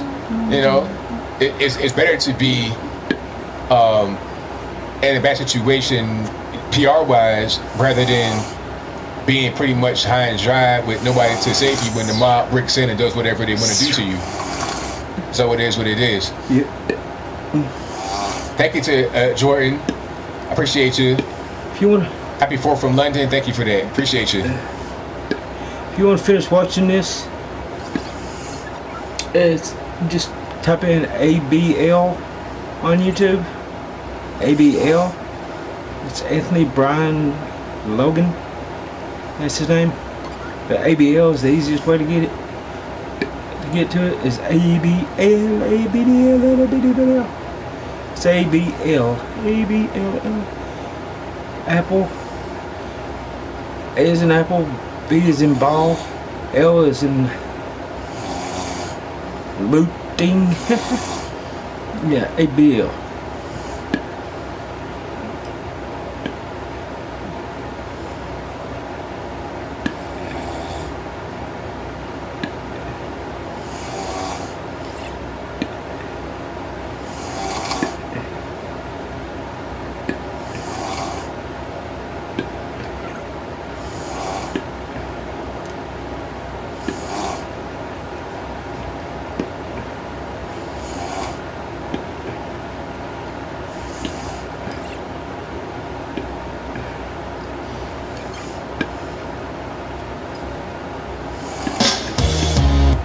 Yeah, it's ABL, and it's the first video, the last video he's got, the newest video, which is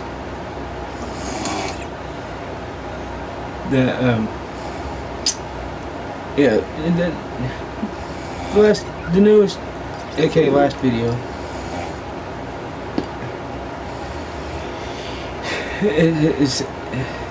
It's ABL, Anthony Brian Logan. Live. ABL Live is the name of it once you get to ABL's channel. Okay? But I'm going to go. So it's about this, about that. What is it really for? What are we actually doing? Okay, when I was a kid growing up, there was never a big problem with the 4th of July. You go out there, have your barbecue, your hot dog, get your relish, your ketchup, all this and that, and you enjoy your day. All right, celebrate being American, do American things. What's the big deal? All right, I never was seeing so much outrage culture and victimhood just spewing from people. I'm not offended at all. I was leaving, man. But am I wrong? Am I right? Sorry. Whatever your thoughts are, please let me know in the comments below. And that's all I got to say for this video. If you like what you heard, please comment, rate, share, and subscribe. Peace.